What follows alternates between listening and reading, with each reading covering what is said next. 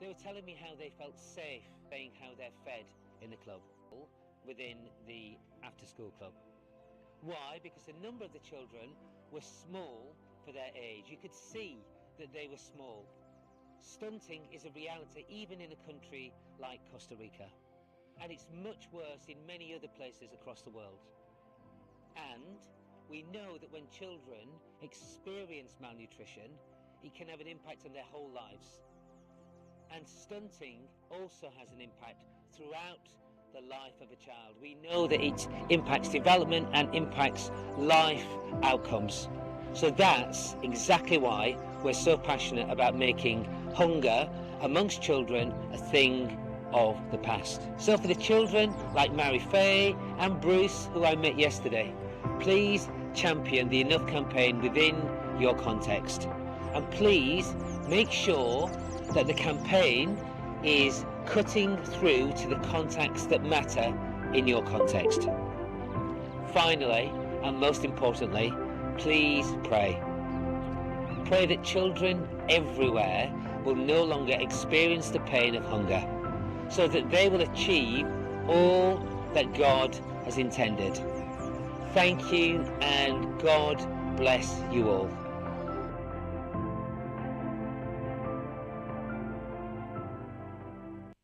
Nutrition starts at household level, be it the cooking, the parenting, the teaching, all start at household level. And much as we are endowed with this natural gift,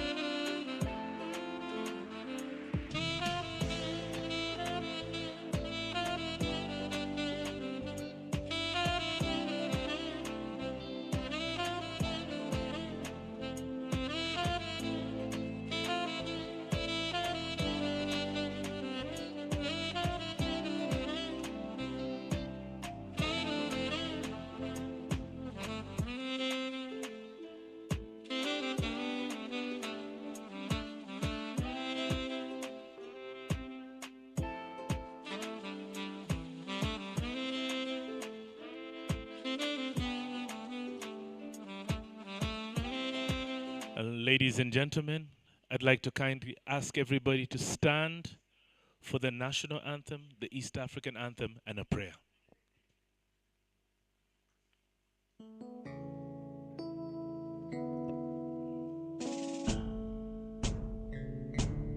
Oh, Uganda,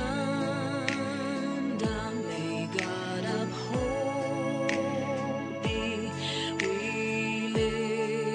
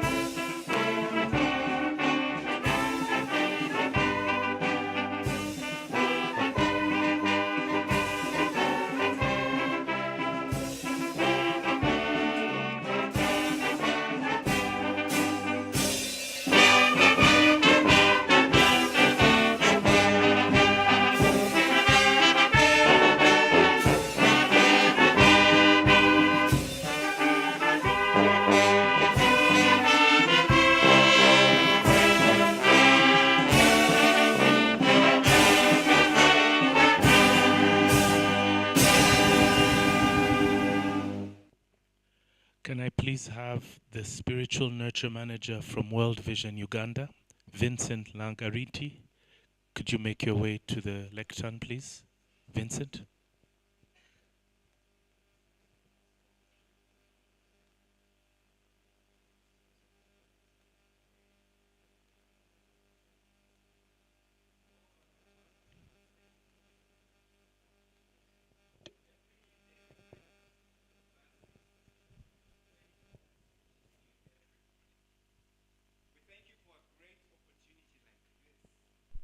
To stand in solidarity with the hungry. Lord, when you fed the masses with the fish and the loaves of bread, you gave us a picture of what it means to stand in solidarity with those who are hungry. And as we launch this campaign today, we commit the entire campaign into your hands, not only today, but the processes that will follow after today. And so we lift up this day into your hands. Lord, we pray that you will give us the hunger to be part of the solution to feeding the hungry. We pray that you will inspire us, that you will convict us, that you will challenge us, Lord, and that we will put everything that is in us to be part of this solution. We ask for a blessing upon our day, and we invite you to come and take lead in the affairs of our day. We ask this because we believe that you answer prayer in Jesus' name. And everybody say it, amen.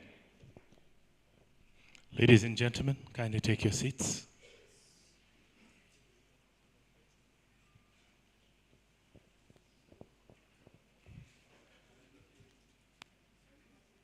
Good morning, ladies and gentlemen. Good morning, ladies and gentlemen. My name is Dr. Ronnie Michigwang. I'm going to be the program director for the next few hours. And my job is a very interesting one. And I say it's interesting because this morning I woke up at around 5 o'clock. Not because I'm an early riser, but because I've got two interesting children. I've got a 13-year-old called Michelle, and I've got a 10-year-old called Marcel who thinks he's 35. And the discussions that we have with them in this time in their life is about responsibilities. And one of the responsibilities that one of them has is that they take care of power, another one pays for water. And there's a certain time they ask, so Dad, you give us all these responsibilities, what is your responsibility? And I said, have you ever gone to bed and not had a roof over your head for as long as you've been alive? They said, no. Have you ever had a day whereby you went to school and you didn't have clothes on your back? They said, no again.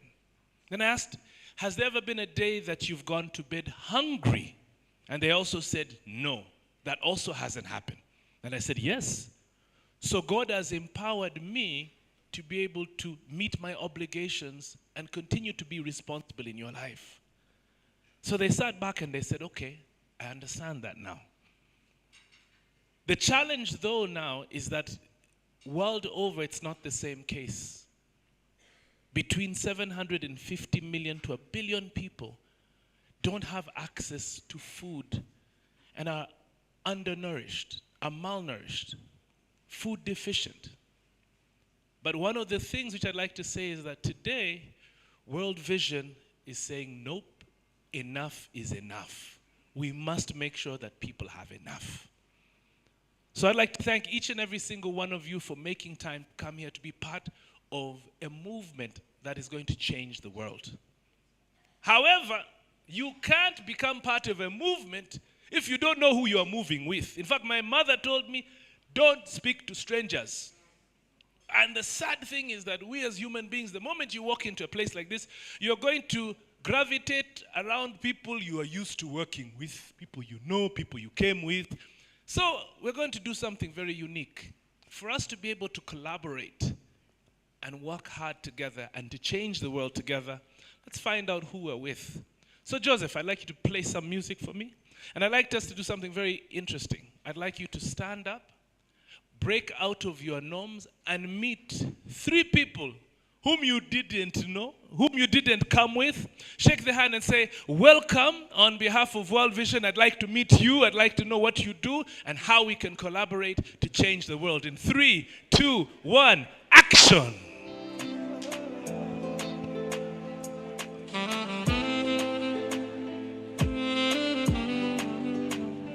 Only people you don't know. Don't shake hands with people you know.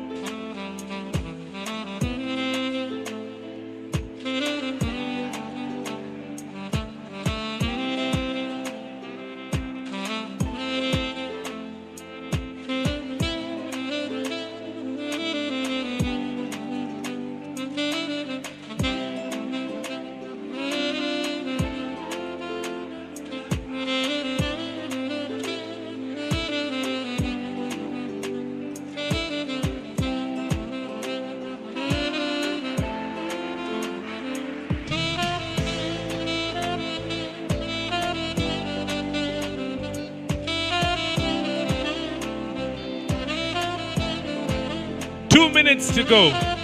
New people, new relationships. Let's create bridges to get to know people.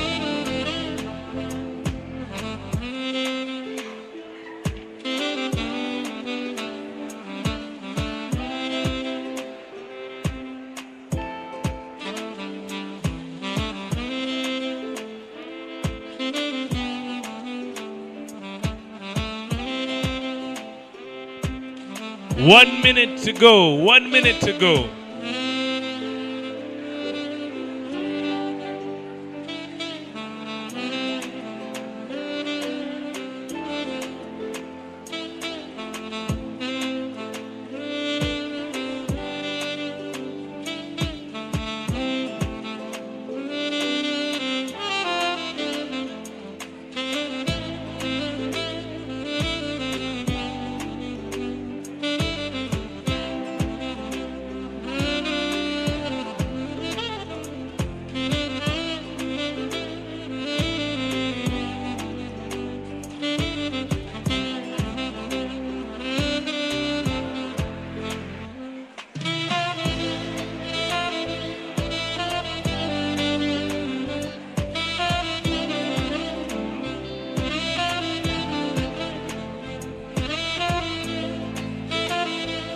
All right, 30 seconds and we all take our seats.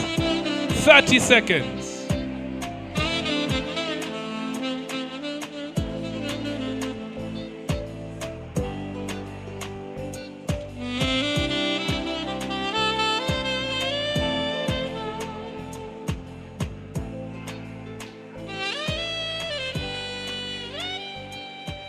Okay, ladies and gentlemen, I'd like to kindly ask everybody to take their seats.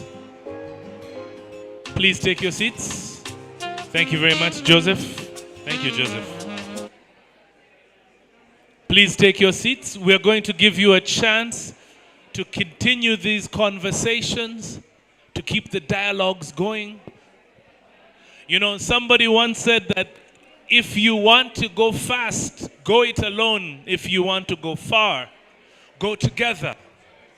So it's all about collaborations, about partnerships, about working together to be able to have a greater impact. So please take your seats.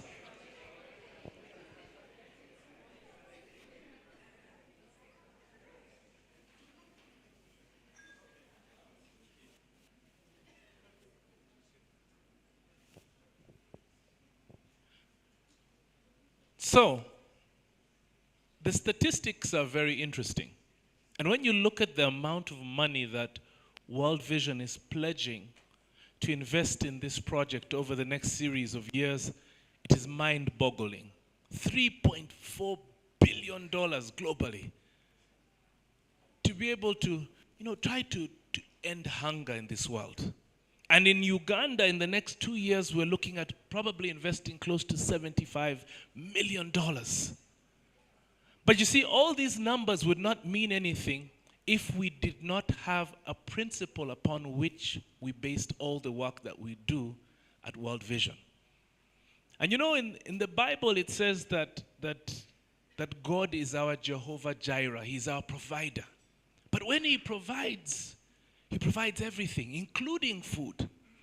So it's important to understand the basis upon which a lot of our activities happen here at World Vision. So it's my great pleasure, ladies and gentlemen, to welcome a board member to actually take us through what is the thinking behind everything we do at World Vision.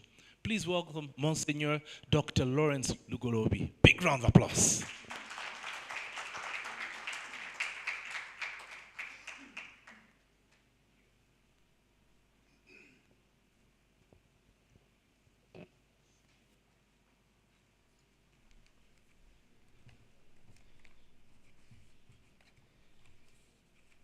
Good morning. I'm happy to be here this morning. Protocol has not been explained. Let me just say protocol observed, although it has not been given. In the interest of time, I'll begin right away. And the Lord said, give them something to eat. The current global hunger crisis has been compounded by disasters, increased conflict, climate change, and a growing Jesus Christ's wish that humanity gives everyone something to eat. Food exposes both brokenness and a foretaste of God's restorative work. Food brings people together and can embody right living as we experience and participate in God's healing.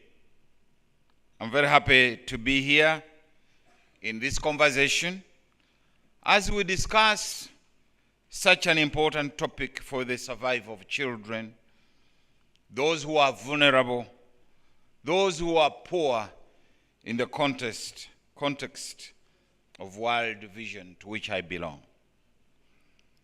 As World Vision, we celebrate the richness of diversity in human personality. We celebrate the diversity of culture and the contribution. Our particular calling and ministry as part of the church is to serve the world's most vulnerable children and the poor in the name of Jesus Christ, our Lord and Master. Mother Teresa once reflected on the overwhelming issue of global hunger, and she said, I never look at the masses as my responsibility. I look at the individual. I can love only one person at a time. I can feed only one person at a time. Just one. End of quote. The Lord Jesus Christ invites us all to find at least one way of rewriting the story of a child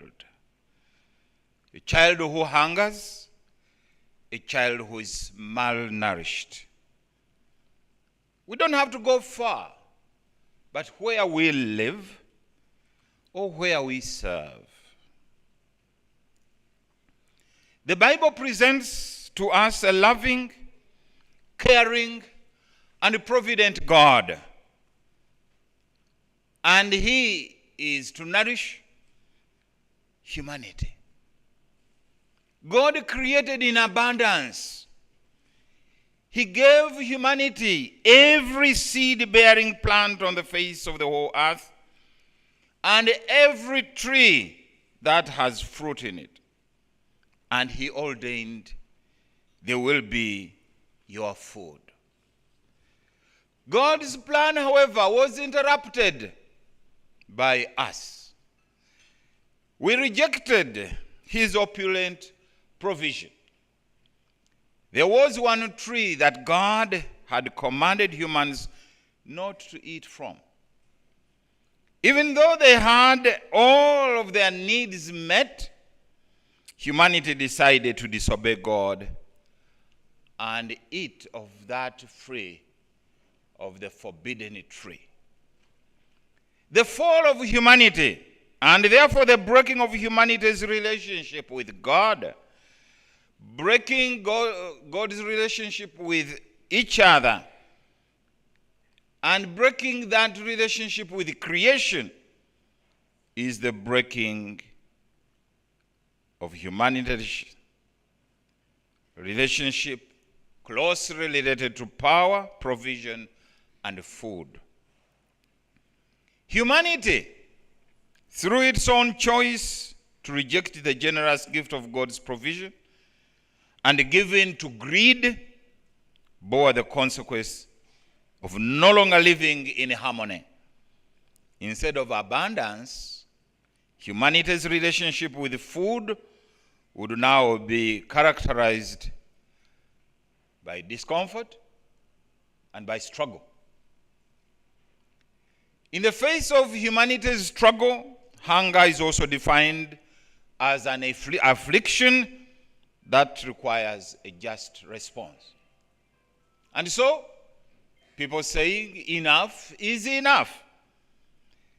The Bible depicts God as the ultimate host and provider. When it was evening, I'm quoting, the disciples approached Jesus and he said, "This is a deserted place and it is already late. Dismiss the crowds so that they can go to the villages and buy food for themselves." And Jesus said, "There is no need for them to go away. Give them some food yourselves." I repeat, give them some food yourselves. But they said to him, 5 loaves and 2 fish are all we have here. Then he said, "Bring them here to me." And he ordered the crowds to sit down on the grass. Taking the 5 loaves and the 2 fish, and looking up to heaven, he said the blessing, broke the loaves, and gave them to the disciples, who in turn gave them to the crowds. Then all ate and were satisfied. And they picked up the fragments left over, 12 wicker baskets full. Those who ate were about 5,000 men, not counting women and children, who are normally more than men in any gathering. We need to bring what we have to the one who has that power and blessing to multiply that everyone may eat. Throughout Scripture, the people of God are urged to be stewards of the land, allowing that land to rest so that it can produce food. Food for everyone. Food to be shared with the hungry, with the children, with the vulnerable. In like manner, the end of hunger is frequently associated with a greater realization of God's salvation. My dear friends, it is the Lord who provides. Prophet Joel says this: when we receive the food, when we are filled, then there is joy. He says, "Fear not, O Lord, O land, exult and rejoice, for the Lord has done great things. Fear not, beasts of the field, for the pastures of the plain are green. The tree bears its fruit, the fig tree and the vine give their yield. And do you, O children of Zion, exult and rejoice in the Lord your God. He has given you the teach of justice. He has made the rain come down for you, the early and the late rain as before. The threshing floors shall be full of grain, and the vats shall overflow with wine and oil. And I will repay you for the years which the locust has eaten, the grasshopper, the devourer, and the cutter, my great army which I sent among you. you shall eat and be filled, and shall praise the name of the Lord your God. We need to eat, be satisfied, and rejoice, and bless the one who gives to the hungry. While food is important for consumption in terms of its nutritious value to both adults and children, in the Hebrew Bible, food and eating goes beyond nourishing the body and into building or breaking relationships with God and human beings. Adam and Eve, when they ate of that tree which was forbidden, they broke that relationship. It is in eating, instead of not eating from the forbidden tree, that scarcity and discord entered the world. In Deuteronomy, God promises Israelites a land flowing with milk and honey. This denotes an abundance of food where poverty and hunger are not a reality. Thus, God's gift of land exhibits benefits such as brooks, rivers, fountains, springs, where he provides fig trees, olive oil, honey, the abundance of life. Isaiah uses a metaphor of a mother who feeds and nurses her children to indicate a new restored community of God's people.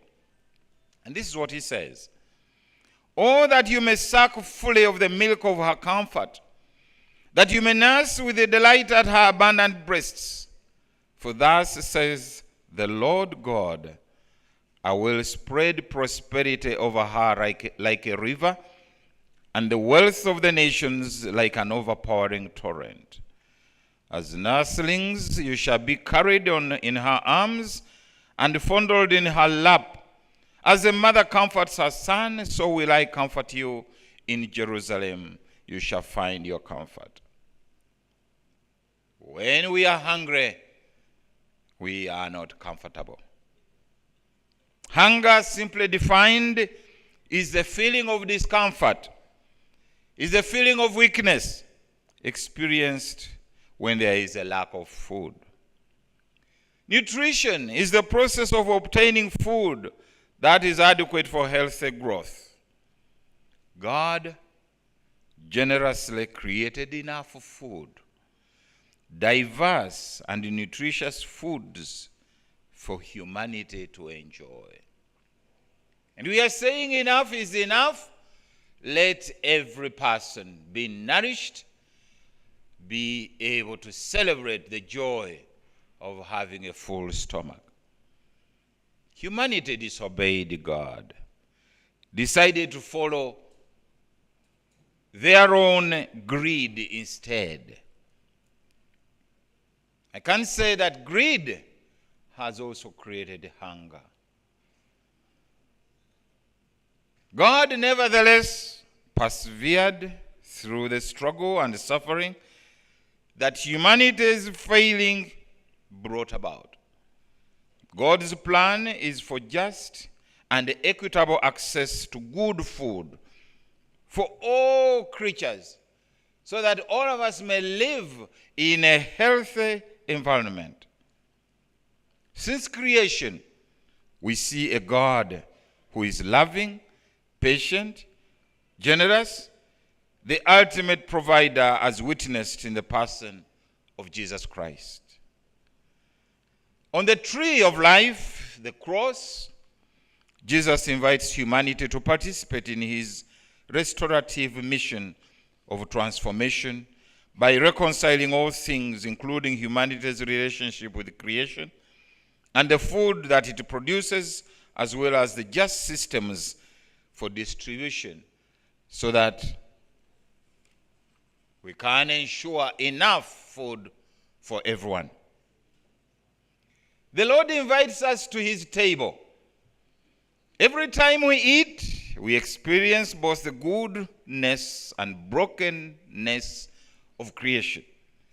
We all experience this brokenness in different ways, whether through food allergies or lack of food to sufficient nutrition, through obesity, or stunted growth, or compromised immunity, through forced, minimally compensated labor in the fields, or lack of access to farmland, through drought or plague, or through the worsening effects of climate change. Nevertheless, today, God chooses to mark God's promise to restore all things through a meal. Enough is enough. Jesus offered his disciples a meal. It was a meal of bread and wine. That was before his death, saying that every time we repeat his actions, we should remember him.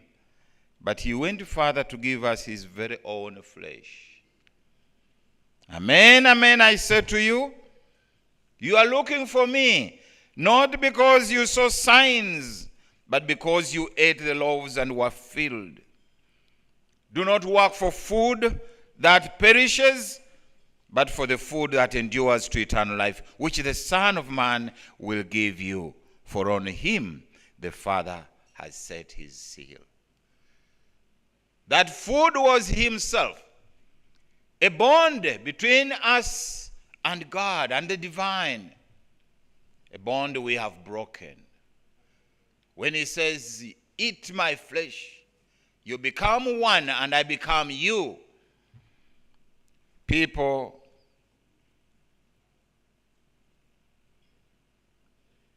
need to be nourished by God. Those nourished by God will be able to bring out the needed change, the change which everyone needs to have spiritual food which can produce food for the table that everyone is fed. Throughout history, the church has guided believers on this relationship, emphasizing the sacredness of human life, which communes on God. In the book of Acts, we find a section where the Greeks complain that their widows were not being fed.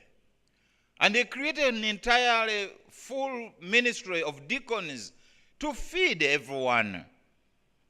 Church leaders have called for the need to feed the masses. Pope Francis, in his message to Gutierrez, Secretary General of the United States, underscored the urgent need to overcome hunger, to overcome food insecurity, to overcome malnutrition. He called for a radical shift in the way we address the systemic injustices that contribute to these challenges in supporting the poor and the most vulnerable. The Anglican Alliance has also recognized the biblical concern for ending hunger and has emphasized the importance of sustaining agriculture, better nutrition, and food justice. They are calling for diverse agricultural practices while advocating for a reduction in over-dependence on a narrow variety of stable crops such as rice, wheat, maize, or potatoes. The issues at the heart of the hunger crisis are many and complex. There is food waste. There are challenges with the distribution that lead to unequal access to nutritious food. And there is also overconsumption or consumption of the wrong foods. I don't want to go on and on. I would like to conclude and say, hunger is a reflection of humans or humanity's brokenness or broken condition. Humanity's greed has led to disobeying God and eating the forbidden fruit, causing sin to enter the world. Sin led to the disruption and disordering of humanity's relationship with itself, with others, with the wider creation, and ultimately with God. Sin directly impacts humanity's relationship with the healthy, nutritious, and accessible food entrenched in unjust food systems. Despite humanity's failure, we are proud that across the board, that we in him and he in us, that no one may go hungry. Today is the call that each one of us is no longer the problem, but part of the solution to a greater story of feeding a child, of feeding one who needs food. Enough may not be enough because God is greater than enough. I thank you.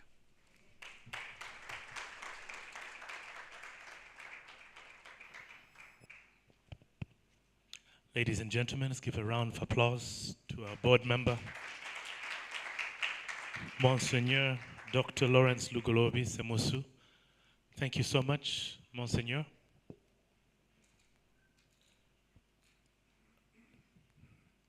True to what he said, there's now evidence that everything we're doing has been biblically reinforced. But you must understand that God works through people.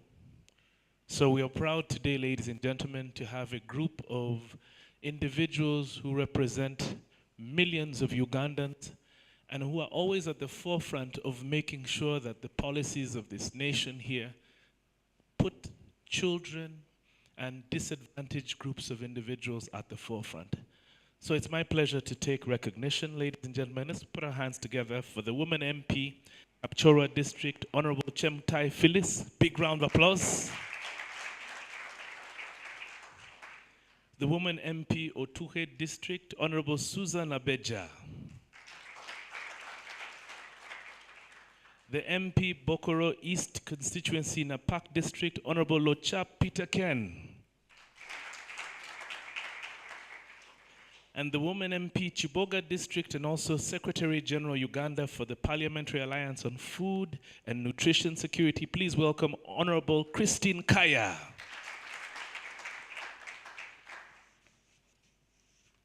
So we know we have the right people in the room.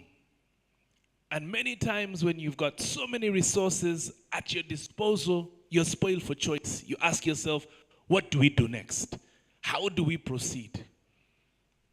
What you need is you need leadership. You need somebody to guide you and to point you in the right direction. And once God empowers you with that leadership role, you take people in the right direction, to the promised land, to the land where there is enough. So it's my pleasure, ladies and gentlemen, to introduce somebody who, for the longest time, for over 25 years, they've been working hard with the youth, with children, disadvantaged populations. This individual here is a superstar when it comes to project management, monitoring and evaluation, engagement with different types of projects. He's worked with Child Fund, he's worked with World Vision Kenya, he has also worked with World Vision here in Uganda. It's my great pleasure to welcome our National Director. Please welcome Mr. Jeremiah Nyaga Maina.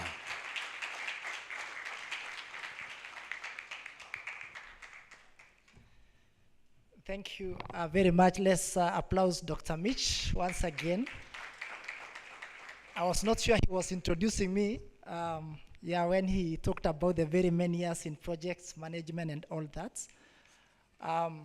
Thank you, Monsignor Father Dr. Lawrence, for that exposition and opening for us very well. You did mention that the protocol has not been established, and therefore my thing is to establish the protocol and to welcome all of us. Our guest of honor, she's yet to come, but she'll be here. Our Director for Republic of Uganda, Right Honorable Rukia Nakadama, Minister State of Primary Education, Honorable Dr. Joyce Moriku Kaduchu, Permanent Secretary, Ministry of Health, Dr. Atwine Diana, Deputy Representative UNICEF, Mrs. Margarita Tileva, honorable members of parliament present and who have just been recognized right now. Our World Vision East Africa Regional Director and Vice President, Lillian Dodso, our esteemed board chair, Mrs. Jacqueline Opondo, our board members are present here this morning, commissioners of different ministries, our development partners, international and national NGOs who are here present this morning, the civil society organizations present, the media fraternity, the children of Uganda who are right back there, and others who may be joining us in our social media and online, the management of World Vision Uganda and the staff. Ladies and gentlemen, good morning. This is a day we have been waiting for as World Vision, and we are so excited today that the day is coming to pass. It's with great excitement and humility that I address and welcome all of you today as we officially launch our Enough campaign. My name is Jeremiah Nyaga, and I'm the National Director for World Vision Uganda. The Enough campaign is a new flagship campaign that World Vision International globally launched this year, 2023, and it started with a global launch at the sidelines of the UN, and the Africa launch was done in Addis Ababa at the heads of states, sidelines of heads of states meeting in Addis Ababa. And the Enough campaign is focusing on ending child hunger and malnutrition. Over the years, World Vision has continued to rally behind its mandate of ensuring that children have life, and they have that life in all its fullness, and especially the most vulnerable children, through sustainable partnership, initiatives, and affiliations. World Vision is currently implementing a 5-year strategy, 2021 to 2025, and to date, within that period, we have positively impacted over 4.5 million children through a number of programs that include health and nutrition, child protection, education, WASH, and we have been able to accomplish this through collaborative partnerships and support from the government of Uganda, various donors, funders, and partners. Additionally, we have incorporated campaigns that allude to the well-being of children. Some of these included a campaign that is being followed by the campaign that we are launching today that was dubbed It Takes a World to End Violence Against Children, which we started way back in 2017.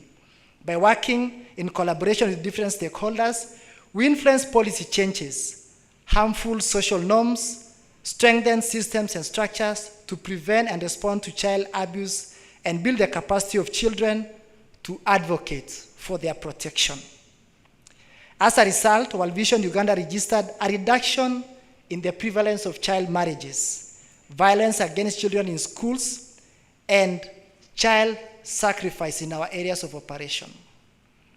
You know, sometimes you hear some of the things and you wonder whether they actually happen. But one of the things that we were looking in our past campaign was actually the issue of child sacrifice in Uganda. In our midterm evaluation, which we just conducted in the past year, 2023, It showed that 54% of parents and community members believed that child sacrifice had reduced in comparison to the initial of 14.8% at the baseline when we started the campaign. In the same strides, adolescent groups were established and advocating for an end to end violence against the children. Because we believed if actually we have to end and fight this vice, then the children must be on the table and they must be involved. The report further shows a similar reduction in child marriages from 11.9% at baseline to 1.9%.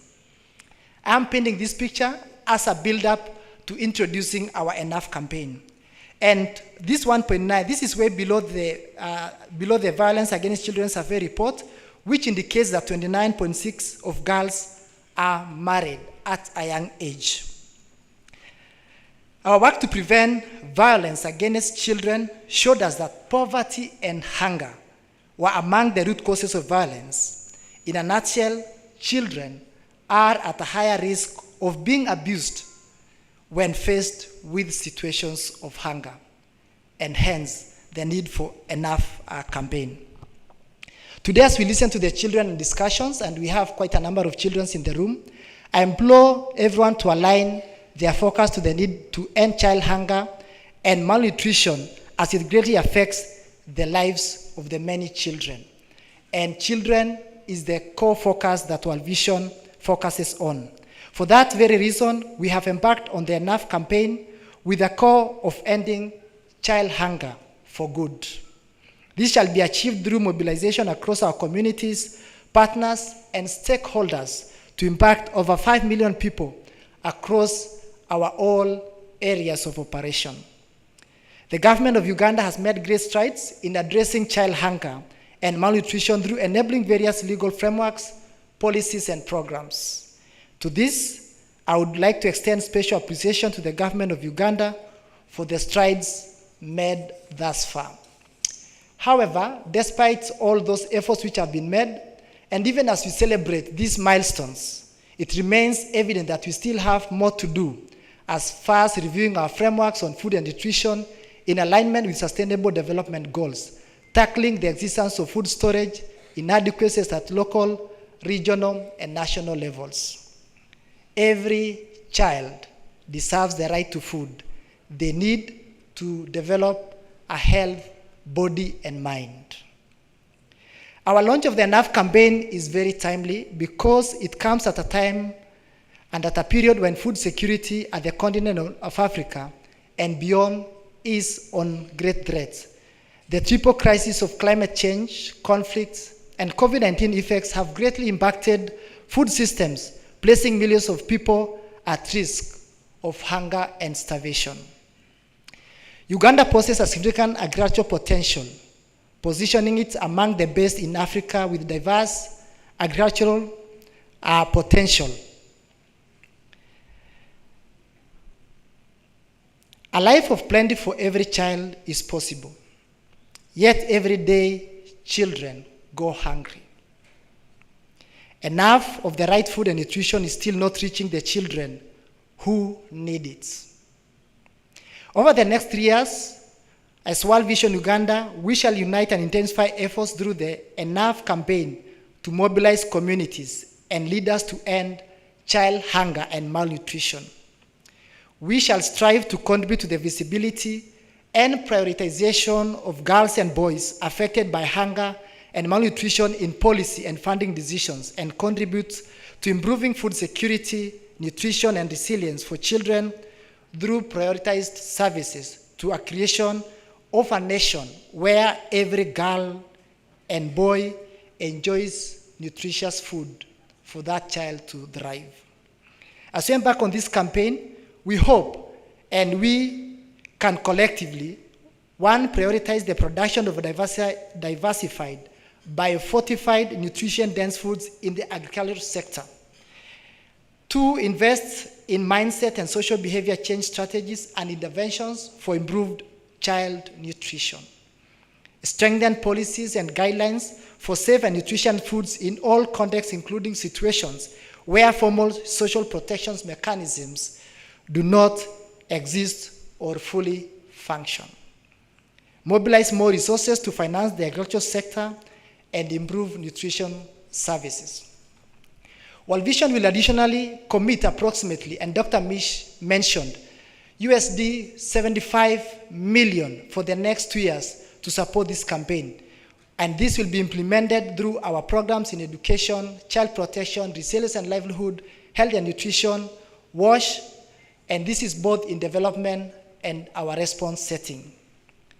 In honoring our invitation today, ladies and gentlemen, you have shown immense goodwill and encouragement of a resolve to address the issues of child hunger and malnutrition. I therefore like to thank everyone who has made it here today. We do not take your presence in this event for granted. And in a special way, I would like to extend my appreciation to the government of Uganda, and it's actually here represented in numbers.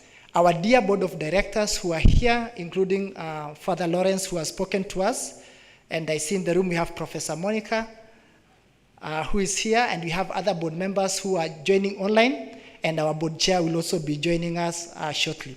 We also want to thank our partners. We also want to thank our regional office, East Africa Regional Office, led by Madam Lillian Dodso, and our global office for the support that they have given us, including the management and staff for World Vision Uganda.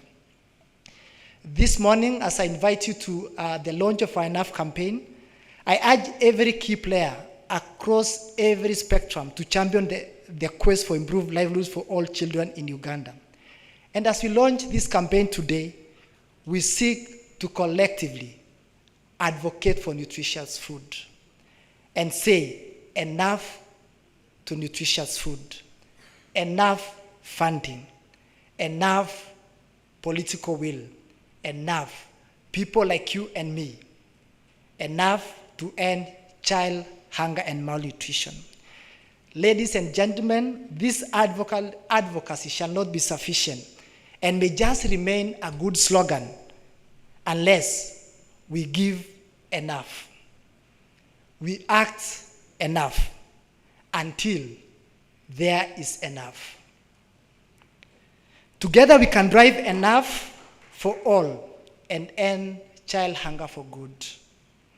The time is now, and together we shall say enough is enough. Let us do that.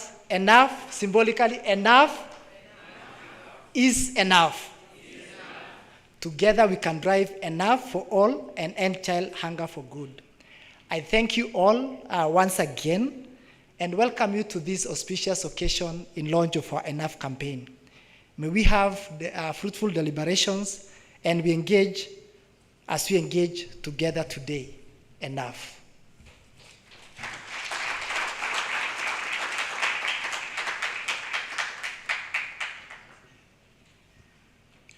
Thank you very much, our National Director, World Vision Uganda. And one of the things that National Director Jeremiah mentioned is that Africa right now is in a very precarious state and that food security is under threat. So we're very proud, ladies and gentlemen, to have coming up to give us an overview of the food security status here in Uganda, the Woman MP Chiboga District, who happens also to be the Secretary General of the Uganda Parliamentary Alliance on Food, Nutrition and Security. Please welcome to the podium Honorable Christine Kaya Nachimwero. Round of applause.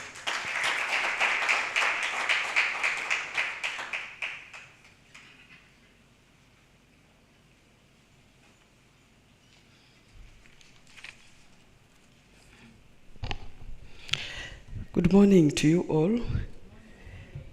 Once again, I belong to the Uganda Parliamentary Alliance on Food and Nutrition. And first of all, I'm very, very grateful to the members of Parliament who belong to the Alliance for having blessed this occasion.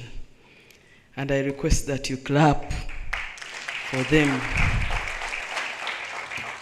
And I also thank you very much for coming to partake in this launch. But in a special way, I would like to thank World Vision for coming up with this campaign. and also showing it to the world that we have officially opened it. There are very many initiatives on food and nutrition, but somehow we do not know the objectives, what is going on, how can we help out. But we thank World Vision for this, but also for all other partnerships on food and nutrition. As the Uganda Parliamentary Alliance on Food and Nutrition, we have been doing a lot through the use of our mandate, the regulation part of it, and we are seriously trying to ensure that the Food and Nutrition Bill comes to Parliament and passes into an act. And in our representation, we have already shared food and nutrition issues on the floor of Parliament. At the same time, much as we are doing appropriation, we are supposed to ensure that many of the initiatives in food and nutrition get money. And then we as well are supposed to follow up with the accountability of food and nutrition programs in the country. Of recent, our voters have added another responsibility to the members of Parliament, and this is mobilization, fundraising. When I tell my voters that I'm from here, I've not managed to come for burial in your village, they'll ask me, what have you brought for us from that meeting? So fundraising and mobilization, other than from appropriation from the national coffers, has also become a mandate. And to me, I see World Vision helping us to fulfill these mandates. So thank you so much for that. We are launching the Enough campaign, and the silent future behind is to end malnutrition and hunger in children. And we are calling it Enough campaign. So, as World Vision and partners, what indicators make enough? Which ones are they? What will you show that for sure the nutrition of this child is appropriate? All the food available is appropriate. In other words, you have to look at quality and quantity. So which indicators show that for sure this area has enough? Let's leave Kapchorwa, we go to Chiboga. So those indicators would like you to help us come up with them. And then we are very happy about your invitations as World Vision. Of recent, I was also invited in my village to launch the dissemination of dairy products among children. Members here, if you try to ascertain the quantities of alcohol taken in the homes of our villages, and the money spent on alcohol is far more than the money spent on dairy products or milk in households. Yet, people below 18 in those households are many. So that is a challenge, and to me, I thank you, World Vision, for spearheading that, because yes, we say feeding of the first 60 months would go to children at home. But after 5 years, in most cases, our children spend more time in schools. So dairy products in schools is as well very important, but also the general feeding and nutrition in schools is very, very important. So it is on this note that we request that schools at least have designated teachers for feeding. What is happening now is that teachers who are on duty are the ones who, chip in. How have people taken breakfast, lunch? So we do not have specific school teachers responsible for feeding program in the schools. And you see, when we have allocated teachers for sports, for music, senior women teachers, there is a difference. there is a difference in the performance of those sectors in the schools compared to the feeding.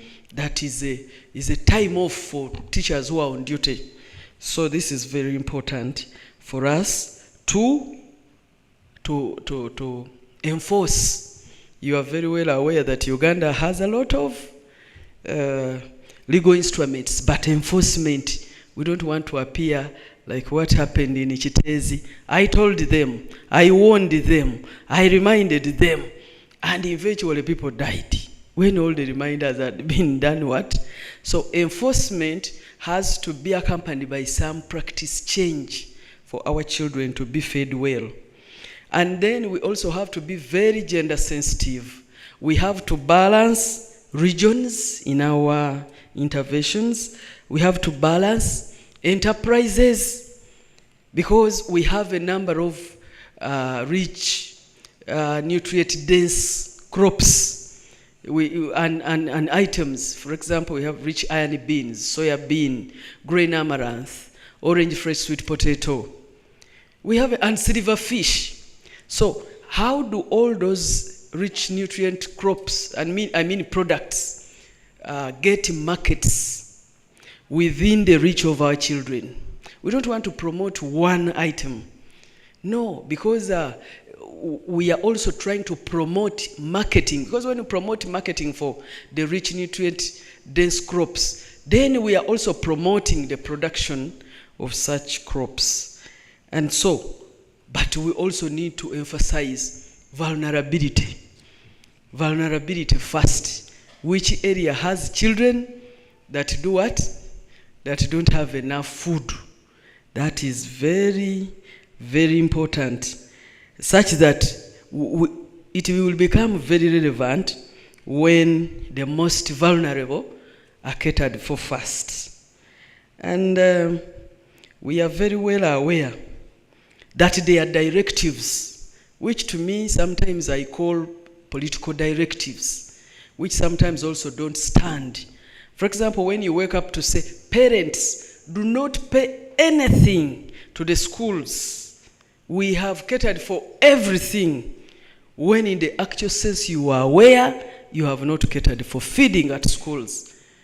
And it becomes so difficult for a head teacher or any teacher to request anything for feeding our children.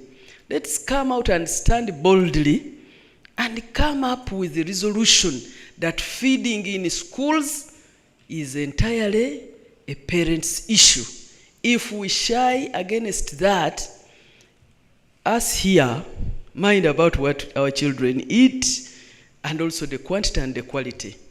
But some of our people in the villages, the moment here nothing should be provided to the schools, they can't even afford to pay for porridge, the beginning cup of feeding at schools. They told us not to pay anything. At one time I visited a school and I found the porridge was very watery. And the head teacher told me, because now I cannot serve this kid and leave this one, so I must make the porridge very watery for all of them to get. You understand that challenge?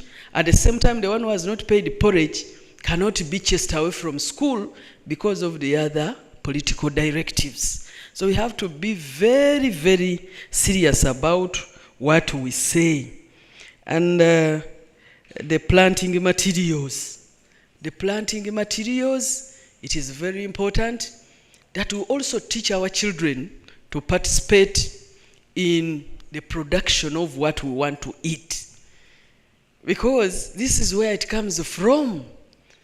And we believe that even when they grow up, they will be able to uphold with the values. So it is very important that we promote safety of our food. You know, it is very simple for you to put food somewhere, but to keep it safe for some time, it becomes very, very difficult, and it calls for some additional costs, which somehow we are calling on civil society organizations, but also government to help us with ensuring that our food for our children is safe. Once again, Kaya Christina Chimwero, I'm very happy to be here and to be part of the congregation that has officially launched the Enough campaign. We shall stand together, and also as the Uganda Parliamentary Alliance on Food and Nutrition, we shall remain with you in advocacy and in material. Thank you very much, Honorable. Ladies and gentlemen, so a lot of times you'll be asking yourself, so what are the causes and the drivers of a children's parliament from a Abim district? So, ladies and gentlemen, it's now my great pleasure to introduce the Right Honorable Speaker. He likes beans and sorghum while he's at home because he says that it makes him strong. He thinks that it is something that every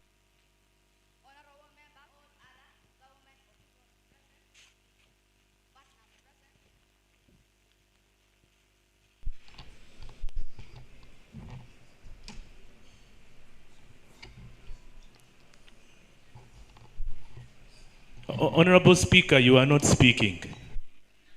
Let me see if I can help you. You can start again, Honorable Speaker. Honorable members of Parliament and all other government officials present, partners present, media and fellow children, good morning. My name is Hanan Uchero, age 14, a child from Otalaba Primary School and a Speaker of Children's Parliament, Abim District. I am here to talk about the causes and the drivers, and they produce many children. Sometimes you find one family having more than even 20 children. And sometimes there will no food for feeding these children, leading to child hunger and malnutrition. Alcoholism. Alcoholism is mostly experienced in Namuongo village in Awach sub-county, Abim district.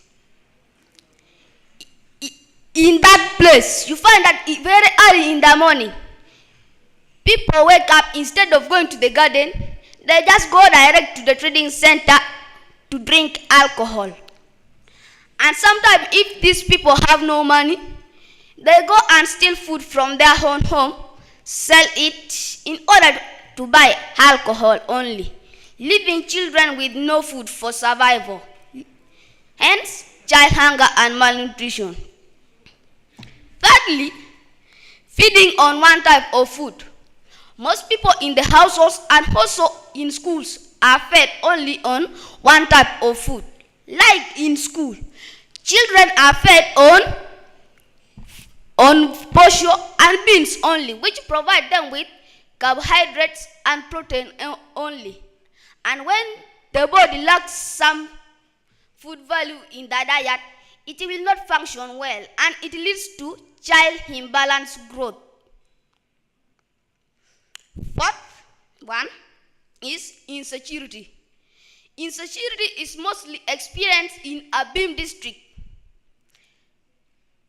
There are some warriors that come to raid cattle, and as they are planning, they hide in the bushes. When farmers are going to the garden, they chase them away from the garden, and sometimes they also kill farmers, leading to child hunger and malnutrition. As a result, a child whose parents is not there, a child is left as an orphan, and they end up being street children.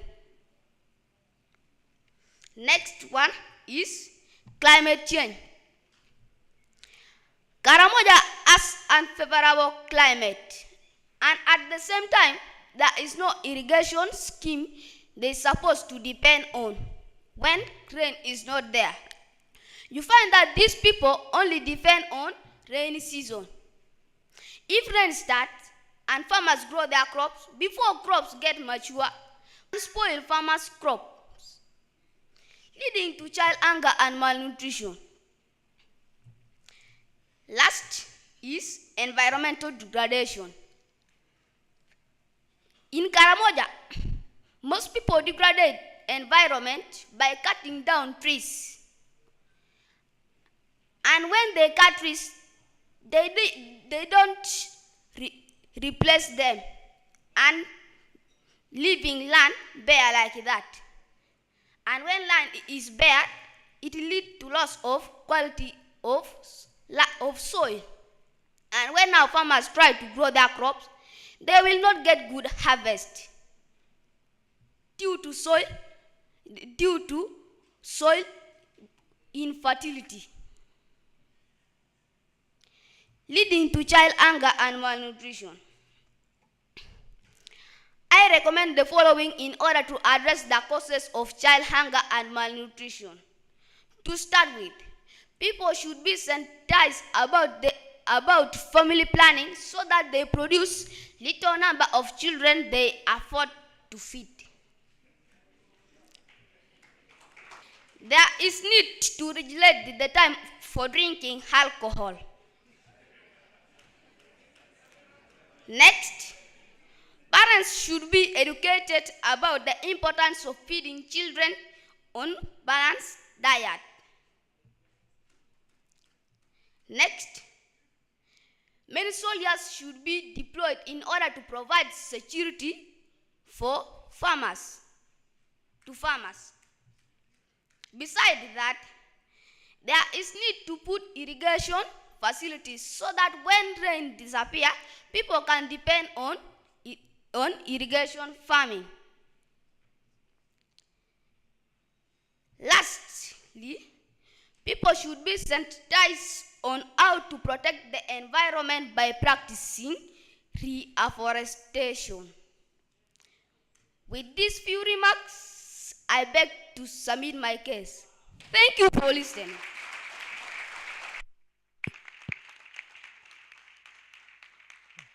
Ladies and gentlemen, can we give a round of applause to the Right Honorable Speaker, Alan Ochero Achila.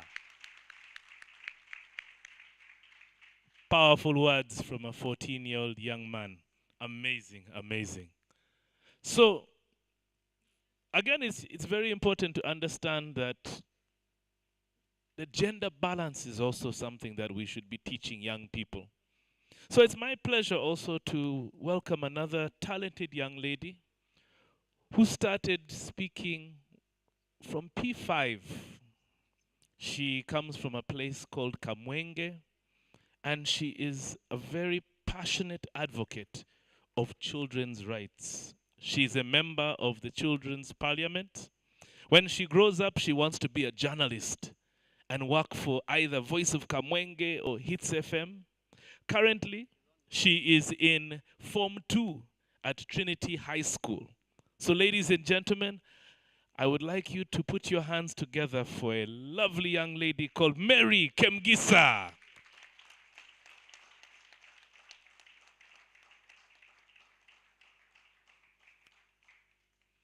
Mary is going to continue the discourse and tell us more about the causes and the drivers of hunger and malnutrition. One of her dreams is once she has finished studying, she wants to visit America to be able to see what the world has to offer. Please welcome Mary Kemgisa.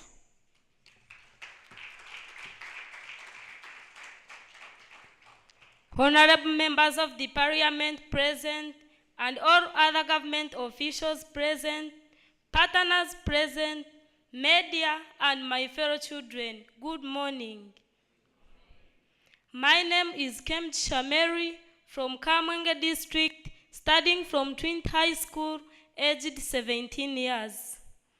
I'm here purposely to talk about the causes and the key drivers of child hunger and malnutrition within our communities. And firstly is price fluctuation. Really, price fluctuation is bringing a problem of child hunger. Like for example, in Kamwenge District, we mainly depend on growing maize. But unfortunately, you find that a kilogram of maize is almost at 300. And imagine a parent wants to sell some of the maize to get other basic needs. Take an example.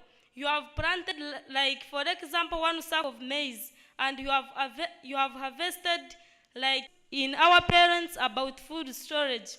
Our parents do not know the better methods of how they can store food that can sustain for a long period of time. This from escaping from the game reserves destroying the people's crops. And there is a need of sensitization of parents about the better methods of controlling climate change. Our parents do not know how better they can control climate change.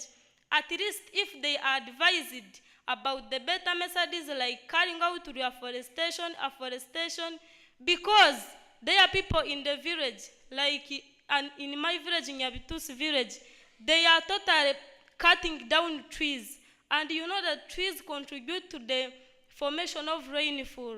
Really, if they are advised, at least we can control this problem of climate change. And the next, there is a need of sensitization of our parents about their responsibility. Our parents do not know that in the Education Act, it is stated clearly that they should provide food to the children. They do it intentionally. Some of our parents have enough land to plant the crops and provide their children. But due to the fact that they do not know that it's their responsibility to provide the food to the school-going children, they end up not packing food and exposing children to hunger and malnutrition. Then the next, I do recommend that there should be a need of sensitization of teachers about the school gardens. Like for example, in my village where I come from, we have the school gardens, but unfortunately you find that the school garden is benefiting the children. They are only owned by the teachers.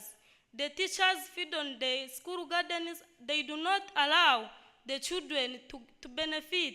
Like this new curriculum has created we as children to have school gardens in some schools. New curriculum is trying to make we children learner-centered curriculum. But when we plant those crops, really we do not benefit. And some of the crops are sold for money, and that income is not beneficial to us. Really, I do recommend the government together with the partnerships present to join hands and end child hunger and malnutrition. Enough is enough. Let's join our efforts and end child hunger and malnutrition. Thank you for listening to me. I submit.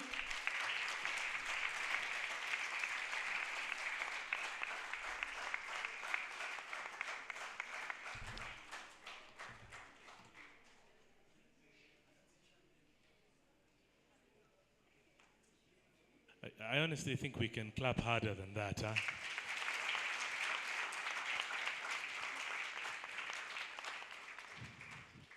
Honorable Mary Kemgisa, I can see a future.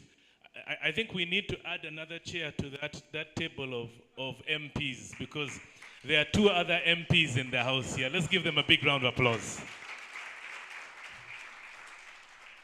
Thank you, Mary, and thank you very much, Alan.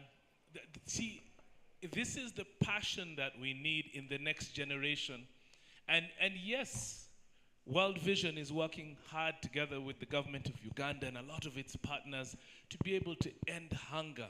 But you see, if we have mindset challenges in our schools, and you've set up a system and a process, and we are the same people now who are sidestepping and circumventing these processes, it makes it difficult. So I think we really have a challenge. Really have a challenge. But thank you so much. Let's give them a round of applause. I think they did an amazing job. Amazing job to be able to understand what are the causes and what are the drivers of hunger. But right now, if I was to ask you, so if we're to progress, what are the challenges and what are the opportunities, what would we say? I think it's important for us now to put together a panel of individuals to be able to talk us through these particular challenges. So I'm going to introduce one by one each of the panelists and call them up. So as I introduce them, it is going to be my great pleasure to actually ask them to come. Excuse me, Mr. MC. I have some simple communication. Yes, yes, make. Mary. Mr. MC, Yes, yes, Mary. you have introduced everyone on this event, Yes. but you have not officially give us your, you have not officially introduced yourself. Hey, Yeah. Can you please allow me and introduce to you to the ladies and gentlemen present on this event? okay. Go ahead. Introduce me, Mary. Introduce me. Ladies and gentlemen, this MC that you are seeing in front of you is a public speaker, and he started from P5 and continued from the church. He was active in drumming. And the MC that you are seeing, he is the only doctor that feeds on his patients. Imagine a doctor who feeds on his patients because he's a veterinary doctor. Can you imagine? The MC that you are seeing in front of you, if he gets like a chance of doing anything different, he would wish to work with the United Nations because he likes changing the community, making a difference in communities. You see, he's a very important person. Mr. MC, this MC that you are seeing, by language, he speaks Acholi and Lanji. And this is because her father comes from Guru and the mother comes from Rira. Then when he combines the languages, he speaks Acholang. The opportunities you can leverage from where they work and from their skill set. So it's my great pleasure to welcome to the panel a nutritionist. She has worked for a number of years in the sector. She's extremely passionate about agricultural policy, about systems and food systems. She's going to be talking about the gender nutrition gap. Please welcome a manager from Food Rights Alliance. She's a manager, food governance. Please welcome Claire Atuku, the Nutrition Division and Maternal Infant, Young Child and Adolescent Nutrition Focal Point. Please welcome, ladies and gentlemen, Laura Ahumusa. Round of applause.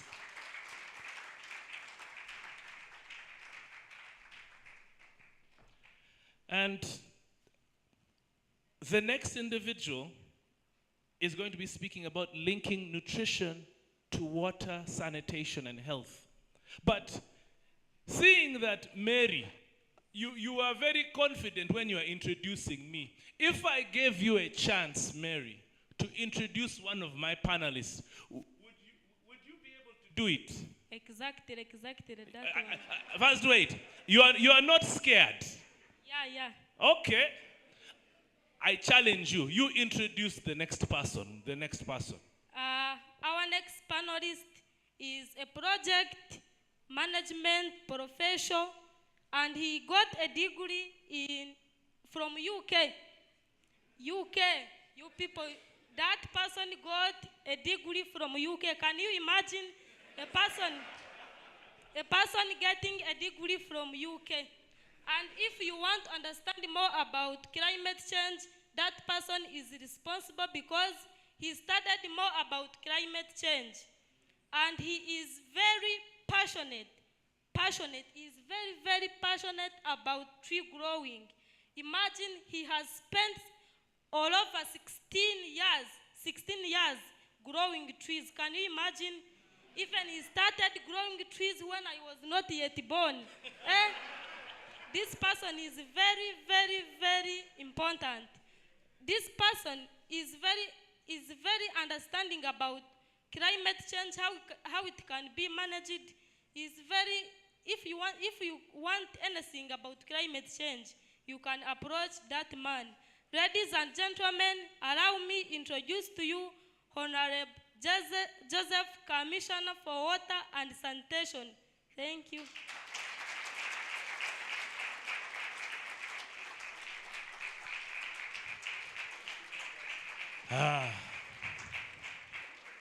Commissioner Joseph, I don't know what we are creating problems in our economy now. Huh? You're worried about the MPs, huh? Their jobs now, they're in trouble, really in trouble. So we've almost constituted the entire panel. Our next individual, ladies and gentlemen, works with the Ministry of Animal Industry and it did their first degree at Makerere University, did a BS. The next one, they went all the way to where the Lord resides, to Gulu, and spent 17 years working and understanding the things about agriculture. And he's going to be talking about what they call smart agriculture. So please welcome with me, ladies and gentlemen, Mr. Kizito Odon. Big round of applause.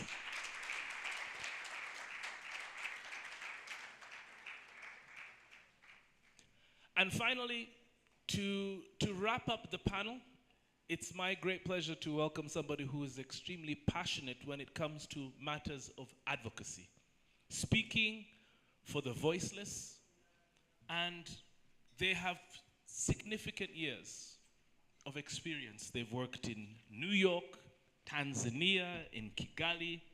They've worked with women, they've worked with children, and she's what they call a human rights champion. She's an associate director for advocacy at World Vision Uganda. Please welcome Irene Kagoya. Round of applause.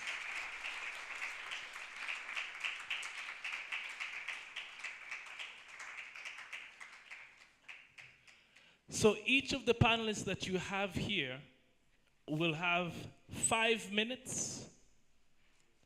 If you need a little bit more time, I'll add you 2 minutes. Here at the lectern, we'll ask you to kindly move as fast as you can, and then we'll ask the audience also to just keep all your questions because we've got a Q&A session which you will be able to utilize afterwards. So, thank you very much. I'm handing over to Claire. This is your moment. Round of applause to her.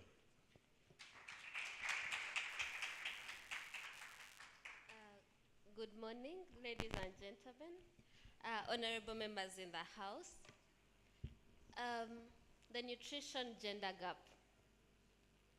In our corridors, when we hear about gender, men usually use this phrase, those gender things.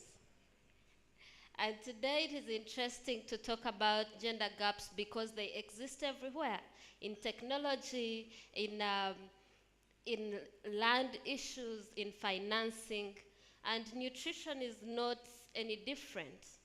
When we talk about the nutrition gender gap, we are talking about women and nutrition. What is the state? Looking at the different biological needs that women need as mothers, as caregivers of children, to look at the complexity of women and consumption, because when we talk about nutrition and gender, we are not only looking at food on the plate, but rather the underlying issues, the underlying aspects that ensure or enable a mother or a woman or a caretaker to be able to consume adequate and healthy food. So as we unpack the nutrition gender gap in Uganda, we start with the states. What is the state of play? The UDHS report came out recently, highlighting that the level of obesity and of overweight and obesity among women of reproductive age is increasing rapidly, now at 26%. And this generation and this statistic caters for almost all women in urban areas. We look at this obesity going back to rural areas. We're also looking at the 9% of women that are too thin for their height. We also take into consideration maternal mortality in Uganda at present. That stands at 182 per 100,000 live births. The SDG targets for maternal mortality is at 72 per 100,000 live births. That gives us we triple the number of mothers that die by giving birth. We look at neonatal mortality, which stands at 22 per 1,000 births. And our SDG target is to be as low as 12 per 1,000 births. So as we are talking about the nutrition gender gap, it is such a complex thing, but it is also simple. It is about the women who are last to eat. They eat the least, but they also eat the worst. It is simple because we are talking about the unpaid care economy. The amount of work that women do that is actually not paid for. We are talking about the triple burden of child care, household care, but also economy, because women have to work. And these are the realities of our generation. So when we talk about the gender gap that is increasing and expanding every single day, with the societal issues and, first of all, the norms that we live in, that women face every single day, poverty that is affecting women everywhere. We look at women farmers and the food system failures that are associated. Because when you talk about a woman, you're talking about a farmer, you're talking about the population, the 70% of the population in Uganda that has contributed to agriculture, that they are the ones that plant the most but eat the least. And the issues that include resource failures, access to resources, to enable them to be able to productively produce, access, and utilize food. So when we talk about gender and nutrition, we are talking about more than the plates. We are talking about the resources that are allocated to ensuring that women have access to food, adequate food. When we look at the budgets, and I'm very honored to have commissioners and honorable members of parliament here, the Ministry of Health has done so much to establish budgets for nutrition. But we look at the allocations year in, year out that are given to nutrition. We are also looking at the integrated or deliberate investment into the interventions that address malnutrition among women. Because when you address a woman's food needs, you're addressing a child's food needs. So when we look at issues of budgets, we look at issues of policies, and Uganda, we have made quite a number of policies on social protection, on nutrition, on agriculture. But when you look at the implementation, the level of implementation, we have programs like UWEP, PDM, and we look at, and these programs are good. They have stipulations of the percentages that are supposed to be given to women. But when we as partners go down to implement, and you look at now the state of enforcement or implementation of those policies, it does not balance. And that is why the gender issues continues to be these gender issues. Because we have documents that are really, really good, that are really empowering, but enforcement, investment is still lacking. So today when we talk about enough is enough, and we are talking about investment, policies, and accountability, these are issues that extend to mothers of children.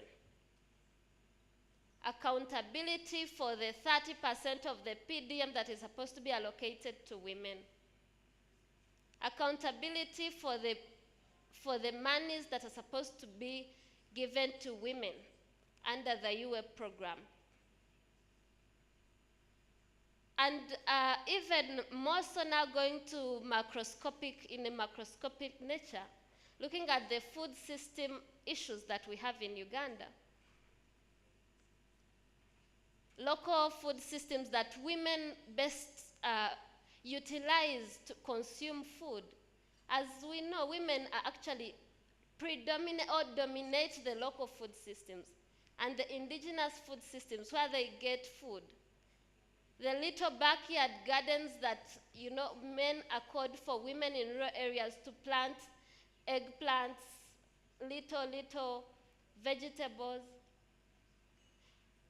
As partners, as government, as investors,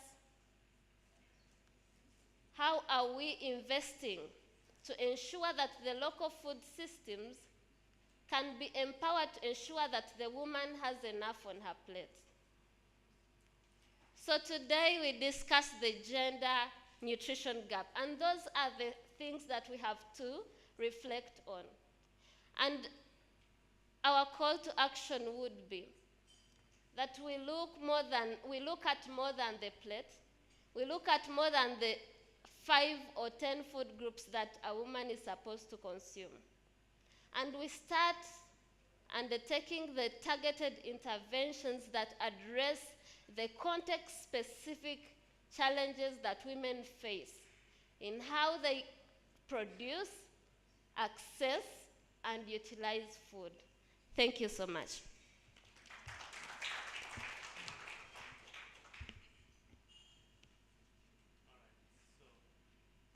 Thank you very much. What I'm going to do, I'm going to dive straight to Laura. And Laura, your question is going to be more about regulation of marketing, infant and young children foods and the rest. But I'd like you to tell us more about your perspective and give us your presentation, and then we'll ask you questions afterwards.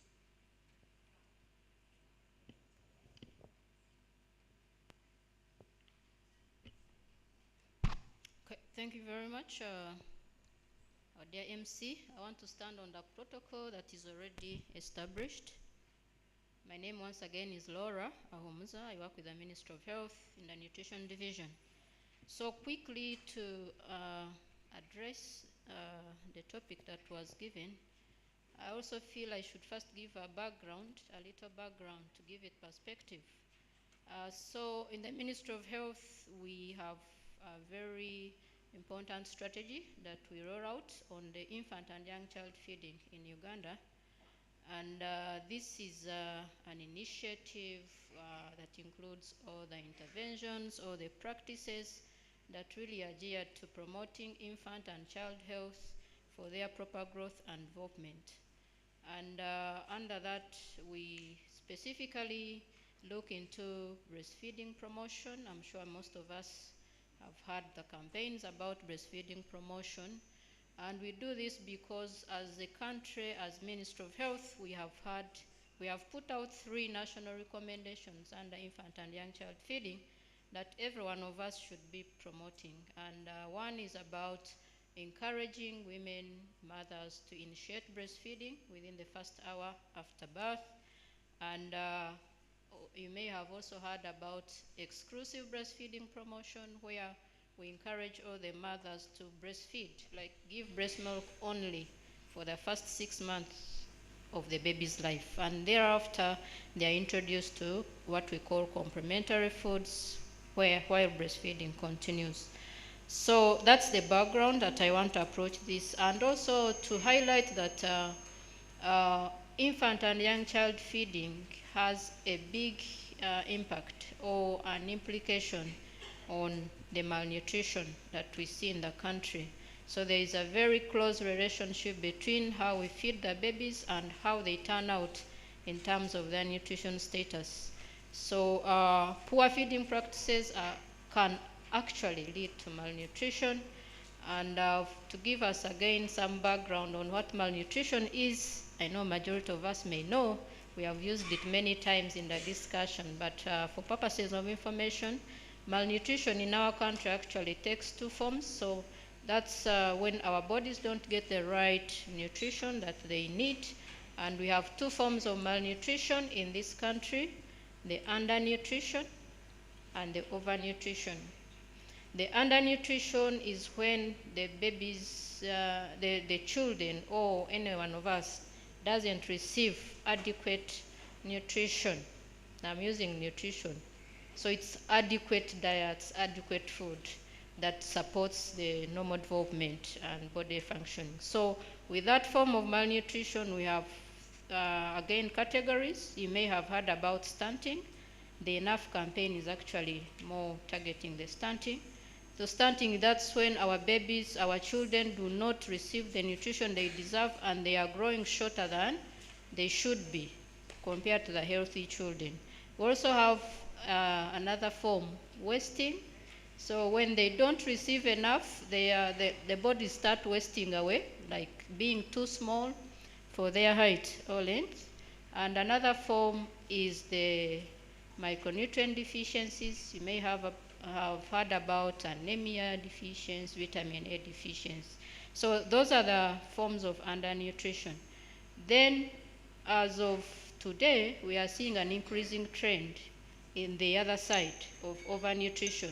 So we call it the double burden, predecessors mentioned. The double burden of malnutrition, much as we have the majority falling under nutrition, but we also see an increasing number of us tending to the other side of overnutrition, which is characterized by being overweight, so you're too big, and obesity. These are terms that you may have heard about. I thought I should give that background before I come to the main topic.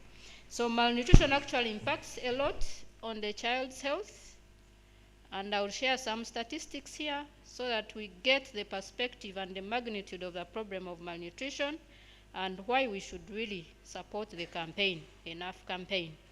We see from studies that if there is suboptimal feeding for the children, suboptimal nutrition for the children, there are health complications, health implications. For instance, we see that a child who is stunted has 4 times more chances of dying than a healthy child. These are serious statistics.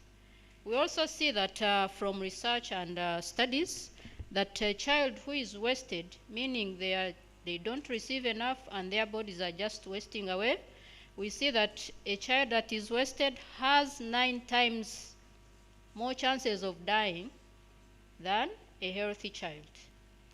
We also see that a child that receives optimal breastfeeding, children who receive optimal breastfeeding, so they are breastfeeding according to the recommendations that I mentioned, we are able to avert 14.6% of mortality of children dying. You see the implication and why we should promote infant and young child feeding? So that is the background. There are consequences emerging from micronutrient deficiencies. For example, if a child doesn't receive enough vitamin A, they are likely going to suffer blindness. We have seen these cases. If a child doesn't receive enough iron in their diets, they are more likely to be, the brain development is affected, the general growth is retarded, and there are implications in the long term. Also, we have also learned from studies that when a child suffers from malnutrition during infancy, during childhood, there are consequences in later life, meaning they have an increased risk of gaining weight, in the later life. and the gained weight can actually expose them, or it predisposes them to the chronic diseases that we see. So the heart diseases, the hypertensions, and the like. So there is a relationship, a bigger relationship between when our nutrition is compromised during our early years and the impact that follows us through childhood and adulthood. By the way, before I conclude on this, it has also been showed that the nutrition we receive in our early years has an impact on how much we earn. Yes? Yes. We have seen through studies that if an individual suffers malnutrition in infancy, in childhood, it's most likely when they start working, their income generating ability is what? Is compromised. So when you check your pockets and you see there is a hole, most likely you want to extrapolate and check how the feeding was during your early years. Yeah, so that's the background I wanted to give. So as we promote appropriate or optimal infant and young child feeding, we have had challenges. And one of the challenges that will take me to the main topic is the aggressive marketing of breast milk substitutes. You may have seen this on the markets. So what do I mean? We know as a country we stand on the fact that we are promoting breastfeeding for all children, except the isolated cases that may not benefit from breastfeeding. They are there, but very few. So that's our stand. But we have seen over the years that we are getting, it's like a bombardment. When you go to the market, you see there is this intentional marketing of breast milk substitutes. What do I mean by breast milk substitutes? These are formula milks, and other foods that are promoted for babies, for infants, and if we don't control that, it might actually impact on our breastfeeding promotion efforts. I didn't mention that as a country we have actually progressed over the years, and we are seeing a significant improvement in our breastfeeding rates. The recent UDHS 2022 indicated that our current exclusive breastfeeding rate is 87. That needs a very big hand clap. Yeah, so this is a significant improvement when we compare to the last one of 2026, when we're at 66%. So I want to applaud all of us. Really, we have done great, and we are seeing ourselves at 87%. This means over 8 in 10 mothers initiate breastfeeding and give the babies breast milk only for the first 6 months, which is a cornerstone for every baby's life. So it's a great achievement, but also a challenge for us.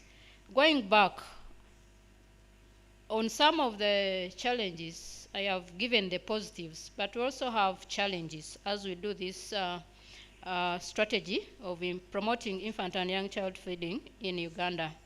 Some of the challenges include we have cultural practices still and social norms that actually hinder the recommended breastfeeding practices and infant and young child feeding practices.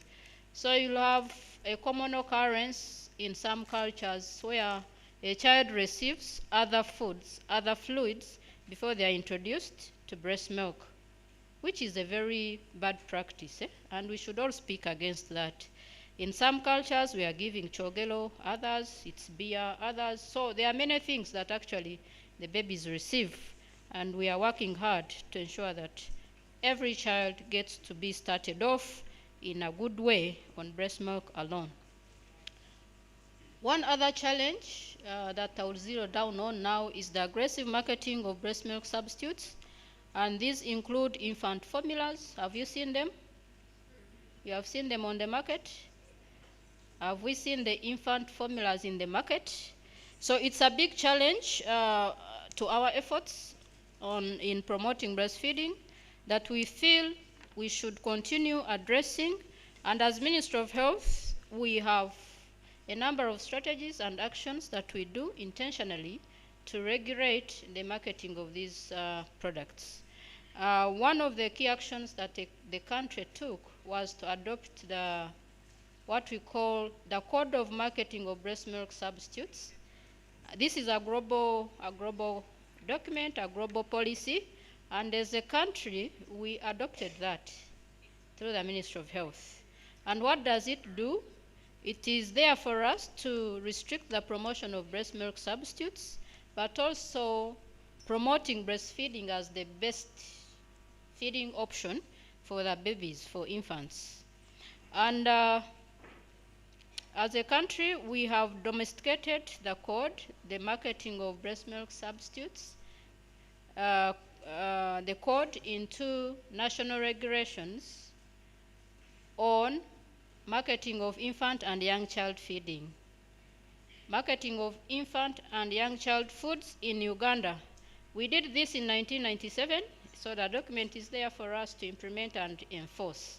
But also we did revision in 2021, and we are yet to have approval for it to be out. Otherwise, in this document, in the regulations, we have enlisted the products that have to be regulated, or their promotion has to be controlled so that breastfeeding is promoted at all levels.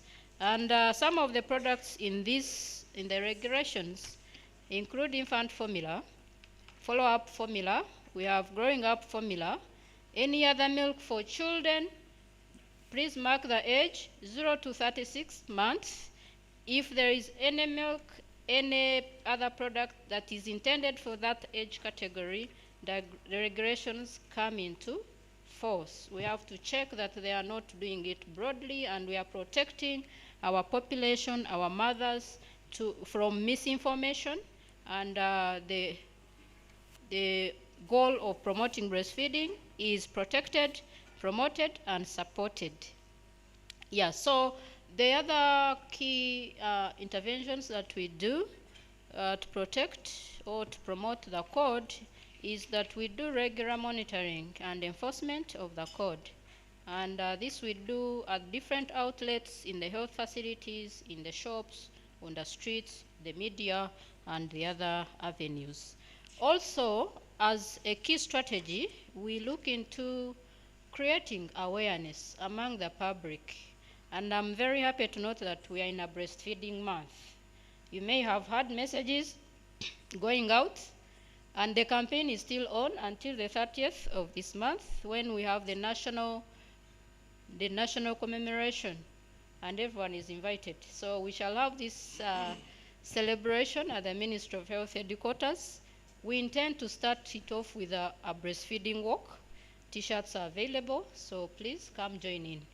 It's on the 30th of August, 2024, which is the next Friday. Yeah, so we are doing well on creating awareness, and we have seen significant increases in how many mothers can make the informed choice, the right choices on feeding their babies. And of course, we do most of our work through the health sector, the health system, and in that area, we try to train the healthcare providers on the code, on the regulations, but also we have a very unique initiative that we are scaling up, both at the health facility and community level, and we call it the Baby-Friendly Health Facility Initiative for the health facility arm, but also in the community, we call it the Baby-Friendly Community Initiative. Laura, recently, can I ask you? Laura, can I ask you just to wrap up in the next minute or so? Yeah, I'm concluding. Thank you very much. Also, to let us know that as Ministry of Health, we have been intentional on linking the communities and the health facilities, and we are doing this through the care group model approach, where we use the community volunteers to actually reach their peers with the key messages on breastfeeding, on infant and young child feeding generally.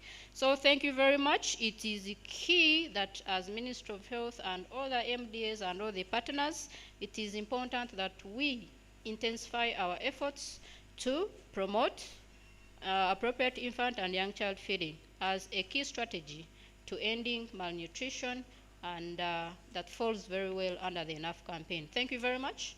I close. Thank you very much, Laura Ahumuza, Senior Nutritionist at the Ministry of Health. Some of the things which she said are quite shocking. Little did I know that, you see, when you invest in child nutrition, you are layering them up for success. So if you are not feeding your child, you are also preparing them for buavu. So please make sure that we take advantage of all this information. We have an opportunity to ask questions to all of our panelists in the next few minutes, but I'm going to dive straight to Engineer Yatu. And Engineer, I'd like to know, is there some sort of linkage between nutrition, water, and sanitation? And if there is, we'd like to understand more about it. Thank you very much, Mitch. Engineer Joseph Oriono Yatu is my name. I work as a commissioner in charge of rural water, supply and sanitation department in Ministry of Water and Environment. Yesterday I was here talking about WASH. Today I'm here talking about WASH. I was here the whole morning talking about WASH. I gave a keynote speech. The VP was here. And today, when we talk about enough is enough, when I was growing up in my village in Serere, and in primary especially, when we say enough is enough, the next thing we should fight. There was no compromise, because once you say enough is enough, the next thing we have to fight. So when I got this topic, and I heard of enough is enough, I was wondering how I can be annoyed and make you all annoyed that enough is enough. So unless we all get annoyed that there are things that we accept, but we should say enough is enough. Honorable members of parliament present here, the CSO partners and colleagues from line ministries, ladies and gentlemen. WASH is everyone's business. That's the topic I was talking about yesterday. And I'm also happy today to link it with nutrition, because it's everyone's business. You need is water. Now even the social media, I think this is not Dr. Mitch's thing, this Dr. we call it Dr. WhatsApp, tells us drink water first thing in the morning. So water links to nutrition straight away. When you talk about enough is enough, how does water link to nutrition, directly or indirectly? Before you cook your food, you need clean water. With the water which is not clean, which I've seen being used in many places, it means we can also contaminate the food that's clean. So as I link on this topic, I would like to start by thanking Mary Kemigisha. Thank you very much for giving me a very nice welcome. And I'm happy that you're very passionate about nutrition. And I'm sure indirectly you're very passionate about WASH, because WASH is water, sanitation, and hygiene, for those ones who might not know the abbreviation. Because water, all the issues which were touched by the Right Honorable Speaker and Mary also link to how WASH relates to. You're talking about irrigation, you need water. Talking about insecurity in Karamoja, part of it is caused by lack of water for maybe animals and also for human beings, that migration. Even a lot of them are related to water. So I believe the first thing is, how do we keep our food safe? If we have it. I'm sure my colleague from MAIF will talk about how much food we have. I don't want to go in that direction. But we promote hand washing with soap, and in a number of stages. One of the key areas we've been promoting is before touching and handling food. And this is a responsibility for all of us. I'm happy we have honorable members who are mothers and parents here. We know the most vulnerable of all this. Who gets affected? The people who are immunocompromised, the elders, and children. We get annoyed when last time I know everybody was standing. Of course, our August house is the most supreme for us, because some people are dying in Karamoja, but there are children who are dying every day. Should we get annoyed and say every day we should stand up for the children who are dying because of either water-related or food, nutrition, or other things which kill them? Should we get annoyed because mothers, more than 100, are dying regularly? And we just call it a statistic. But these are human beings and they're loved ones for people. So in terms of water, there are water-related diseases and waterborne diseases. Diarrhea, for instance. The major source of contamination which leads to diarrhea is actually water. You have clean water, which you drink, the chances of getting diarrhea. And diarrhea affects your ability for a child, especially, and the people who are old, and even a number of us. Of course, some of us, maybe we don't need to absorb food because we're already overweight. But for the other people who lack food, when you have diarrhea, even your appetite goes down.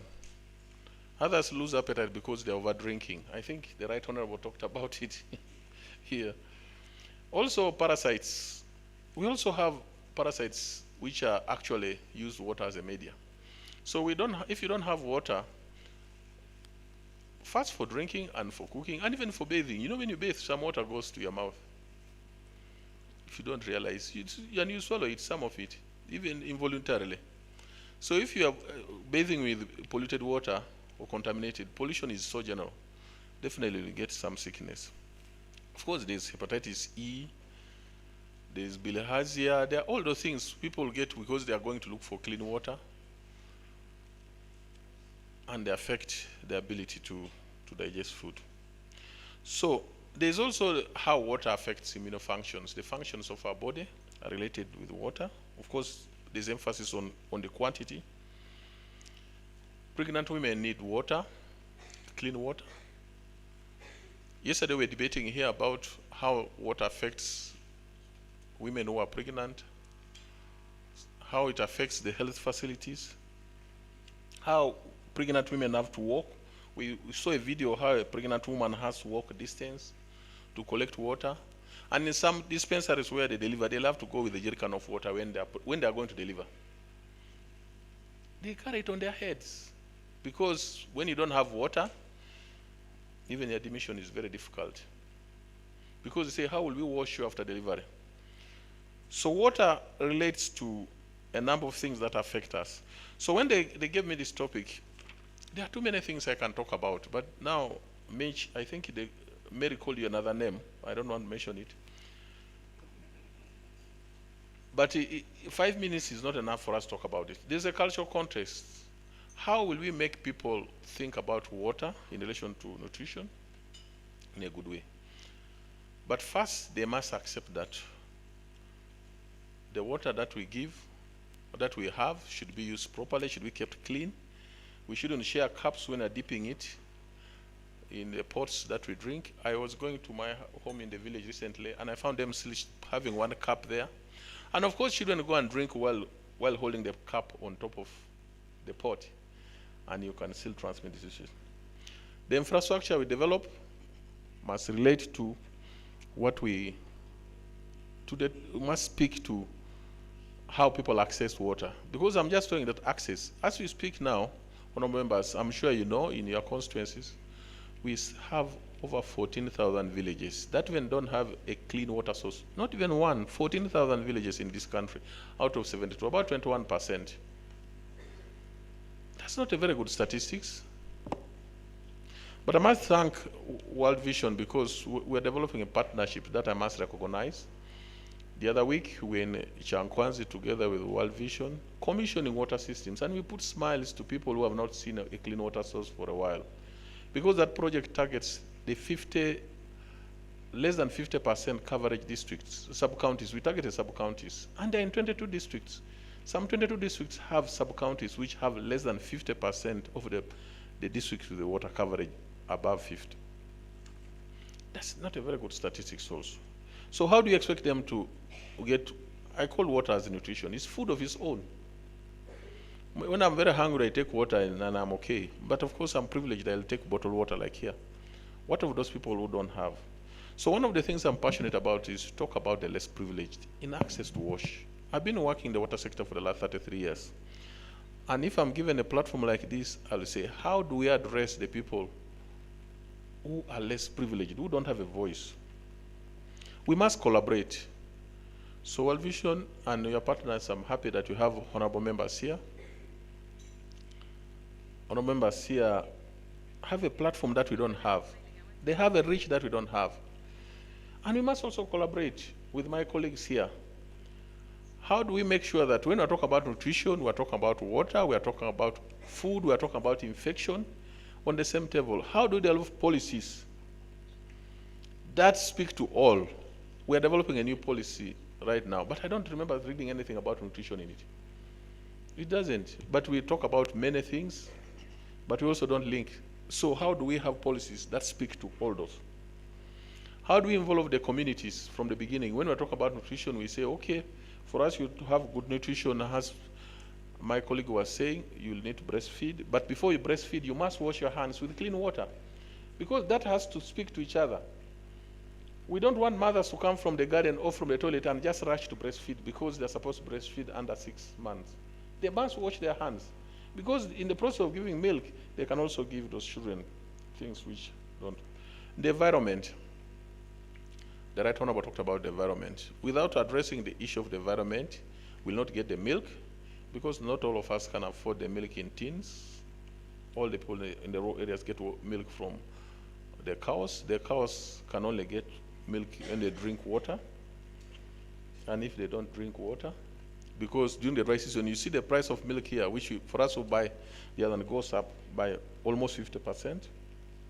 And then emergency situations. Emergency situations brings nutrition at the forefront and wash.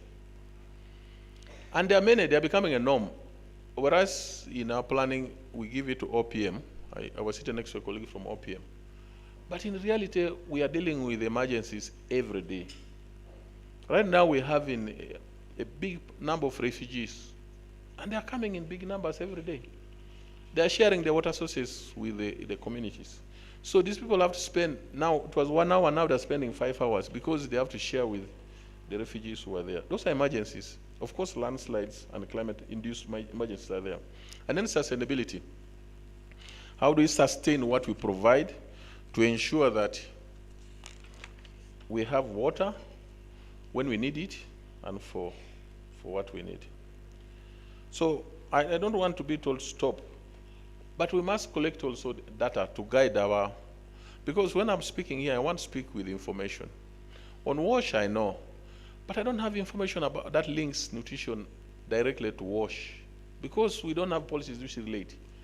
She concentrates on seeing how nutrition is done. I concentrate on seeing how water is being provided. But we must link those two, because we have a complete person. We don't have a person who just drinks water and sleeps.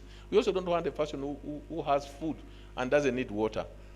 So we must have data that links us together. And also I must know that the people have food from my people. We must advocate for behavioral change. And I think the young people have challenged us today. We must have the policy that speaks to the behavior of the children, the behavior of our adults, the behavior of the poor people, the behavior of rich people, and all our behaviors. And that can only be linked to our cultures, our speaking. We are trying everything possible to design technologies that will help everybody access. Because there are people who are vulnerable, the gender, the elderly. If you drive, I remember along the roads in the villages, which I'm always privileged because I work with rural communities. The last 2 weeks, I've been driving mainly in the rural roads, not in my office. And you do see these elderly people, especially in the evening, who are seated alone in their homes. And more so, they get isolated when they're men. I know we talk about gender here. You'll find these old men, they have lost their wives. There's one I stopped and asked, how are you, Muzi? I didn't even know the language. I don't speak Luganda very well, but I can understand. So I started talking to him. He said, you're alone. Are you alone? It's a nice small house. But he's alone there. They eat one meal. And then they are looking for a neighbor's child, or even their own children, to ask their grandchildren to collect for them water. How do we address the needs of those vulnerable people so that they have water first, and then they have their food? It's really a responsibility for all of us. And that's why I think when I talk about enough is enough, we must all be annoyed. We also must know that it's all our responsibilities, from policymakers, honorable ministers come here, from those people in the executive, from us who are technocrats, from the community themselves, from religious leaders, from cultural leaders, and even the children themselves. We all must join efforts to say enough is enough. Thank you very much. Thank you very much, Engineer Joseph Iyatu. I think I'm going to change gears now and jump to something which I think people have understood now is the future of nutrition, and it's agriculture, but not just any type of agriculture, but it's smart agriculture. So I'd like to ask Mr. Kizito to probably delve into it a bit and help us to understand what are the benefits, what are the opportunities, what are the challenges.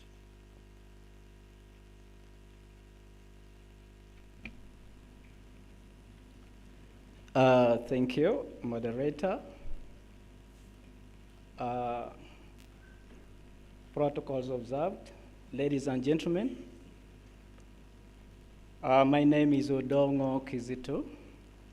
I work as acting principal agriculture officer in charge of horticulture, Ministry of Agriculture, Animal Industry and Fisheries. I'm here to represent the Assistant Commissioner in charge of Food and Nutrition Security in Ministry of Agriculture. Colleagues, ladies and gentlemen,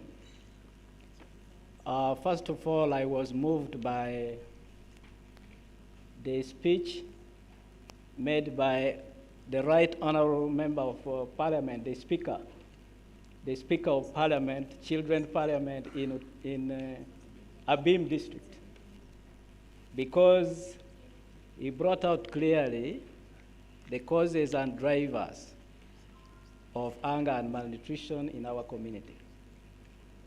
Again, to our young girl, Mary Kemigisa from Kamwenge, complemented by filling the dots in terms of the causes and then the drivers of hunger and malnutrition in our community.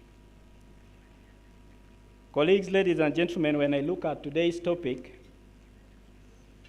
leveraging on climate-smart, sustainable agriculture for improved food security and nutrition, I first of all ask ourselves, what is food security and nutrition?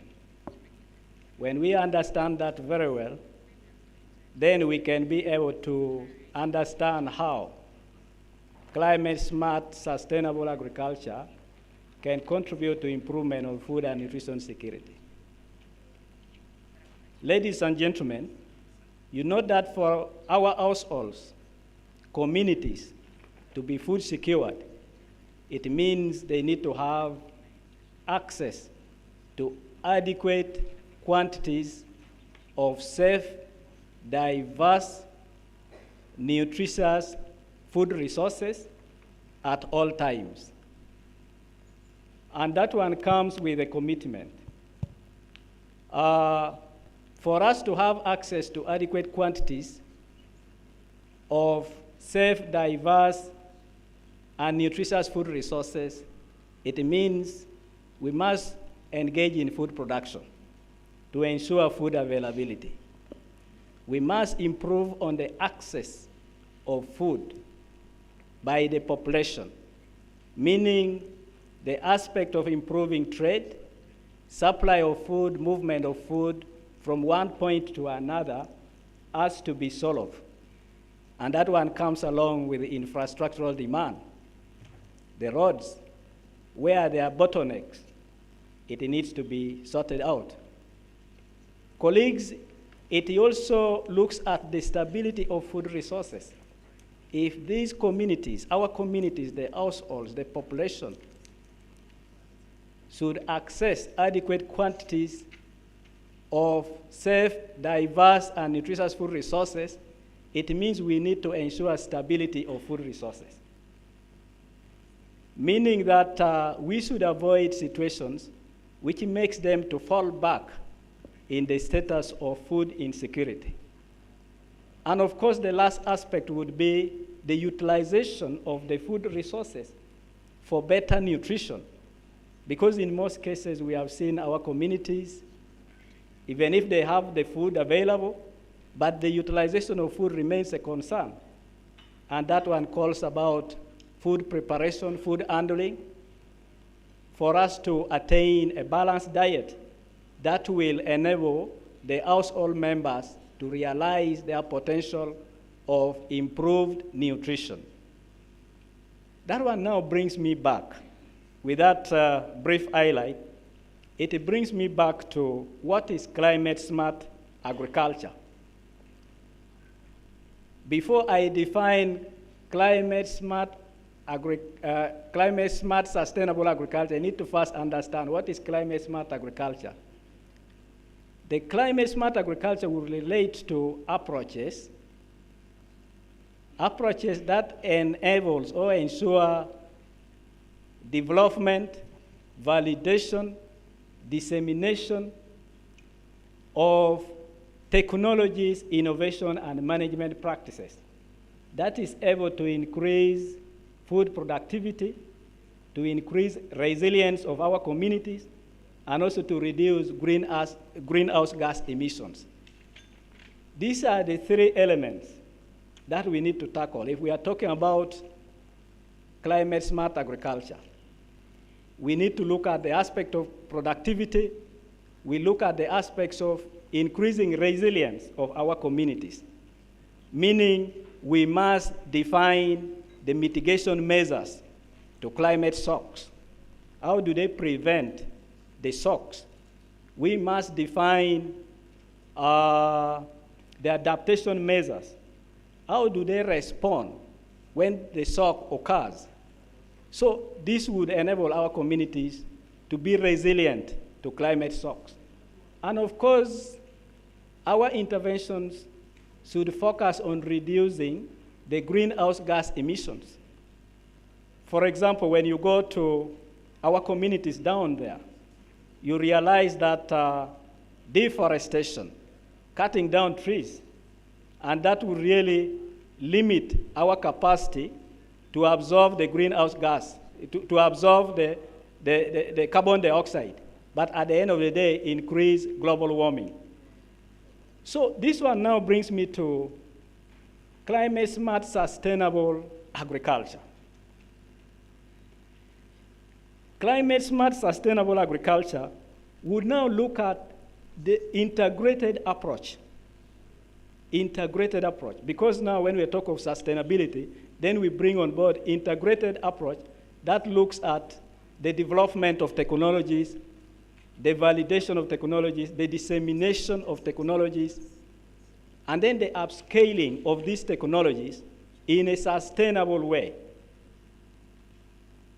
So meaning that for us to sustain the climate-smart practices, then research must be at the forefront. Research has to come up and develop climate-resilient crop varieties, climate-resilient livestock breeds, the species of fish, beneficial insects, that is able to be upscaled by our farming communities. So this should be done in a sustainable way. Colleagues, ladies and gentlemen, these approaches may vary depending on the context. For example, we have about 13 agroecological zones in this country, meaning that different agroecological zones would have unique challenges in terms of climate risk. And when we go into technology development, it means we have to look at what is needed in agroecological zone A, what is needed in agroecological zone B, and then those technologies are developed based on context-specific, location-specific, to address the needs of the communities in that area.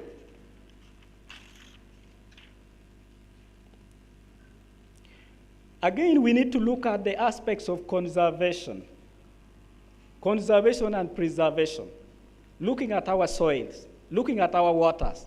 How do we ensure sustainable use of our land resource? How do we ensure sustainable use of the soil? In most parts of the country, you find that farmers are saying, oh, these days we are having low yields.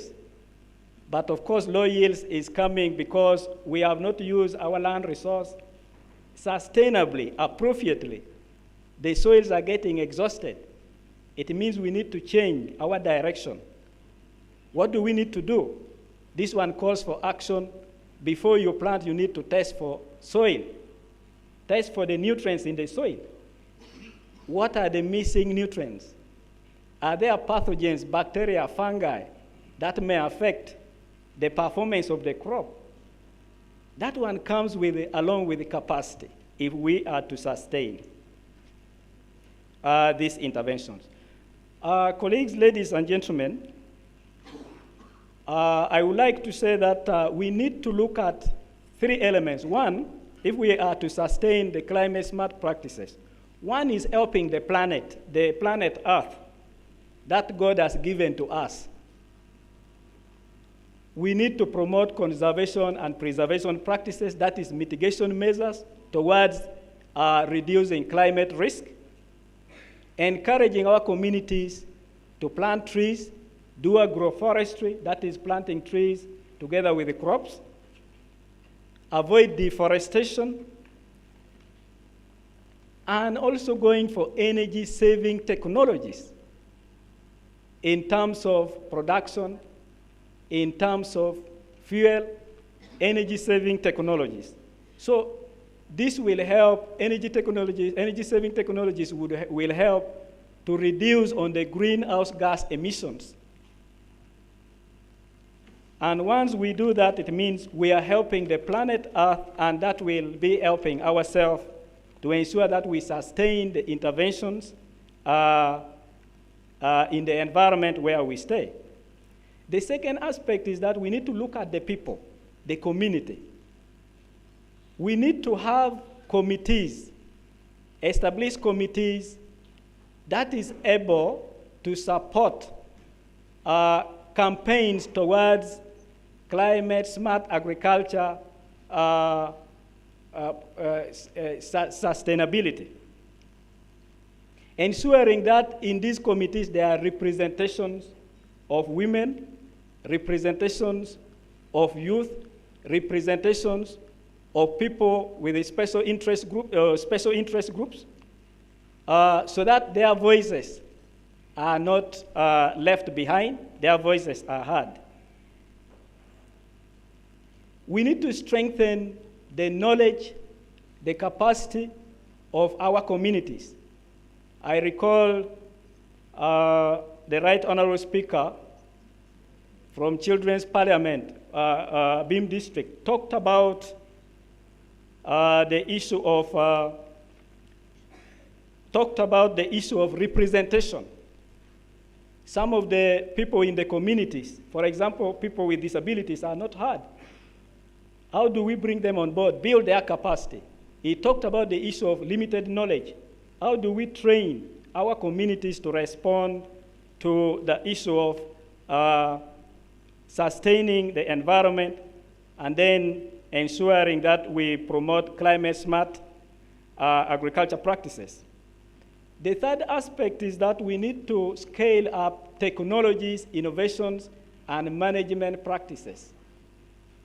These technologies are developed based on the current climate challenges and also the future risk. For example, the drought-tolerant crop varieties.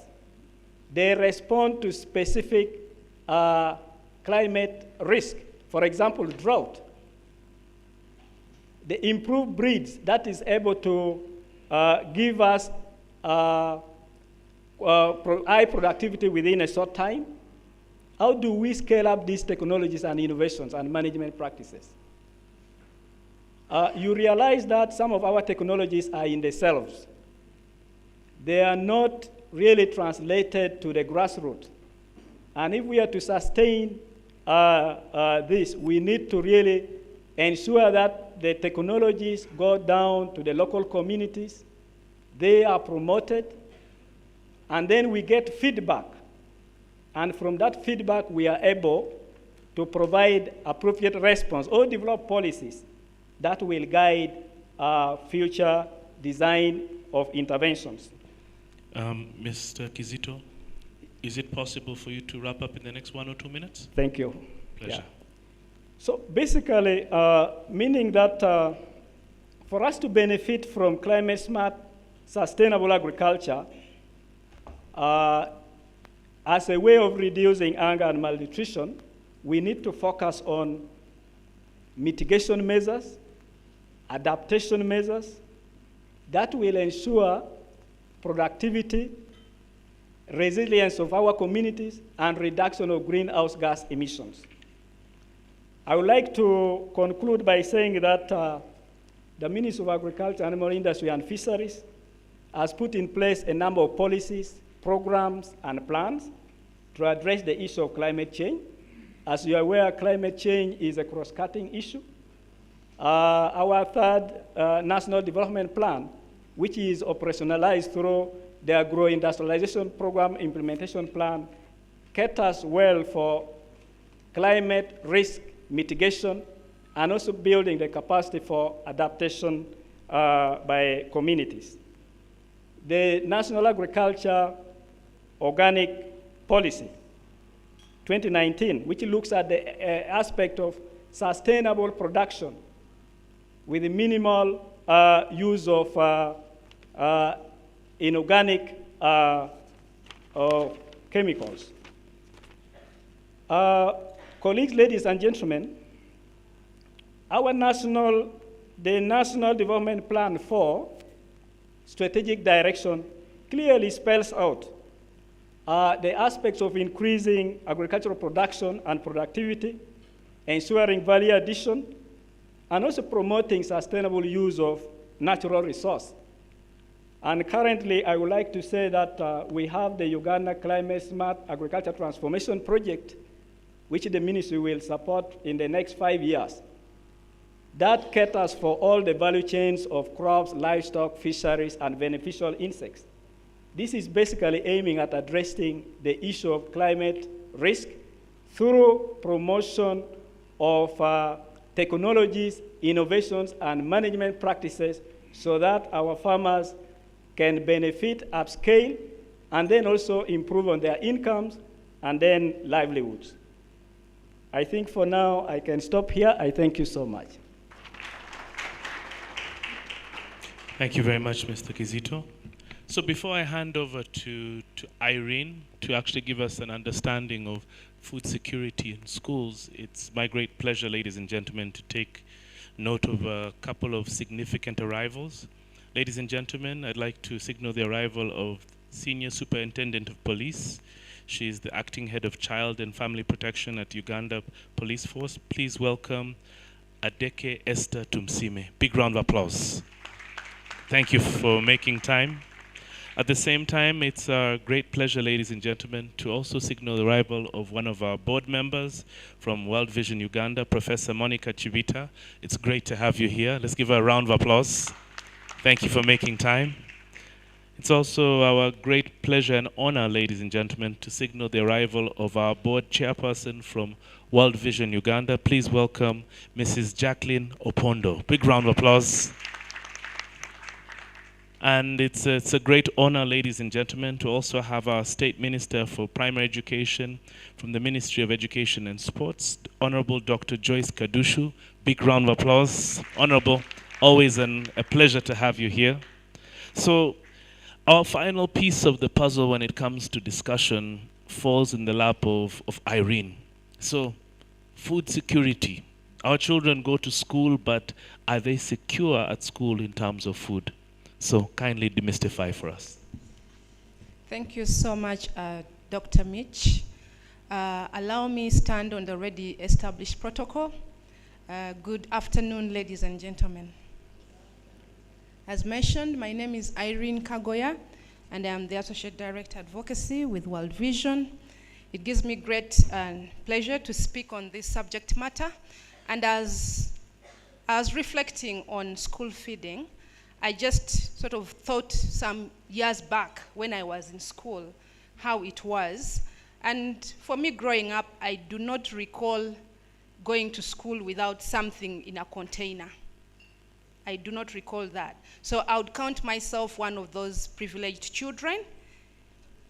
But even when we carried food in those little containers, I must tell you, on our way back, we're always on the mango trees. What did that indicate? That by the time you're done with school and you're getting back home, your stomach is empty because you have really worked up yourself in a way.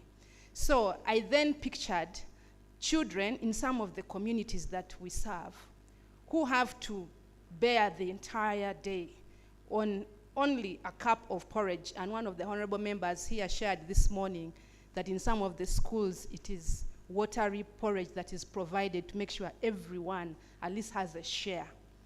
So that picture of the realities in some of our schools is something that I'm here to speak about.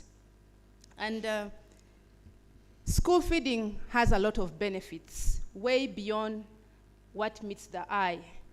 Because yes, you'll be happy that the child is satisfied.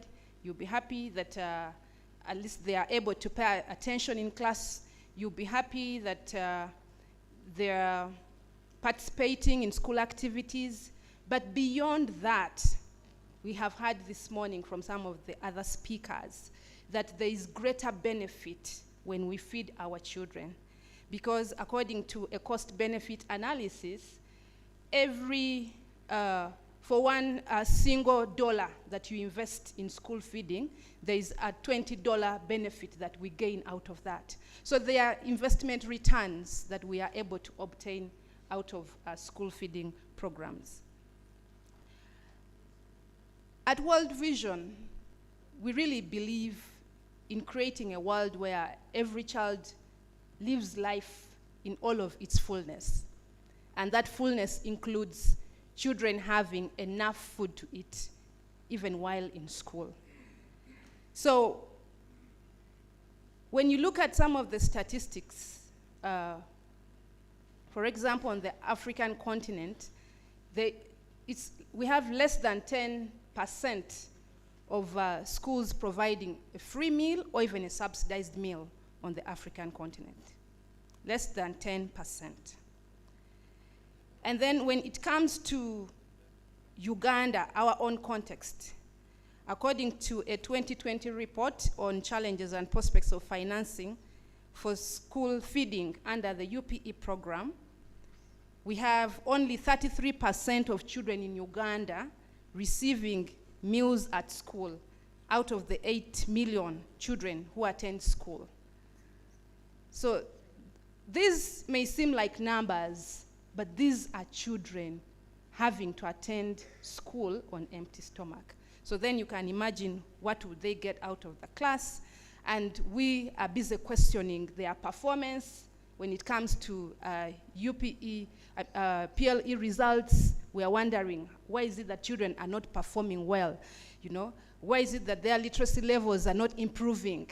So it's all these underlying issues and questions that we ought to be reflecting upon. And I would like to thank Alan and Mary, because they really painted for us a very good picture of the realities when it comes to hunger in our communities. Because the causes and drivers of hunger, whether it is at home, or it is in a community, or it is in a school, are diverse. And they are structural. There are structural barriers, and some of these are really underlying barriers, like you had. You know, if someone is going to have so many children, you know, how will they be able to handle the capacity to pack a half-day meal for this child to go with to school? How are they able to make that in-kind contribution to meet the school feeding program? It becomes very, very challenging. And in Uganda, the law is clear under the Education Act It's the sole responsibility of the parent to provide food for their child while in school. But when you look at the realities, how many of our parents are able to provide this food? That's the question we should be asking ourselves. How many of these parents have the capacity, to provide this food to the children while in school? I would like to applaud the government of Uganda, and specifically the Ministry of Education, because they have tried to come up with approaches on how they can support parents to make sure that they are providing meals in schools. The parent-led program in Uganda, it's a good program, and I applaud government for it. But if you reflect the context within which it sits, it raises more questions than answers. Because if the parent is struggling to provide for the family, you can imagine how much they will be able to put together for the child to even take to school, or even to make that in-kind contribution at school as required by the parent-led program. Whether it's an in-kind contribution or a cash contribution, they will not have the capacity. But also, just to quickly think about and reflect on some of the other causes or underlying causes of hunger in schools. I think one of the major challenges we are facing with the school feeding is the existing policy gaps. These are really hindering the implementation of the parent-led feeding program. Because when you look at the current policies, and laws in place, there is a bit of a gap, because some of the school feeding policy itself has not yet been finalized, and yet it remains crucial to support the planning, it remains crucial to support the implementation and monitoring of any program of this nature. So if we don't have the school feeding policy in place, then it becomes very, very challenging. The other thing that could be driving hunger in schools is also food insecurity in the home, like I have already mentioned. It becomes very difficult with all the climate change effects that we're experiencing, whether it is the floods or the drought, or even questions of gender inequality, like Claire highlighted in this conversation. All of these, in a way, will affect and impact on how a child at school. Ensuring that children have school meals. The district and education, including health authorities, are charged with the responsibility, for instance, of developing laws, ordinances to support school feeding. But that is not being effected to the dot. So how do we rally more support from different stakeholders to make sure that school feeding is realized in some of our schools? And for me, there is an opportunity for us here, and that is the Enough campaign. The Enough campaign provides us a great opportunity to rally more support around school feeding. Because through the Enough campaign, we are confident and we believe we'll be able to raise greater public awareness around school feeding. We'll be able to raise greater awareness around the link between nutrition, water, and sanitation in schools. So there is quite a lot that we can do within the Enough campaign if we can really embrace it and support it to ensure that children in school are fed well and they are able to learn and thrive. The second opportunity that the Enough campaign presents for us is the opportunity to advocate and rally government to adapt policies that can support school feeding. And at this point, I would like to just allude to the School Meals Coalition that, interestingly, Uganda is a part of.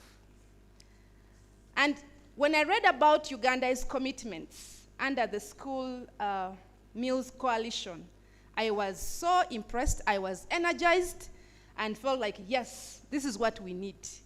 Because within the commitments under the School Meals Coalition, we see that the Ministry of Education has committed to develop and approve a national school feeding policy by 2025. In the same commitment, we see that the Ministry of Education is committing to put aside a dedicated budget that will support school feeding programs for the financial year 2025-2026. That the Ministry of Education is committing to a national school feeding guidelines and operating standards. So when you look at the commitments we have made under the School Meals Coalition, they are totally aligned to our Enough campaign. And for us, it is a great opportunity, because it looks like FY25, or the year 2025, is going to be a busy year, not only for the Ministry of Education in terms of fulfilling these commitments, but a busy year for all stakeholders who care about school feeding in this country. Because this is an opportunity for us. Already government has demonstrated the political will, and as civil society actors, this is something that is dear to our hearts. So World Vision is providing this opportunity through the Enough campaign for us to come together and rally more support. The Enough campaign is also going to give us an opportunity to build partnerships. We need to find ways of activating and making the School Meals Coalition, the School Feeding Coalition in Uganda very active. So World Vision provides us that opportunity, and we are hoping that through this Enough campaign, we'll have more coordinated efforts, whether it's between ministries, departments, and agencies, or even the private sector. How do we bring private sector actors on board so that together we can work to improve the provision of school meals? And finally, and not least, is the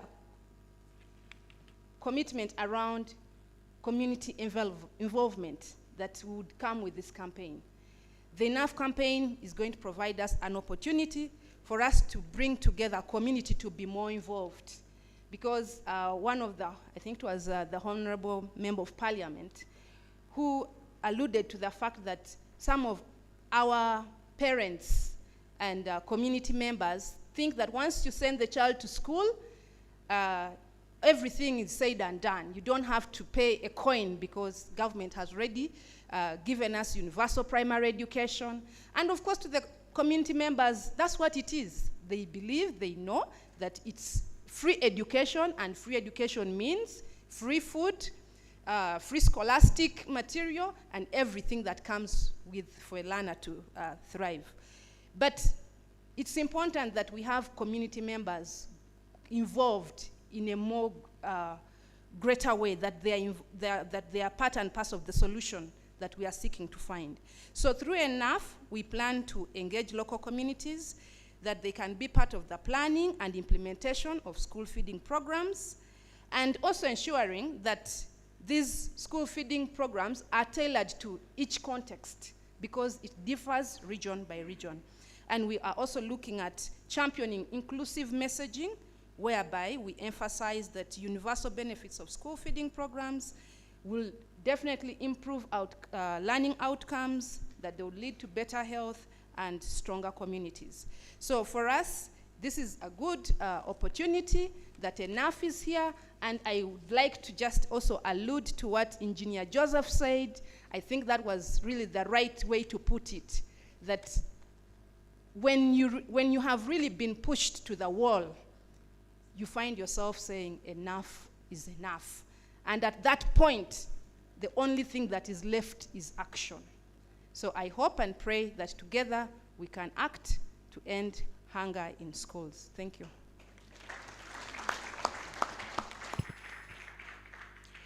Thank you very much, Irene. Ladies and gentlemen, we've had all the submissions from our panelists. And before I welcome questions, it's my great pleasure to signal the arrival of a number of distinguished guests. It's my pleasure to welcome a member of the Uganda Parliamentary Forum for Children and also Woman MP for Bukama Nsimbi. That's Honorable Nanyondo Veronica. Big round of applause. Welcome. Thank you for honoring our invitation. I'd also like to signal the arrival of the Vice Chairperson, Uganda Parliamentary Forum for Children, and also Member of Parliament for Kalungu West, Honorable Sewungu Joseph. Big round of applause. Honorable, thank you so much for honoring our invitation.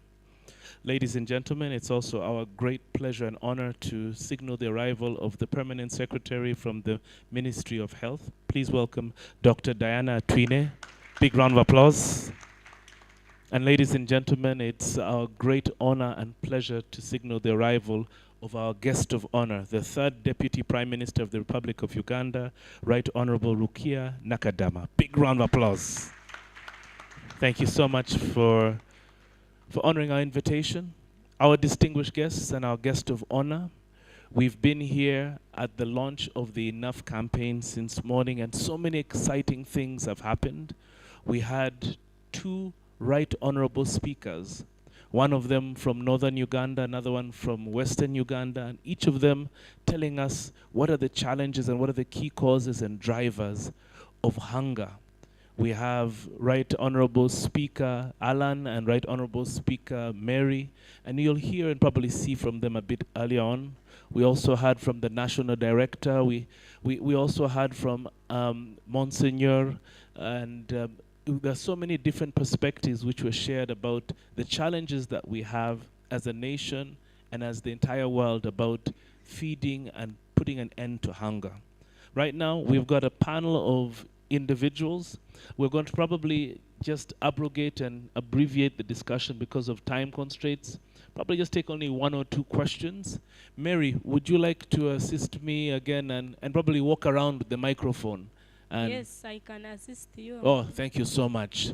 So, Right Honorable Guest of Honor, that is our speaker. Mary, you can stand up so that our guest of honor can see you. You can come to the front here.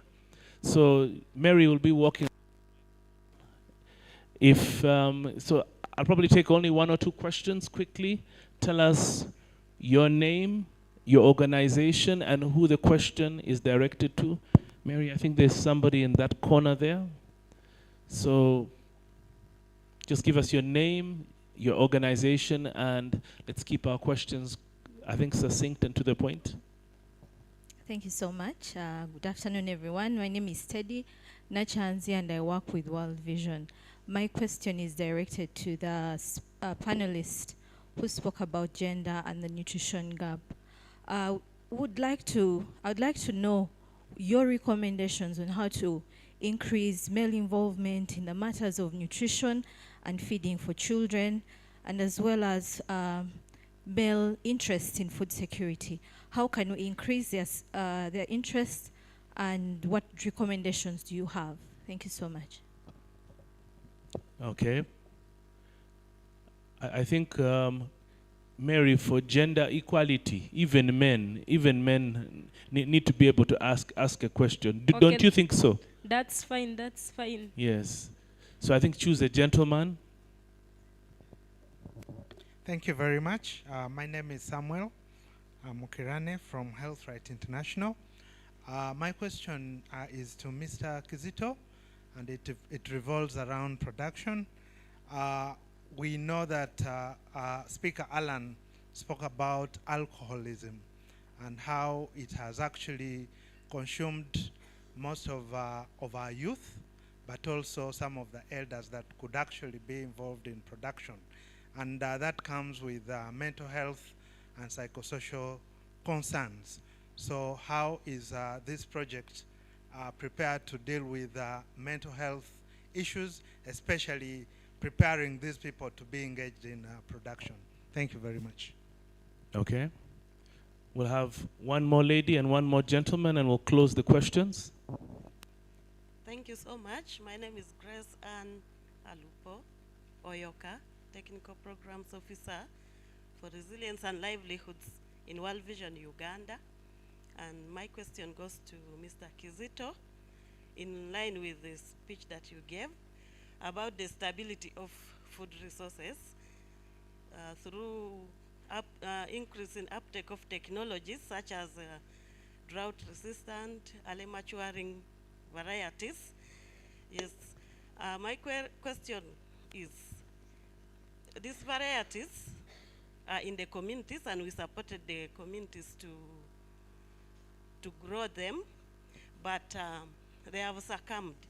For example, cassava, the Nigeria variety, has succumbed to brown streak virus, and then narocas too is also rotting in the garden. Then the maize, that is a food which is supposed to be promoted so much for school feeding, is also being affected by the bollworm. And this is increasing the cost of production for the farmers. What plans does the ministry have to help the communities come out of this challenge? Because they have really put in enough energy, but the outcome is not helping in any way, and this is contributing to hunger and malnutrition in the communities. Thank you. All right, I'll take a final question, please. One final question, and then we will have to dive in. Time is really against us. We really need to wrap up. Thank you, Dr. Mitch. I'm Donny Silas, the Policy Advocacy and Research Specialist at World Vision Uganda. My question is directed to Engineer Eyatu from Mwe. So, Engineer, I wanted to really hear from you how you would probably support the nation on issues to do with climate change, because we are having a problem in Uganda to do with charcoal burning in the sense that almost 3/4 of the entire population depend on charcoal, and it's very hard really to tame it. And because of that, you find that we have climate change issues, shortage of rainfall, something like that. And you can't blame it on the people because that is their livelihood. So I wanted probably to hear a policy from you or a recommendation on how we can really curb that, because with deforestation, it's very hard to have really to have a favorable climate, to ensure that you have reliable rainfall, to be able to really have sufficient food, sufficient crop growth, something like that. And it really relates to enough, because without really stable climate and environmental management, you can't have really sufficient food. So what recommendation would you come up with really to tame environmental degradation in terms of deforestation, especially in West Nile? It is very difficult for a poor person to stop charcoal burning, very, very impossible. Just like indiscriminate fishing in Uganda on the lakes, you find people are beaten here and there, but they'll go back to the lakes because that is their livelihood and there's no way you can really stop them. But what recommendation can you come up with? Thank you. All right, so members of the panel, I'd like you to keep your reverts very short and to the point. Let's start off with the person on the chopping block, Mr. Kizito. Seems everybody is on your case. Thank you, moderator. The first question was how do we address the issue of youth, mental health, to really support agricultural production? You limited it to the project which I have just highlighted. But I must say that the Ministry of Agriculture, Animal Industry and Fisheries has put in place a youth strategy. And this strategy looks at how the youth can be supported, really to benefit or supported through different programs, and how the different programs can be designed to cater for the youth so that we can get them engaged into active production. Secondly, the Uganda Climate Smart Agriculture Transformation Project caters for 40% of youth and women. to ensure that they are supported with the relevant technologies, innovations, so that it can be upscaled for income generation, and also ensuring that they come out of activities which are not profitable. The last question was with other varieties that is able to address the issue of cassava diseases like cassava brown streak and cassava mosaic diseases, developing disease-resistant varieties.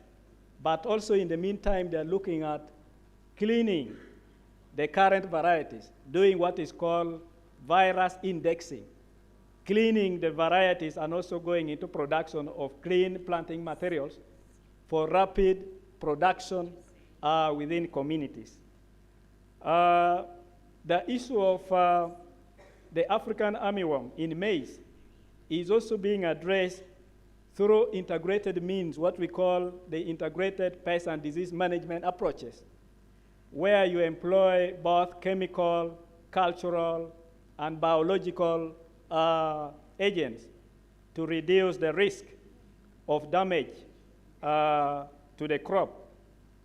When it comes to the issue of post-harvest handling, we are looking at building the capacity of our producer groups and also putting appropriate infrastructure like the storage so that they are able to store maize in an environment which is moisture-free so that we limit or reduce the aspect of contamination from aflatoxins. Thank you very much. Thank you very much, Mr. Kizito. I think there's a question which came to you, Claire. I'd like you to address yours quickly, then we'll close it up with Engineer Yatu. There is a mother that bore that child, and behind every mother is a father that participated in the creation. Talking about male involvement and interest in ensuring food security and nutrition income at household level. But today, in the Enough campaign, I would like to start off this campaign. Men in the house, gentlemen, you have children and women in the house. Let's start off this campaign just that the women face. Number 2, enough of the unpaid care work, the unpaid care economy.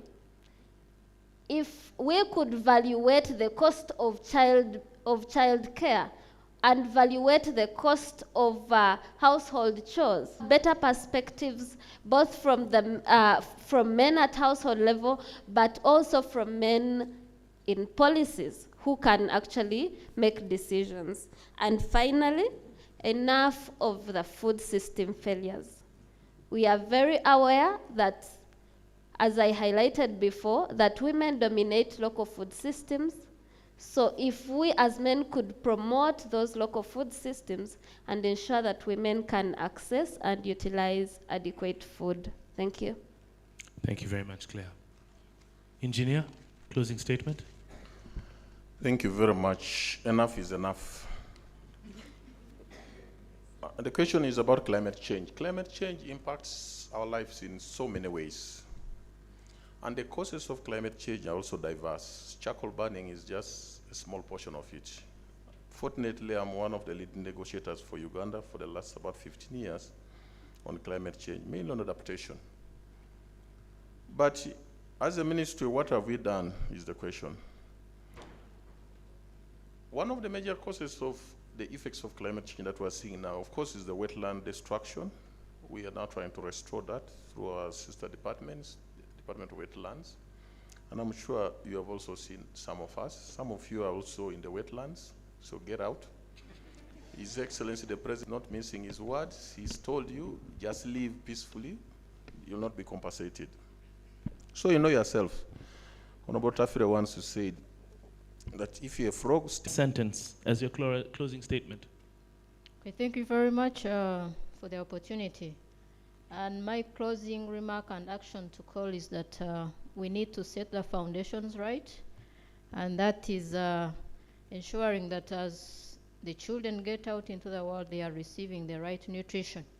So as we talk of ending malnutrition and child hunger, it all starts at the 0 years, and we need to really focus on the strategies that promote the optimal nutrition for that age group, and of course through the other years. I wanted to go back on the point of male involvement and vis-a-vis the cultural and social norms that we are having that are actually impacting very much on the nutrition of the children and the hunger, malnutrition rates that we have. It is well known to us that we still have cultures or social norms where a man eats the biggest portion of the nutritious foods that we are promoting. I'm talking of the proteins.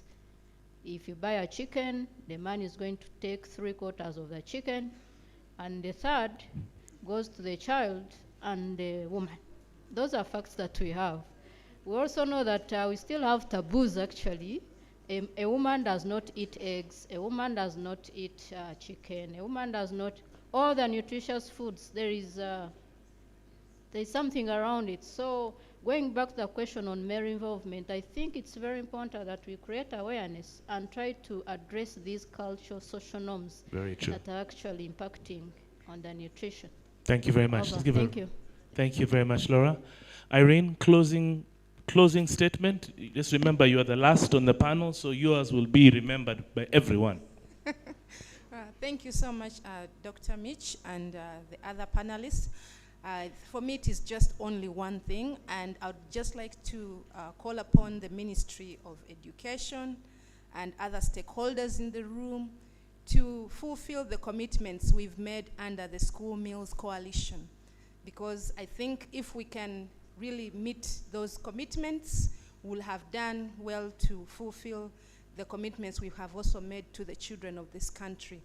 Because ultimately, if we have the right policies, and we have the data that speaks to the policies, and we have the finances that are able to implement these policies, then we'll have really met the needs of these children, because at the end of it all, we just don't want our children to learn, but we want them to be able to learn and grow healthy and thrive. Thank you. Ladies and gentlemen, let's give a round of applause to our panelists. Panelists, if you can quickly just stand in the center and we take a quick picture. Photography team, quickly, and then we'll move to the next segment. Members of the press, just, I think right in front of those pull-up banners would be amazing. Thank you very much to all of you. So, Mary, I know we've got 3 or 4 amazing speeches to come, but I think you have a quick introduction to make before we call upon our next guest speaker. Yeah. Why don't you do your job? Okay, thank you for granting me this opportunity. Mr. MC, are you aware that telling us one of the best ways of communicating is to tell a story? But of course, telling stories is, people don't forget stories. I agree with you. They do not forget the stories. If you tell a story, every person keeps on his or her mind. Now up next, I'm welcoming 2 groups of people who shall give us a story, and those are from Lino and Bidibidi refugee settlement. A round clap that welcomes those people on the stage.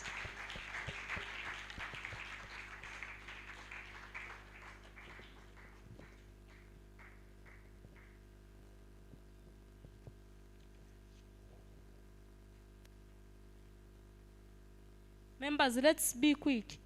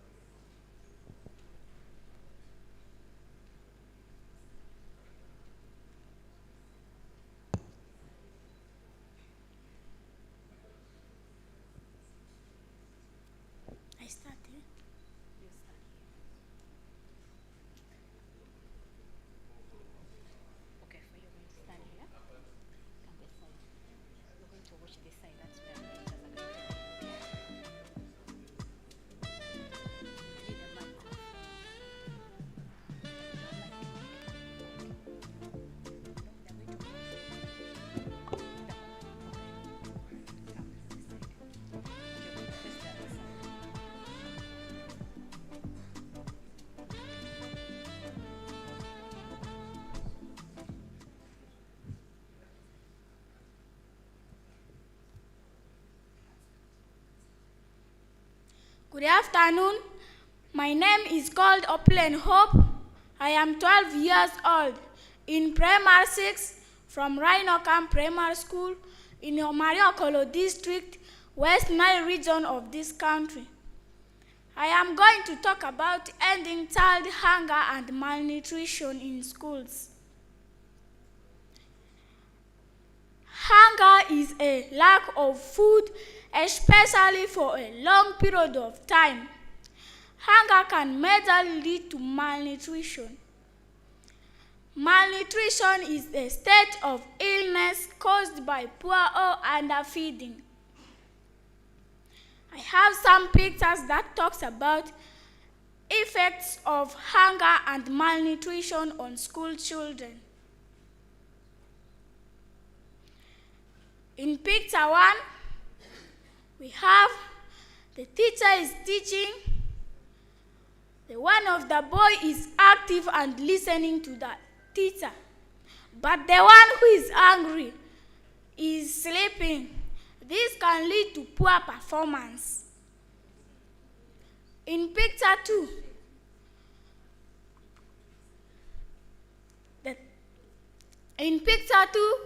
the sugar daddy is giving money to the school girl. The school girl will not say no because there is high pressure of hunger. Picture 3, the child is unhealthy. He is showing signs of malnutrition and kwashiorkor. Picture 4, we have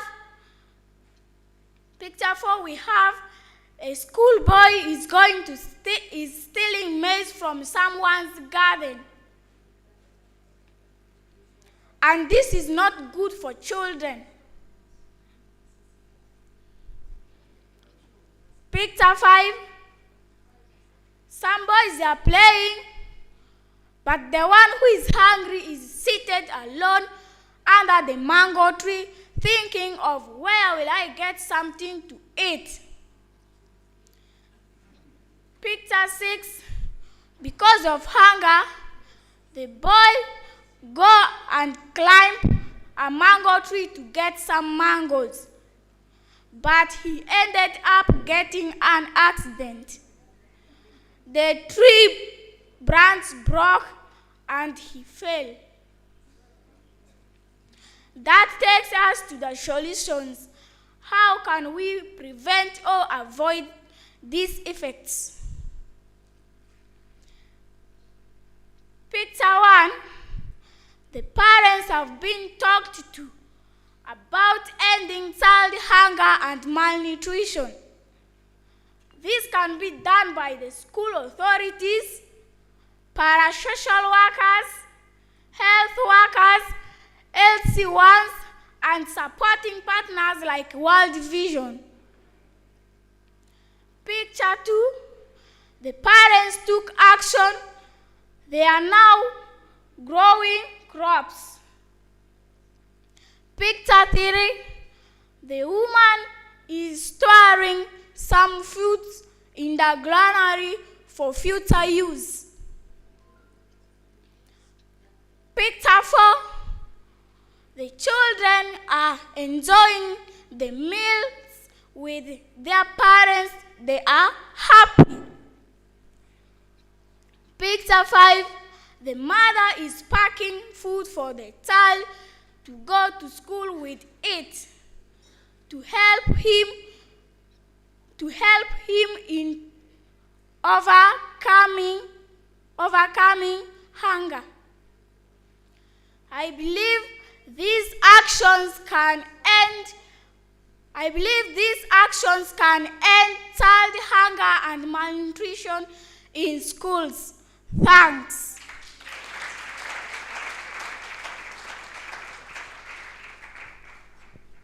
Let's give them a round of applause, ladies and gentlemen. Good afternoon. My name is called Jacob Panji. I come from Bidibidi Refugee Settlement. We have some drawing here with my friend. I request him to come.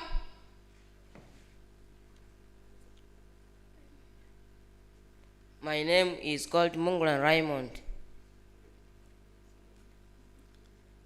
In first drawing, we have the parents, the father and the mother are fighting because there is no food at home and the child is crying.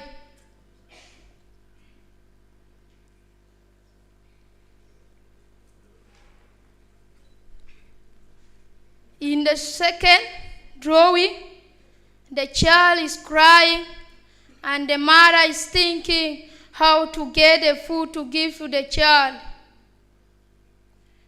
Part 2, the mother is digging so that he can get food to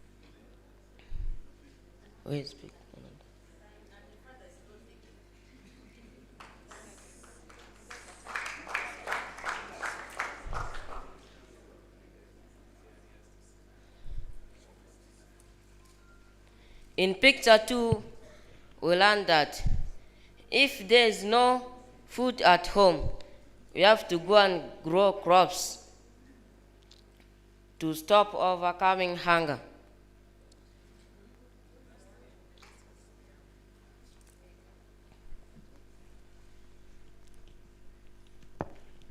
In picture 3, we learn that if now is their home, if at home there is now food, before we eat that food, we have to wash our hands with the clean water and the soap before eating the food to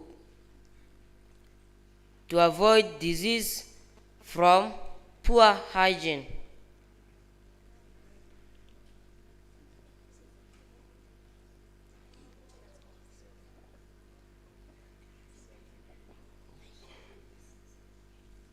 I rest my explanation.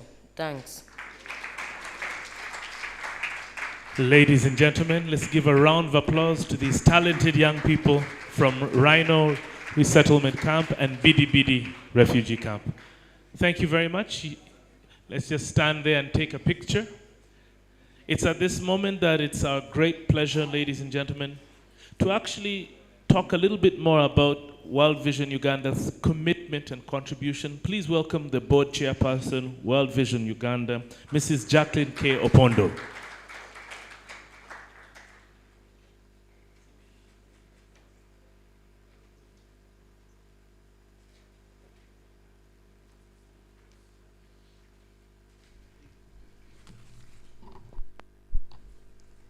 Wow, that was very telling and very evident that the men are missing in action. And we need to engage them more. Yeah? Whenever you hear the one enough is enough, normally it is said with an attitude. Enough is enough. You know? And possibly we need to have that kind of agitation to be able to do that. Good afternoon. Our guest of honor, the third Deputy Prime Minister, Honorable Rukia Nakadama, the Minister of State for Primary Education, Honorable Dr. Joyce Kaduchu, the Permanent Secretary for Health, Dr. Diana Atwine, our World Vision East Africa Regional Director, Lillian Dozo, fellow board members are present. There were some here. Alia and others are joining online. Honorable members of parliament present, commissioners from different ministries, our development partners, international and national NGOs, civil society organizations present, the media, the management and staff of World Vision Uganda, all protocol observed, and our dear children, ladies and gentlemen, I greet you all. Today is an exciting day. Exciting day for all of us, exciting day for World Vision. I stand with my fellow colleagues as we welcome you to this official unveiling of the Enough campaign in Uganda. It is indeed a significant moment in our journey at World Vision as we continue to fulfill our mandate of improving the well-being of all children in Uganda. Our Enough initiative is yet another step to reaffirm our commitment in ensuring that every child lives life in its fullness, in all of its fullness, as our vision states. Our Enough campaign is clear, and indeed, the demonstrations from the children and also from our panelists, they have demonstrated what is at stake. Our agenda is clear. We seek a world where every child enjoys enough nourishment from the right food so that they can thrive. If a child has to sleep hungry, they have to go to school hungry, there is no way they can thrive. We may talk about good and high pass rates, we may talk about so many other things, but if they don't have the right food, they cannot thrive. The voices have been echoed by some of the children today that we need to act and stand with the children. The children are not asking for too much, but we need to refocus our energies and fulfill what we owe to them, a bright future. And all of us must put our hands on the deck. Both the Sustainable Development Goals, our Africa Agenda 2063, the National Development Plan 3, and our Vision 2040, supported by several policies and strategies, allude to the will and effort incorporated in fulfilling the promises we have made to improve the lives and communities of all our children. During the last 4 years of implementing our strategy, we have learned that building secure livelihoods, improving nutrition requires multisectoral and integrated approaches. And as we have seen in the discussions that we have had today, this must start at the household level. Therefore, by working in collaboration with government and partners, we have promoted climate-smart agriculture practices, supported cash and food assistance programs, invested in mindset change, and strengthened community structures, all of which are contributing to end hunger and malnutrition.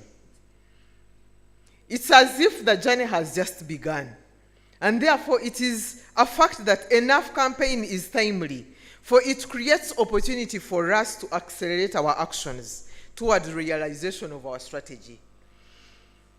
And as we go into this planning period, we believe that as we end this strategy for this planning period and go into the next planning period of our strategy, we are joining efforts to make sure that this is scaled up.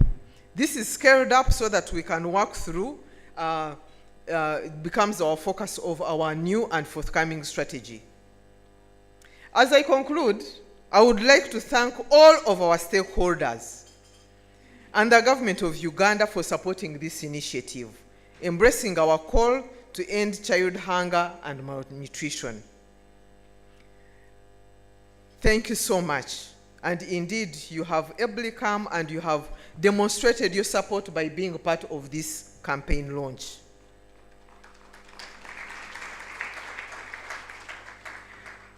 But I have an appeal.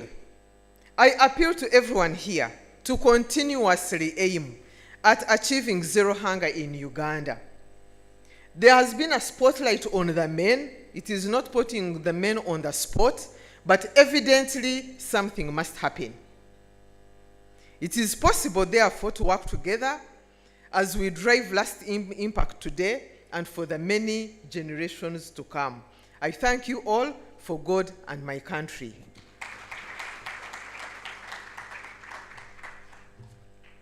Ladies and gentlemen, Mrs. Jacqueline K. Opondo, the board chairperson, World Vision Uganda. Let's give her a round of applause.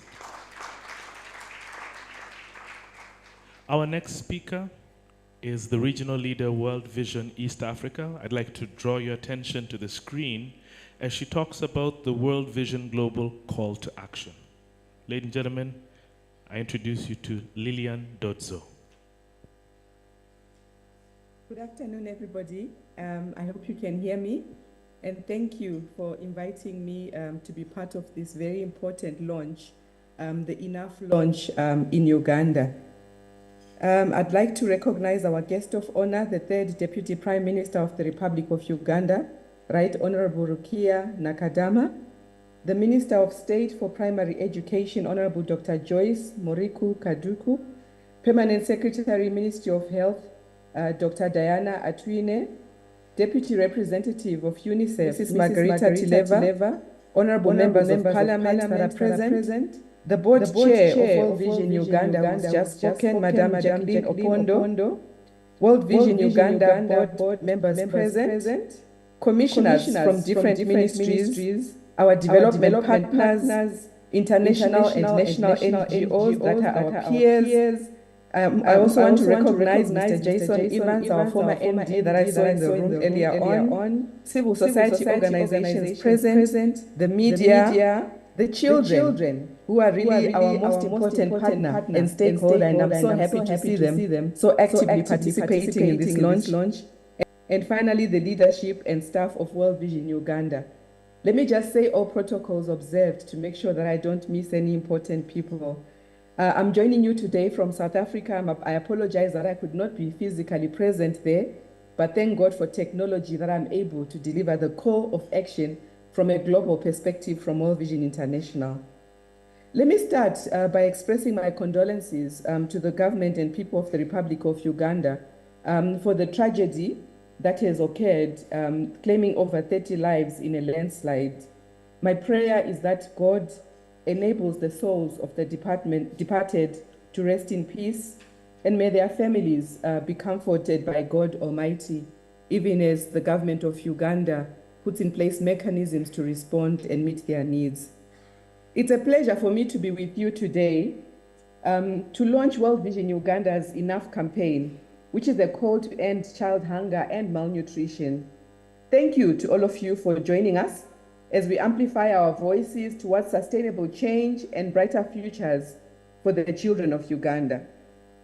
Through this campaign, World Vision International has a bold vision, and that vision is to mobilize resources towards a world where every child enjoys enough nourishing food, but not only does that, but thrives. It's a vision that we truly believe is possible if we all come together and if we all put our hands on deck.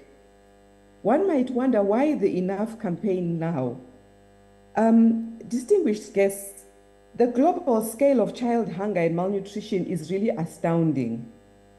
If you look at the figures, we hear that an estimated 148 million children who are under 5 are affected by stunting globally. And unfortunately, 30% of those, or 44 million of those children, are here on our continent in Africa. Furthermore, we see statistics that tell us that globally, 45 million children are affected by wasting. I heard earlier on that in Uganda, the prevalence of stunting is at 24.4%, wasting at 3.2%, and the under 5 mortality is 52 for every 1,000 live births. So colleagues, these statistics are quite alarming, and we know that the stakes that we are faced with are high. So I want to invite us all to be challenged and be reminded to think beyond the data. Because even as we hear these statistics, sometimes we forget that these are lives. These are children's lives. Every number that I have stated represents a human life, a child with their own individual story. I was quite pleased when I heard earlier on, I think it was from Engineer Joseph Eyatu, when he said, you know, we have to be annoyed by these statistics and what we are seeing happening to our children. And even as we declare enough is enough, we should do that with annoyance, because for sure enough is enough. Children in Uganda and across Africa are counting on all of us to join together and to address these challenges of hunger and malnutrition conclusively. And the time to act is now. And we know, colleagues, that the world has enough to provide food. the world has enough to care for every child facing hunger and malnutrition. But why is this not the reality right now, as these statistics have shown us? This is something that must challenge us to do something. We have an entire generation of children that are depending on us to ensure that every child has access to enough nutritious food sourced ethically and sustainably so they can thrive everywhere where they are. And friends, we recognize that as World Vision International, we can't do it alone. So the Enough campaign is very much aligned with Sustainable Development Goal number 2, which focuses on zero hunger. And it also supports other United Nations and Africa Union frameworks. In Africa, World Vision's transformative development initiatives are spread across 27 countries in East, West, and Southern Africa. And we operate from rural agricultural villages to disaster-prone areas, to conflict-prone areas and other fragile contexts. In East Africa alone, we are spread across 9 countries, namely Burundi, Ethiopia, Kenya, Rwanda, Somalia, South Sudan, Sudan, Tanzania, and Uganda, where we are today. And in those countries, World Vision is implementing over 900 projects and reaching 26 million people, 16 million of whom are children in financial year 23 alone. And in financial year 23, we're blessed to also have a budget of more than 944 million United States dollars. And these projects were implemented by 6,500 of our staff. And our programs include child protection, disaster management, economic development, education, food security and resilience, health and nutrition, and water, sanitation, and hygiene. Friends, you may want to know that on the 20th of September 2023, in the USA in New York, World Vision launched its Global Enough campaign alongside the UN General Assembly. And at that launch globally, World Vision International committed to focus the next 3 years on reducing hunger and improving nutrition for more than 125 million children across 67 countries where they are suffering the most. And 27 out of those 67 countries are in our continent in Africa, and 9 are here in our region in East Africa, including Uganda. So globally, in terms of funding to roll out this campaign, World Vision International has also committed to dedicate US $3.4 billion from private sources, institutional donors like governments and UN agencies who are investing in our work, including Vision Fund, through microphone loans to families to support the success of this campaign. After that global launch on 21st February 2024, I had the privilege, alongside other World Vision leaders from across Africa, to launch the continental campaign, Enough campaign, in Addis Ababa on the margins of the AU Heads of State Summit. And at that launch, World Vision East, West, and Southern Africa committed to jointly dedicate US $1.7 billion over the next 3 years to support this Enough campaign.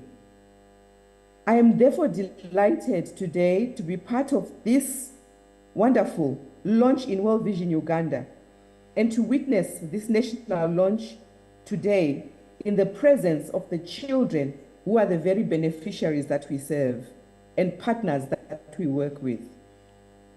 Ladies and gentlemen, this campaign is building on significant impact of our work in partnership with many of you that are in this room today. And this work has had an impact on the urgent and growing hunger situation confronting the continent. This is our global hunger response, which has already reached in its second phase 8 million people in Africa after we received $184 million between October 2023 and June 2024 across 17 countries in Africa. And during phase 1 of our global hunger response, which ran from April 2022 to September 2023, World Vision reached over 20 million people, including 11 million children, across 18 African countries. So the Enough campaign is building on that global hunger response where we've already seen such good impact and also expect to continue to see more as we reach out to more children in partnership with yourselves. And as I said, just as we cannot end hunger and malnutrition alone as one organization, we cannot also do so by responding in isolation from broader development and humanitarian programming needs. So we've made sure that the Enough campaign goals are aligned and integrated in all the programs that we do, in all the advocacy work that we do across World Vision International. For example, we know that drought caused by climate change can also result in children dropping out of school, girls getting married early, or children forced into child labor, further deepening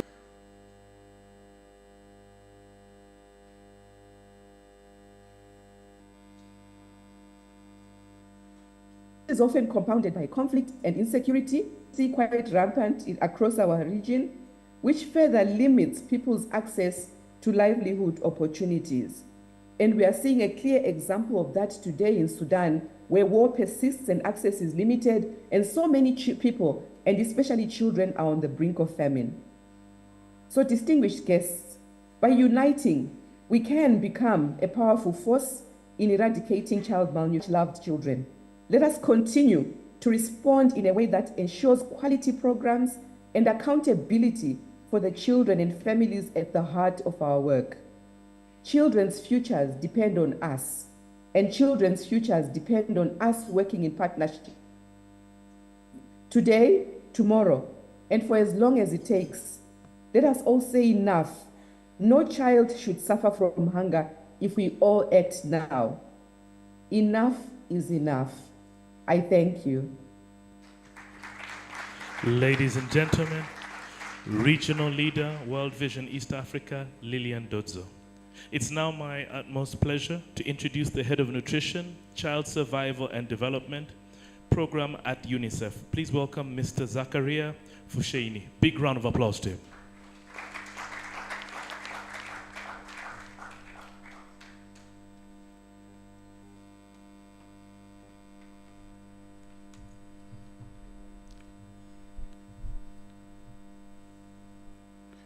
The Right Honorable Rukia Dakama, Third Deputy Prime Minister, Dr. Joyce Kaduka, State Minister of Primary Education, Dr. Diana Anchu Kanzira, Permanent Secretary, Minister of Health,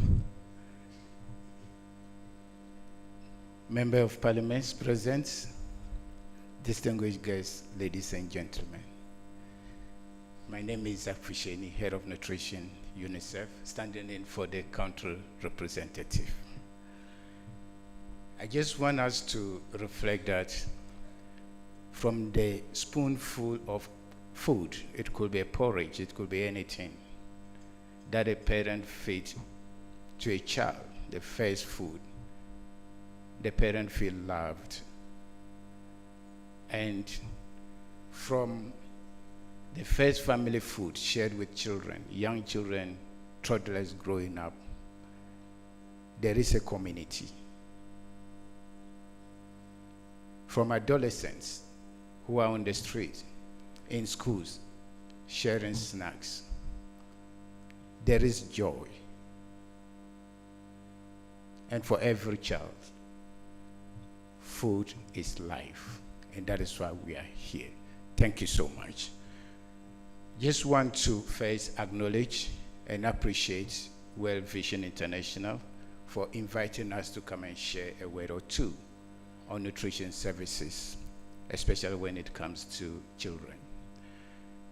Congratulations to the government of Uganda for progressing in most of the nutrition indices that are being mentioned here. We've heard a lot of statistics. We know that the government has made tremendous efforts in reducing stunting, which is a developmental deprivation of children, over the past decade by more than half. This is a great work done by the government. The government has also reduced child wasting to below the SDG target, which is also something we need to applaud the government of Uganda for that. We have seen iodization programs almost eliminated in Uganda because they might not be the need. If you look at the salt iodization, it's almost 100%. Breastfeeding is somewhere around 90%. That is quite a great job. And we want to, again, as UNICEF, thank you on behalf of children for this kind of progress. However, there is a talk about globalization, climate change, urbanization, public health emergencies, and these are issues that are present in Uganda and elsewhere. As a result of this, we still have close to 2 million children who are stunted in the country. We still have about 230,000 children who are severely wasted. These are worrying that there's much more effort that is needed. And we call on the government to make sure that we work together towards reducing this. We need to do two things for children to be able to reverse the high stunting, wasting, etc. If we're able to provide the needed diet for children, that is the food we're talking about, for them to have enough food, they'll be able to grow well. In addition to the food, we need to make sure that we provide appropriate services, nutrition services, at all levels. And when we combine these two with appropriate practices at the household to ensure that caretakers, mothers, all household members support children to be able to feed well, then we will not be talking about malnutrition in Uganda. Of course, we have enough food. We just need to look at how we can do that. Now, just 2 minutes, I'm asked to reflect on the service delivery. If you look at nutrition program elsewhere and in Uganda, there's some simple things we could do. We could look at just counseling of mothers, caregivers at the community level. And these are evidence-based intervention that can help mothers to be able to practice enough and very adequate nutritional well-being for children. We could also look at complementing this, what we call the social behavior change, with simple things like home gardening, like educating children in school, like ensuring that hygiene practices, etc., are addressed. And all this, if we do these simple practices, including ensuring that mothers who are pregnant in our health facilities, they get the needed nutritional services to be able to deliver well, very well-nourished children, then we will be addressing the issue of high stunting and then wasting. And that is why I want us to ask ourselves as a country, are we providing enough services? We still covering only 70,000 out of the 230,000 children who need treatment at our health facilities for severe acute malnutrition. Only 32% of women are not accessing ANC services. I use the word only because I want to acknowledge the government for the progress made in the 68% of pregnant women who are accessing ANC to be given enough nutrition, education, etc. We still have a gap of about 28% of children who did not receive vitamin A supplementation last year, for example. So from this, we could see that there's still more to do. We may not be providing enough services for children. So we're calling on you to ensure that we work together towards ensuring services are provided. How can we do this? The government have what we call the Uganda National Action Plan, which is the nutrition action plan needed to accelerate growth. And I guess the Right Honorable Prime Minister is fully aware of the effort the ministry and the government is doing around this. We have costed that plan. If we could fund that plan, which is basically in 5 years' time, I think around $890 million for 5 years, we know the return of investment is going to bring. and that is not too much for children to ask, to ensure that this plan is invested fully enough to be able to provide services. Human resource is the number one services that we call on you to provide investment for nutrition. Minister of Health, we thank you for the effort you are making on that, but we feel that the gap in nutrition cadet is huge. If you go to the communities, go to the facilities, you still have some of these gaps, and we want to call on you to ensure that enough human resources for nutrition is provided. We also know that supplies, nutrition supplies and essential medicines are critical. Vitamin A supplementation, the ready-to-use therapeutic food, supplementary food, we have micronutrients, etc. Are they adequate in our facilities? Perhaps no, because if you consider the iron folate supplementation, for example, we haven't suboptimal provision for mothers who need them. And these are services that we need to fund and support to ensure that we have adequate nutrition services that are very much enough for everyone. Perhaps let me mention the issue around demand creation. It seems we've forgotten it when we're looking at service provision. If you look at the supply side, yes, we provide all what is needed, but in the communities, are we creating the demand for the household to be able to ensure that they have the necessary knowledge to impact on the communities and from others?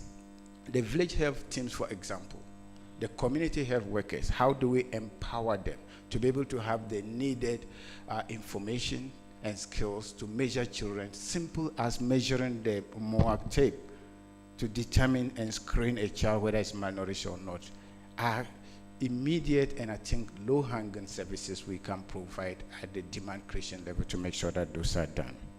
So as we launch this Enough campaign, I just want to let you know that UNICEF at the global level earlier this year in June launched what we call the child food poverty. And child food poverty is just looking about children who have the ability to eat the minimum diversified diets that are needed for healthy growth. 5 out of 8 diets. A child not meeting it has a child food poverty. Uganda, we know child food poverty is around 90%. Severe child food poverty is around 24%. That is not good enough. Similar trend in other countries. So in other words, governments need to do more, partners need to do more, communities need to do more to reverse this. We also launched what we call the No Time to Waste, which also is at the global level, and thank you, Honorable Prime Minister, for launching it during the Nutrition Forum, the No Time to Waste campaign in Uganda, to reverse the child wasting challenges that exist in our communities. And I think there is complementarity between Enough campaign, the No Time to Waste campaign, and the child food poverty campaign that we can coordinate and work together to ensure that we reverse the stunting trend, the wasting trend, and the micronutrients trend to be able to reduce what we call the double burden of malnutrition. That in that case, I want to add lastly that overweight and obesity among children are something that are coming up.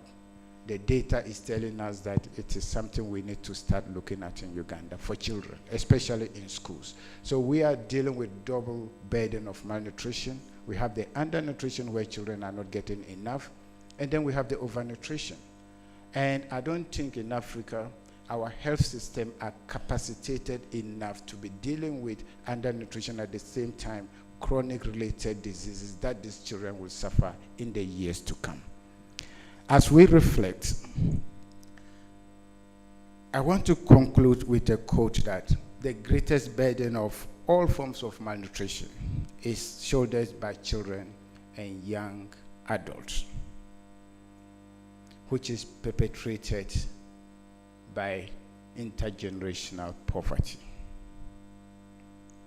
In all its forms, malnutrition is a right for a child and a young person. It's their fundamental right, and I call on all of us to ensure that we uphold this right, to ensure we provide enough services for the children to be able to live up to their fullest potential. Thank you and all the best. Thank you, Mr. Zakaria, for inspiring us. Madam Guest of Honor, up next, I'm introducing to you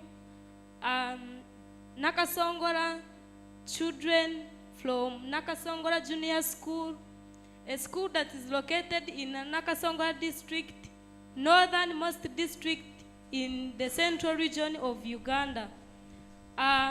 Children from Nakasongola district, you are welcome. Let's give them a hand clap as they are coming.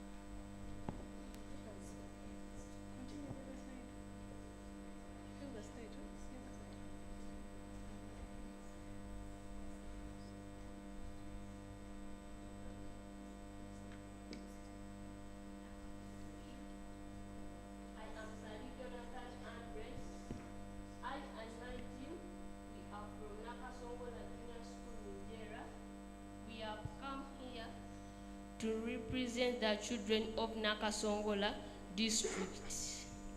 We are going to present a poem titled, Who is to Blame?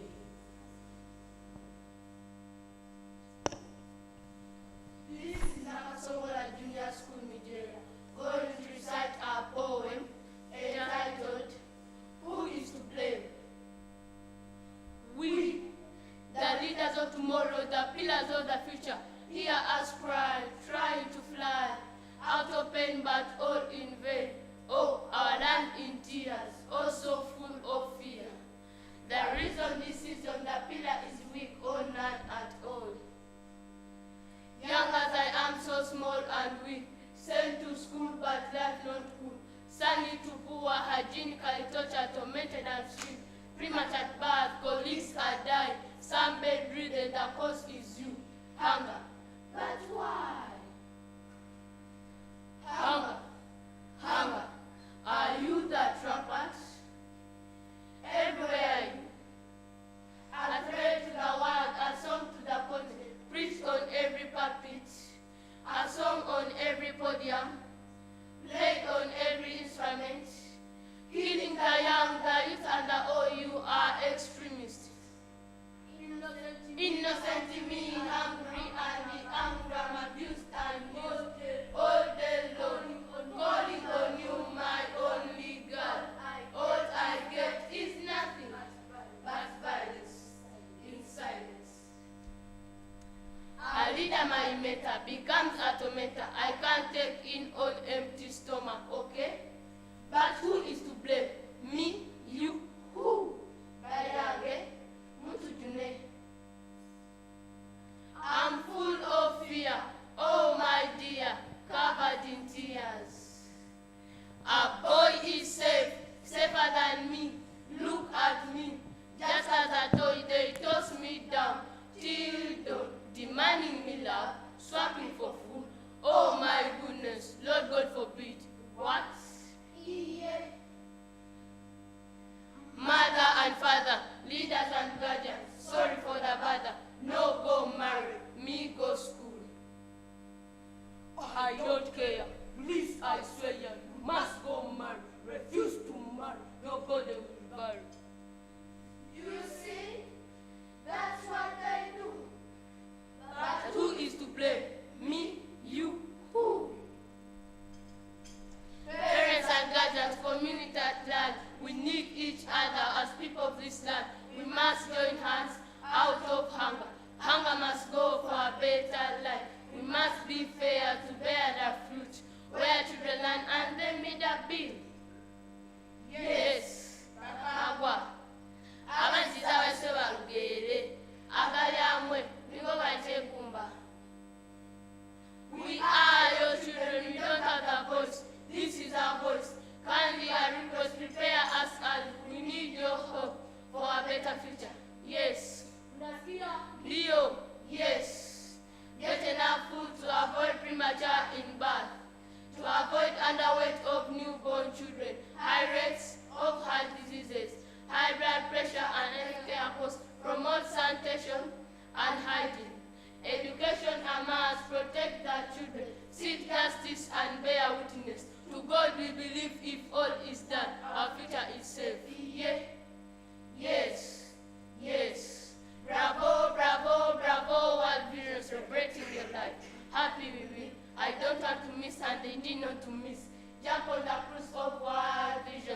on yourself. Move by the clock, time and time.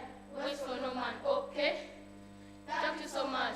World Vision supporting the nation in all our ventures. May God bless you. Wow. Yes, our call is hard. God is great. We are safe at last. Life was hard. Never again. Children will fit and grow. Children will fit to grow. Together they will live in joy. Mwah. Mwah.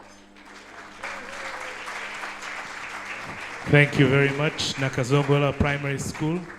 Ladies and gentlemen, we'd like to now take this opportunity to welcome to the podium the Permanent Secretary, Ministry of Health, Dr. Diana Atwine. Round of applause.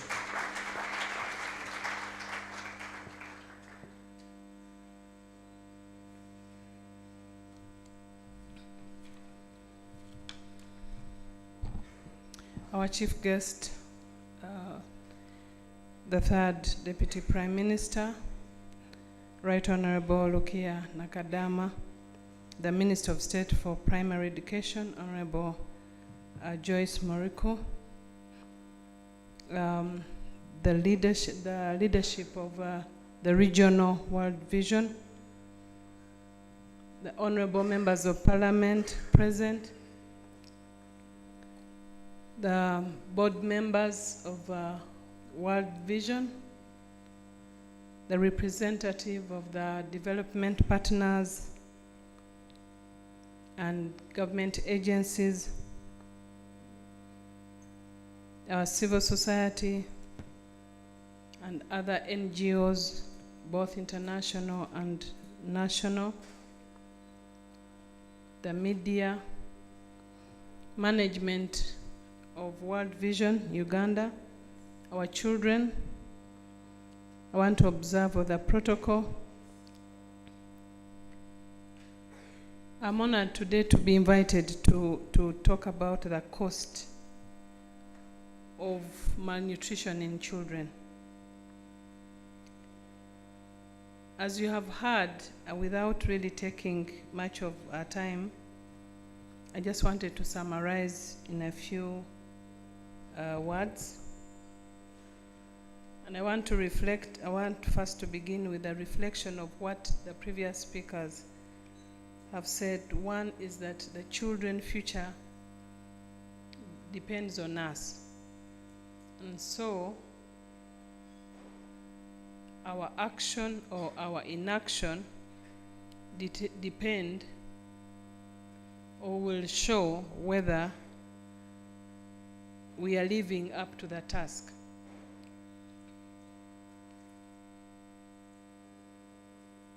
Child hunger and malnutrition is a bigger problem, and we want to thank World Vision to work with government to put this on your agenda, responding to the global call, the regional, and also at national level. As you all know, I will not go through what even the children have talked to us here today. Child hunger and malnutrition has a diverse effect on child survival and the child well-being, with many consequences, especially on development per capita, economic productivity, and national development. And these consequences, they are also of a great concern for policymakers and decision makers in this country. So when we look at a report of 2022, the UADHS, 26% of children aged 6 months to 59 months, we saw that they were stunted, and that is a big percentage for a country, especially the country that has a big percentage of the young population. And I must say, we want to congratulate everyone who has been working to make sure that we make progress. I think as a country, we have made significant progress in the last number of years. However, we still need to put in more effort, to work together to end hunger and malnutrition. As you have heard before, malnutrition affects education, child's education. Because this is factual, it is scientific, there has been a linkage between the stunting, malnutrition, and poor performance in school. That one, it's not speculation, it is factual, it is statistically significant.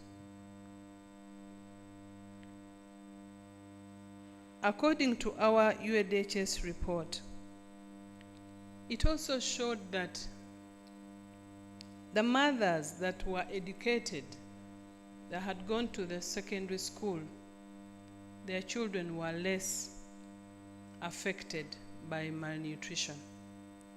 And that calls for ensuring that our young girls go to school and get to higher classes, because that is also one magic bullet to better well-being of our children.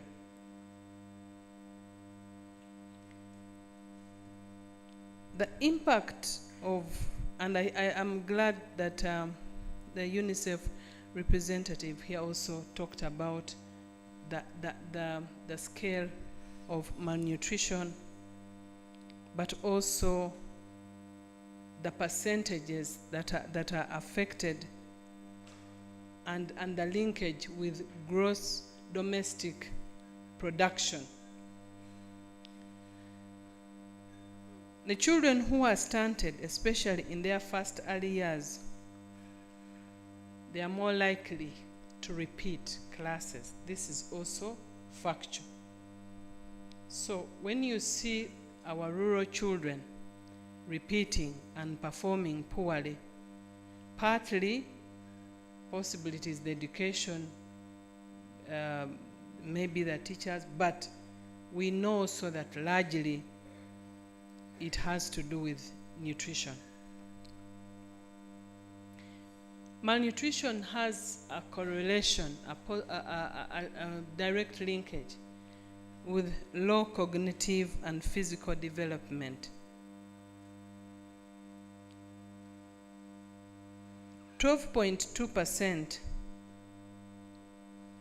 of school repetition, the children who repeat, are directly associated with malnutrition.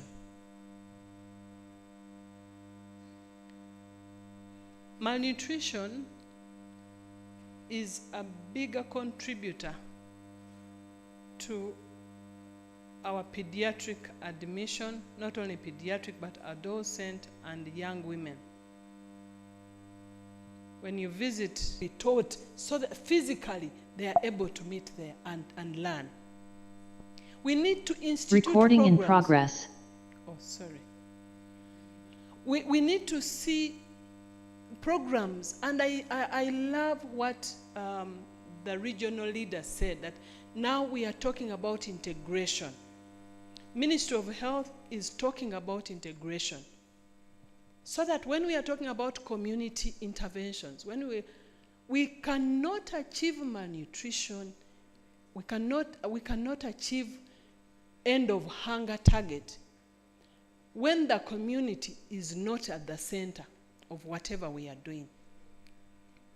So intercollaboration, interagency collaboration, we need to have policies that are implementable. We want to see bylaws in districts, in regions, based on their food, the foods they produce, and we want to see the policies and guidelines and protocols and bylaws that are implementable at community level. We can have laws and guidelines and we put them on the shelves. If we do not translate these as actionable points at community level, They remain very nice guidelines with the flag of Uganda, colors of Uganda on the front page, and they gather dust on our shelves. And we need to really, we just need to change the modus operandi of what we do on a daily basis, as leaders, as communities, as implementers, as the community. The other thing is community sensitization. I know civil society has been in the community, we have leaders, we have implementers, we have other structures to support us to deliver message to the community. But what does that mean? Is community sensitization only going to, we hold, seminars and then, no, it is about demonstration. People learn better when they see. What demonstrations are we doing in the community that can wake us up at community level to embrace this practice? So community sensitization, community ownership, so that they don't see the program as World Vision program. They will not, I'm about to finish, Madam Joyce, I know that. The community must own the program. If they see the intervention as World Vision, this Ministry of Agriculture coming from this and that, this NGO, it will be just like, it will be superficial.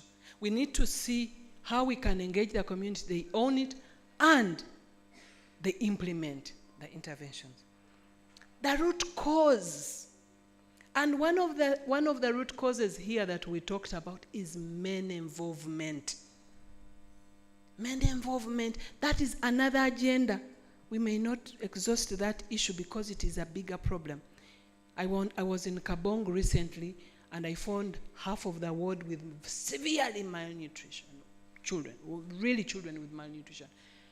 And we were giving supplements, and the woman, one of the women I found outside, and she told me, I don't want to go home, because when I go home, my supplements, when I take, my husband sells them, and he goes to drink. Women go to gardens and have food, they dig, they prepare the food for their family. When they are about to harvest, men come and beat them, and women go away. They harvest the food, take to and drink alcohol. When the time for planting comes, they go and say, we are reconciling, please come home. All the problems we had, we are so that the woman comes to start preparing the food again. So men involvement is a bigger issue. And integration of our services. When we go to the community, can we sit together? Can we see on the round table wherever we are, we see representation. When we are implementation, when we are sensitizing, can we take the message as integrated? Thank you very, very much. I just want to say that although the effort is made, we need a lot to do. We have the best food in Uganda. It is a paradox that we have malnutrition in Uganda. But how do we change this? We need to change the attitude. We need to change the way we approach. We need to put in place mechanisms that bring all of us together on the table and we integrate our messages and implementation. Thank you very much. Allow me to invite Honorable Joyce Moriku to make her remarks. Thank you very much.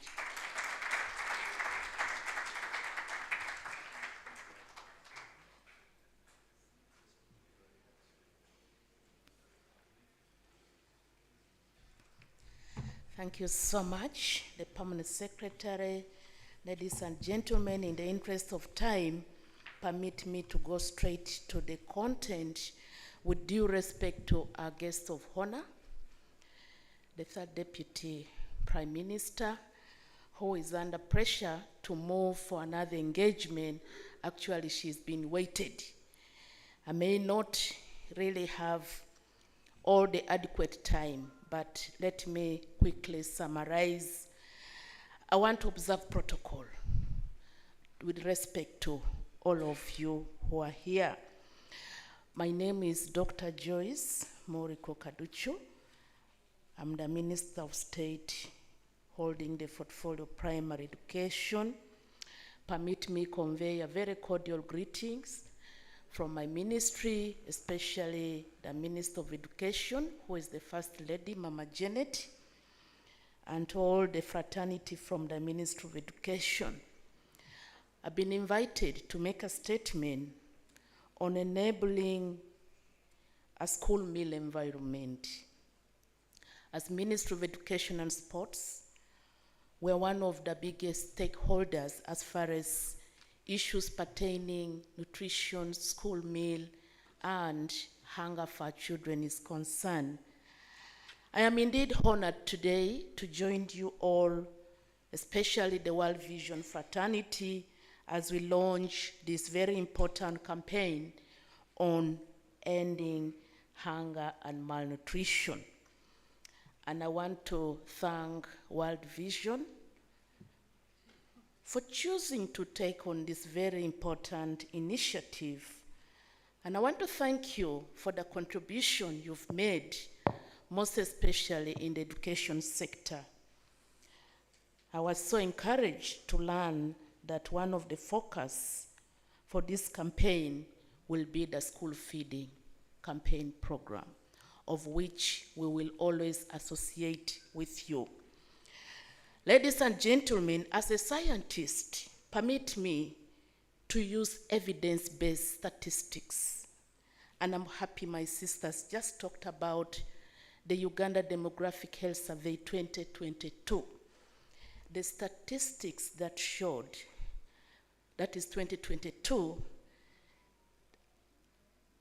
our sister talked of 24.4, but my sister talked of 26% of our children countrywide are stunted, and 3.2% are wasted. 3.2%.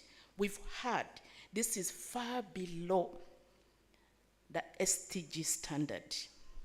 We also have overweight, the children who are overweight, which is much higher than children who are wasted. 3.4% of our children are overweight. And those who are underweight stands at 9.7%. What is this statistic teaching us today? Apparently, the issue of hunger, the issue of no food, absolutely is not the biggest problem in Uganda. Because if you can have 3.4% of children overweight, obese, and 3.2 who are wasted, this is malnutrition, both underweight and overweight, meaning that we have to bring the two extremities together. And this is where we need to talk about the quality of food we give for our children, the nutrients that we must teach our people for the children to eat. I have to really state that feeding and nutrition is fundamental for the attainment of quality education. And we start this with breastfeeding. The same statistics said exclusive breastfeeding within the first 6 months stands at 87%, close to 90%, which we must give credit to the team from Ministry of Health and the entire people of Uganda. Breastfeeding within the first hour of birth stands at, I think it stands at 82%. 96% of our children, by 2 years, they were breastfed. That alone speaks volume as far as issues of hunger, malnutrition, underweighting, and obesity is concerned. So what does this teach us? Ladies and gentlemen, for us in education, In 1997, the government of Uganda, through His Excellency, the President of the Republic of Uganda, UPE was brought on board. And because of that, we saw significant enrollment in the primary education sector, from 2.5 million to 5.3 in 1997 within 1 year.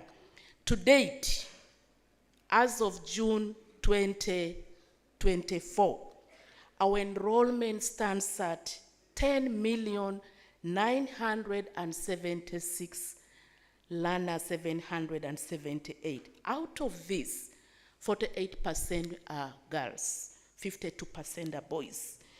Much as we are celebrating the huge population of learners in our education sector, we still have challenges of feeding our children, but I am happy in the discussions we brought on board the issue of Education Act of 2008, which act is still in use. I am happy the members of parliament are here.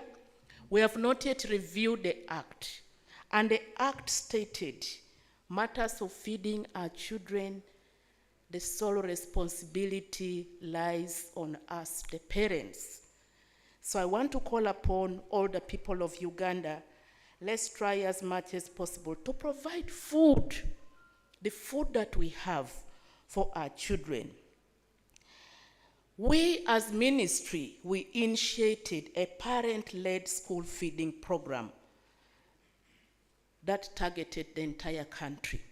And in 2018, the First Lady, who is Mama Janet, the minister, took the initiative personally to tour the entire country, to spread the message, to sensitize the parents on the importance of school feeding. And there were 4 options in this program. 1, a situation where parents are expected to pack food for learners. 2, children can go back home for a midday meal for those whose homes are closer. 3, cash contribution, but this has been misused. And 4th is contribution in kind. However, ladies and gentlemen, this has been really what is in the policy, that the parents have to take the first initiative in ensuring that the children are well fed. I want in a special way really to state that we have a school feeding program for Karamoja region. Ministry of Education, together with our partners, we prioritize the school feeding program for Karamoja that has been supported through World Food Program and other partners. And this was well coordinated using homegrown food instead of really looking for handouts. Ladies and gentlemen, as I said, in 2017, we formed a multi-stakeholders working group to coordinate, to support, and to mobilize. And I call all our partners, let's support this policy so that we will be able to be really implement the policy for our country. As I conclude, ladies and gentlemen, it is true that statistics speaks volume. When we look at our dropout rate, the completion rate for our children, it is so scaring. In 2010, we had a total of 1,943,000 learners in primary 1. When they went through 2016, only 630,000 sat PLE, translating to 32 completion rate. Then in 2014, a total of 1,932,000 were in P1. They went through to P7, and in 2020, only 740,000 sat PLE, translating to a completion rate of 38%. While between 2016 and 2022, those who joined primary 1 and completed primary 7 and sat PLE, the completion rate stands at 44%. When investigation and science did studies to find out the probably dropout reasons, among the very critical reasons why the children are dropping out is the issue of feeding. We have food available in our community, in our families, but oftentimes this food is not available to the children. The food may be available, the right quality, the right quantity is not available to the children. That's why the stunting level, the statistics from Ministry of Health shows that percentage we are talking about is actually higher in our well-grown places like Bushenyi, like Western Uganda, where there are plenty of milk, plenty of food, but children are still stunted, signifying the food is not being given to our children. And in 2015 to 2016, the statistics we have indicated within 1 year, the dropout from P1 to P2 stands at 26.6%. Because in 2015, a total of 1,842,000 children joined primary 1. And within 1 year, 489,000 dropped out, translating to 26.6%. That shows that our children are dropping out right from a tender age, from primary 1, transiting to primary 2 up to 7. So I want to call upon all of us to support this initiative. As Ministry of Education and Sports, I want to pledge a total commitment to continue supporting efforts that is geared towards improving school attendance and improving the learning outcome. We pledge to support this campaign as we seek to secure an effective and sustainable parent-led school feeding program that will provide adequate nutrition for our children to be able to learn effectively. Ladies and gentlemen, indeed, my brother, good brother, is asking about the issue of policy because the policy is still parent-led feeding program, meaning that our parents take the key critical priority in feeding the learners. But in the event that we review this policy and we make it to turn the other way around, that will be most welcome. And I call upon all of us who are here. The policy still remains the Education Act of 2008, which stipulates clearly on page 12 the role and responsibility of parents and guardians. Among them, number C is to provide food, provide clothes, shelter, medical care, and transport for the learners. But we are always open. Our doors as Ministry of Education and Sports will remain open for further consultation, for further discussion to ensure in case of policy review and we adapt to what is good for the future of our country. I must say, the dark is not so dark because there is a moon.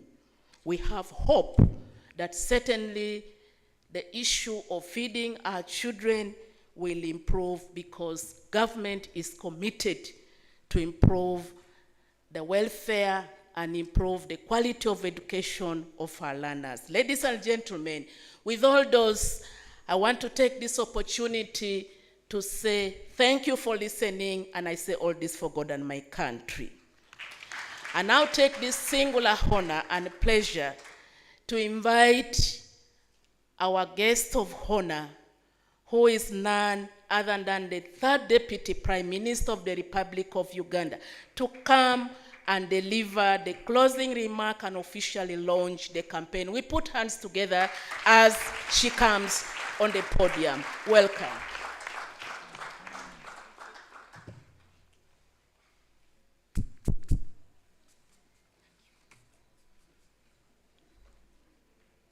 Thank you, Honorable Minister.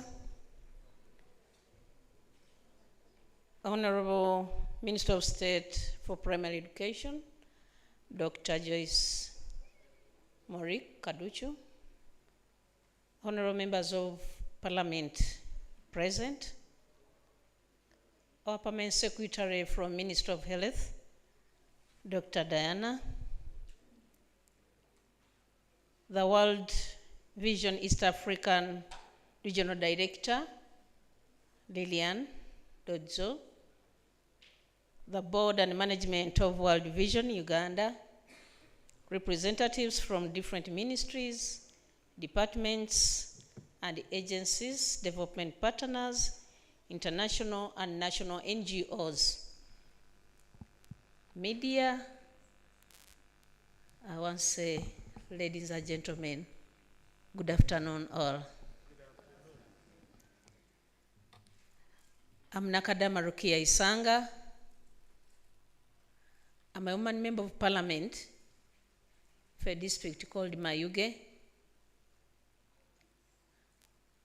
And I'm the third Deputy Prime Minister and Minister without portfolio in the Republic of Uganda.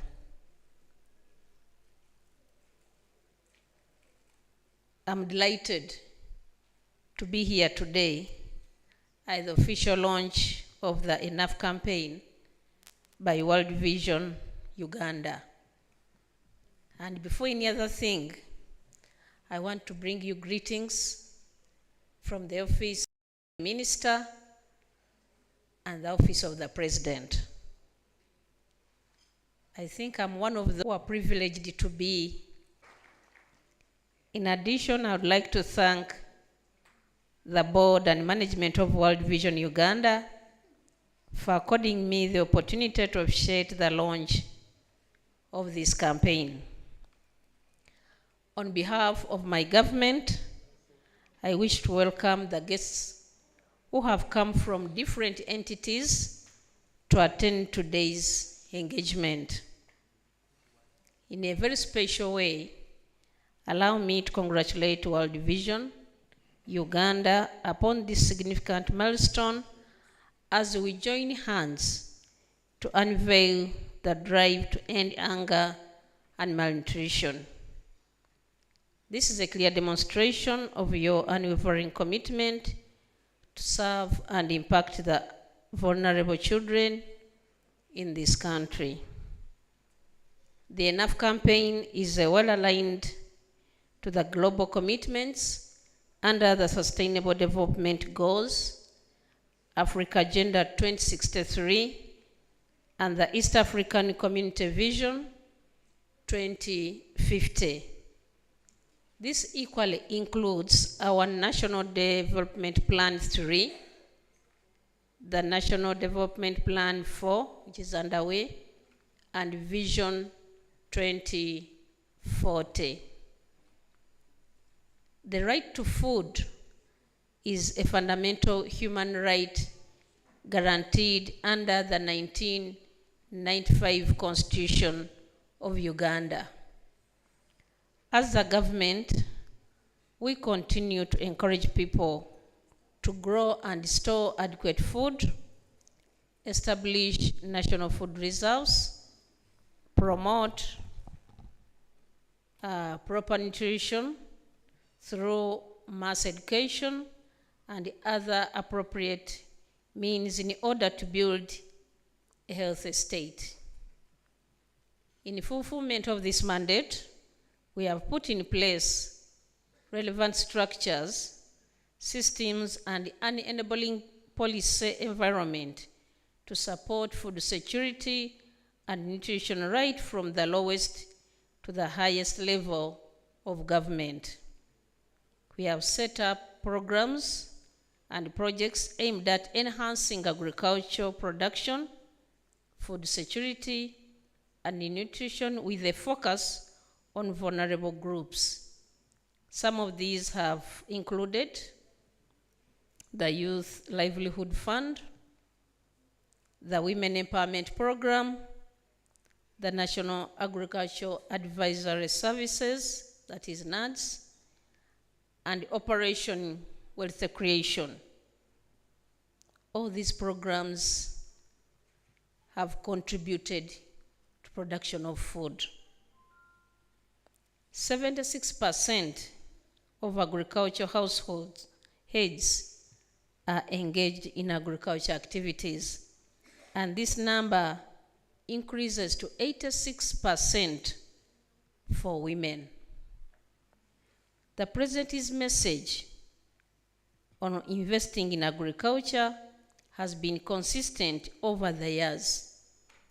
We have to modernize agriculture to be able to produce more for consumption and a wider market beyond our borders. Over the years, we have all witnessed considerable shift in Uganda's food systems, right from the point of production to having food on the table. We have just had some good progress. However, the way we produce, we package, we market, we transport, and consume food in many parts of the Uganda raises critical issues of concern. The children were asking, whom should we blame? The narrative of Uganda being Africa's food basket has changed. We are experiencing climate change effects in the form of increased floods, droughts, and unpredictable weather patterns. Amidst these challenges, we still find that only 3% of our agriculture households at a national level are using irrigation, and 25% are using improved seeds. Only 5% of our households are receiving advice from an extension worker. And I think this is the reason that we wouldn't have been in this hall if we wanted to touch the real problem. Because when we put this meeting here, we are talking to those who are already saved. We are talking to the savees. People who are not yet saved are far from this place. They are on ground. Why should we bring such a meeting or a launch in a hotel? It is not proper for us to talk to ourselves, because here we are talking to ourselves. The person who is the implementer of this program is not here.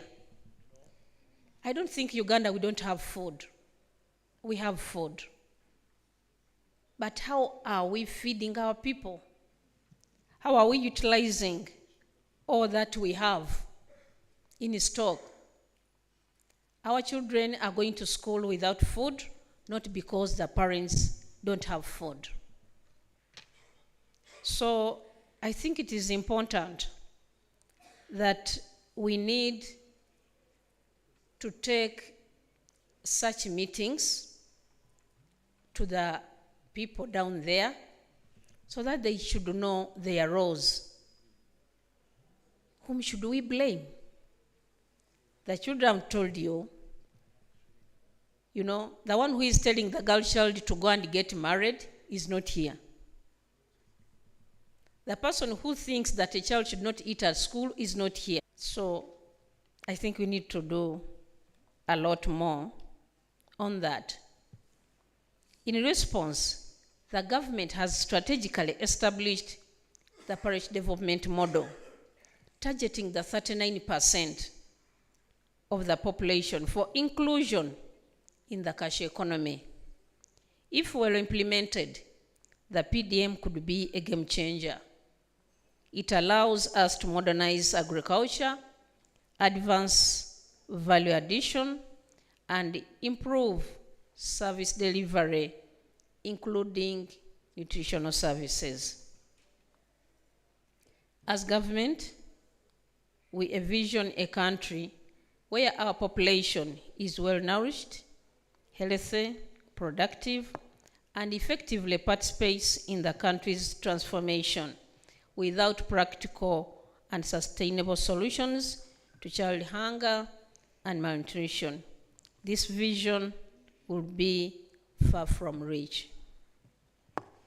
From this discussion held here today, it is evident that we can still do more to secure the livelihood of our people.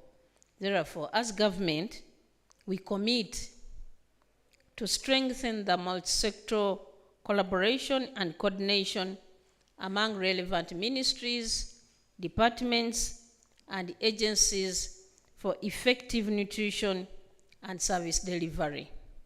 A clear position on how we deal with the issue of feeding in schools. Let our parents not think that when a child goes to school under UPE or what is the other, secondary education? Yes, USE. It is the school, it is the government that should provide that person with food. I always tell them in my constituency, it's good that I have some people, World Vision from Mayuge, they are here.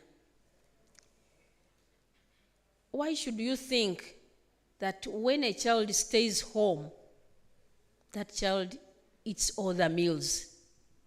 They eat breakfast, they eat lunch, they eat dinner, and so on and so forth. Plus all the fruits on the village, in their gardens. But when this child goes to school, there is nothing that that person will eat. And they also have a habit of telling them, please, don't go to school, you go and help us. That day, this child is going to eat everything at home. When it is time for schooling, there is no food. And that's why we have the dropout rate the minister has given us at that high level. Because, you know, they decide which is which. Should I go to school or I remain home? When I remain home, the advantages are more. When I go to school, you know, teacher is not going to give me anything. Instead, I'm going to be caned because I've failed a certain number. And he's failing a certain number because he has been missing for so many days. He has to catch up with these ones who have been around. So this person ought to stay home instead of going to school. We shall continue to lobby and influence budget increment to the agricultural sector to meet the African Union's Maputo Declaration of 2003 and Malabo Declaration of 2014, which targets at least 10% for sustainable. People have food. Those who have the opportunity, they are eating and they are becoming obese because of the food, too much food, not controlled, no education. Those ones are there. If she was to tell us the statistics of those people who are obese, I think they are alarming, including the elderly. Our people are not controlling themselves the way they eat. So that one again is a problem on the side of our PS, Dr. Diana. And then the children are also following what is going to cause us problems to start looking, because the fact even now, we have to look for that medicine. So for them, they are eating food as, they have to eat medicine as food. We have to be educated. We have to educate them so that they don't eat in an undirected way or educated way. The Enough campaign opens doors for greater collaboration and opportunities to scale up initiatives on increasing food production and eliminating malnutrition. I urge relevant ministries, departments, and agencies, including households, to embrace the campaign so that we can collectively put a stop to hunger and malnutrition. As I conclude, I wish to thank World Vision Uganda once again for hosting us today and the extended opportunity for us all to engage and affect lives in Uganda together. I now take this singular honor of launching the Enough campaign. How am I going to launch it? Do you have something? Yes, Right Honorable. We'd like you to kindly stand down. There is that screen. I'd like you also to come with Honorable Dr. Joyce and Dr. Diana. So now together, let us aim at providing enough to end child hunger and malnutrition. For God and my country, we are going to launch it from down. Yes, please. Thank you for listening to me. So, ladies and gentlemen, our guest of honor is going to walk to the screen. The screen is going to be projected on the giant screen. As they sign, their signatures will be captured. I will also ask the Right Honorable Speaker Mary, Right Honorable Speaker Alan, and then also our members of Parliament, all of our other distinguished guests, the board chair.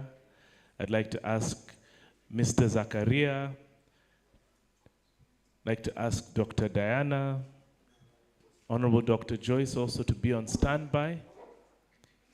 So as they sign, their signatures are going to be captured on the screen above. So you will see that there is actually a commitment on behalf of the government of Uganda and on also their own behalves to end child hunger and malnutrition. Let's give them a big round of applause, ladies and gentlemen, as they append their signatures.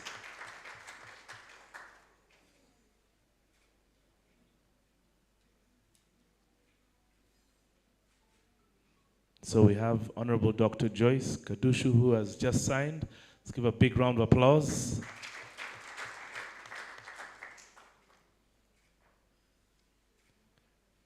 So Dr. Diana Twine has also signed.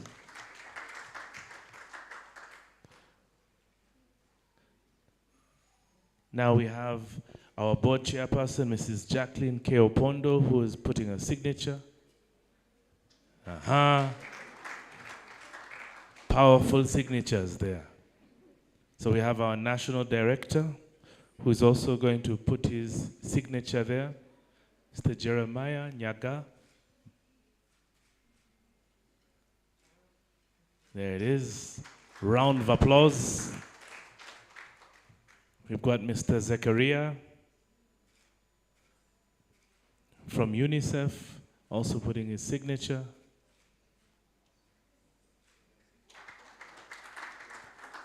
Then we have our representatives from the Children's Parliament, Right Honorable Speaker Alan, Right Honorable Speaker Mary. All right.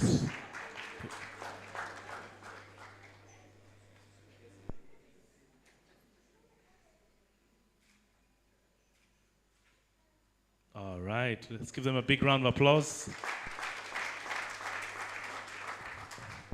Our guest of honor would like you to probably stand together for a group picture. Members of the photography team, would you like them on the stage? Is that better? And I'd like to kindly ask that we kindly remove the signatures from the screen so that we've got a better picture. Let's go to something black, fade to black, please. I think there's a better backdrop. Could we have the members of parliament also to append their signatures as we are taking those final pictures? Kindly do not delete. Let's have our members of parliament to actually also be on standby and append your signatures as a commitment that we are going to work together in terms of policy, to partner together with all of our collaborators and government.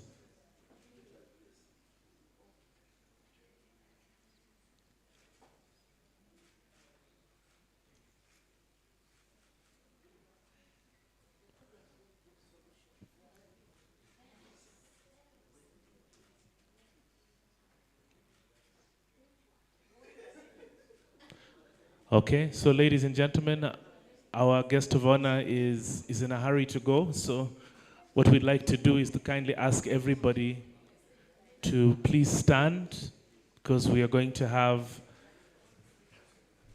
the East African anthem. Now, yes. Yeah, now I launch the Enough campaign. Now I take the opportunity to launch the Enough campaign. I thank you and congratulate World Vision and everybody, including the Minister of Education.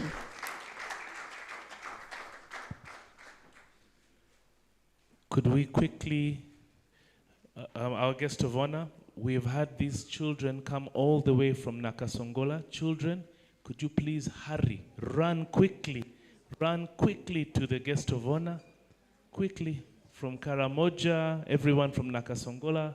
Please, it would be an honor to have you. You are our special guests of the day.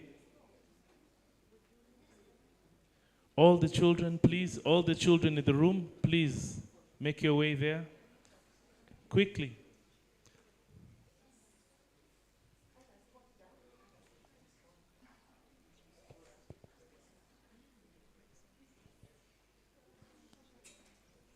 If even the chaperones, the teachers, Teacher David, I'm not seeing you there.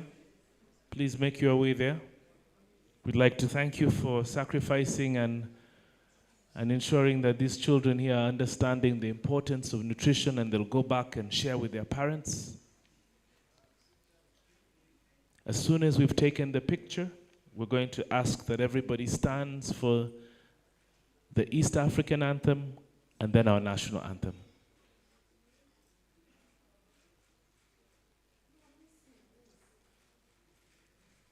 Fantastic. Yes, feel free to take as many pictures with the Right Honorable. Feel free.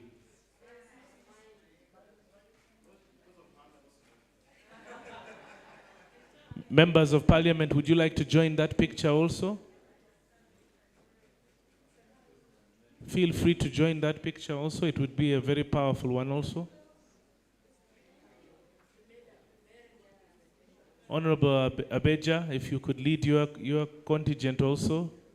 And we have quickly have the members of parliament together. And the parliamentary forum.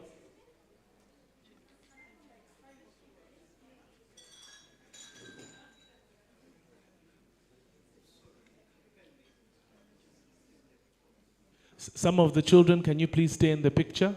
Yes, thank you very much. Some of the children, please stay in the picture.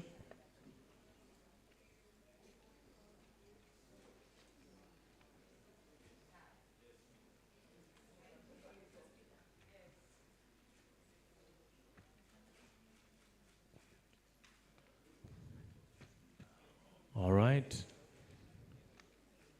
Wonderful. Oh, could we also have ASP Adeke? Could I please have you also in that picture? We need commitment also from the police. ASP, please I cannot have you missing in that picture. You're very important. Please, let's just have that picture with you there.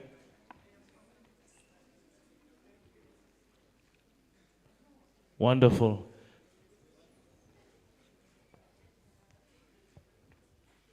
Thank you very much. Ladies and gentlemen, can we please be upstanding for the East African anthem and then the national anthem?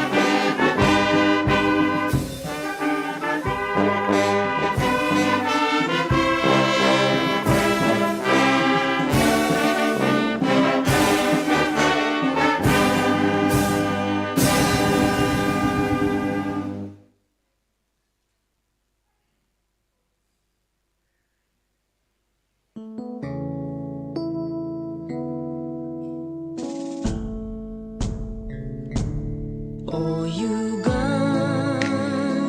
may God uphold thee. We lay our future in thy hand. United,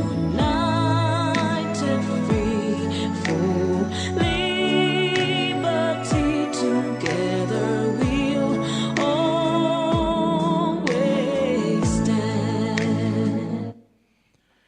Thank you very much, our guest of honor. We'd like to thank Honorable Dr. Joyce, Dr. Diana, Mr. Zakaria.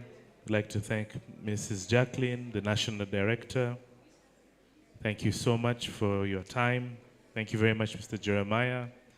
I'd like to thank all of our panelists. I'd like to thank the speakers from the different schools, distinguished guests, ladies and gentlemen, members from the press corps. We have given you an opportunity to engage with some of our guests right outside of the door. So if there are a couple of opportunities to speak to the guests, please take advantage of it. We'd like to ask everybody to please remain seated. Everybody has been given coupons for lunch.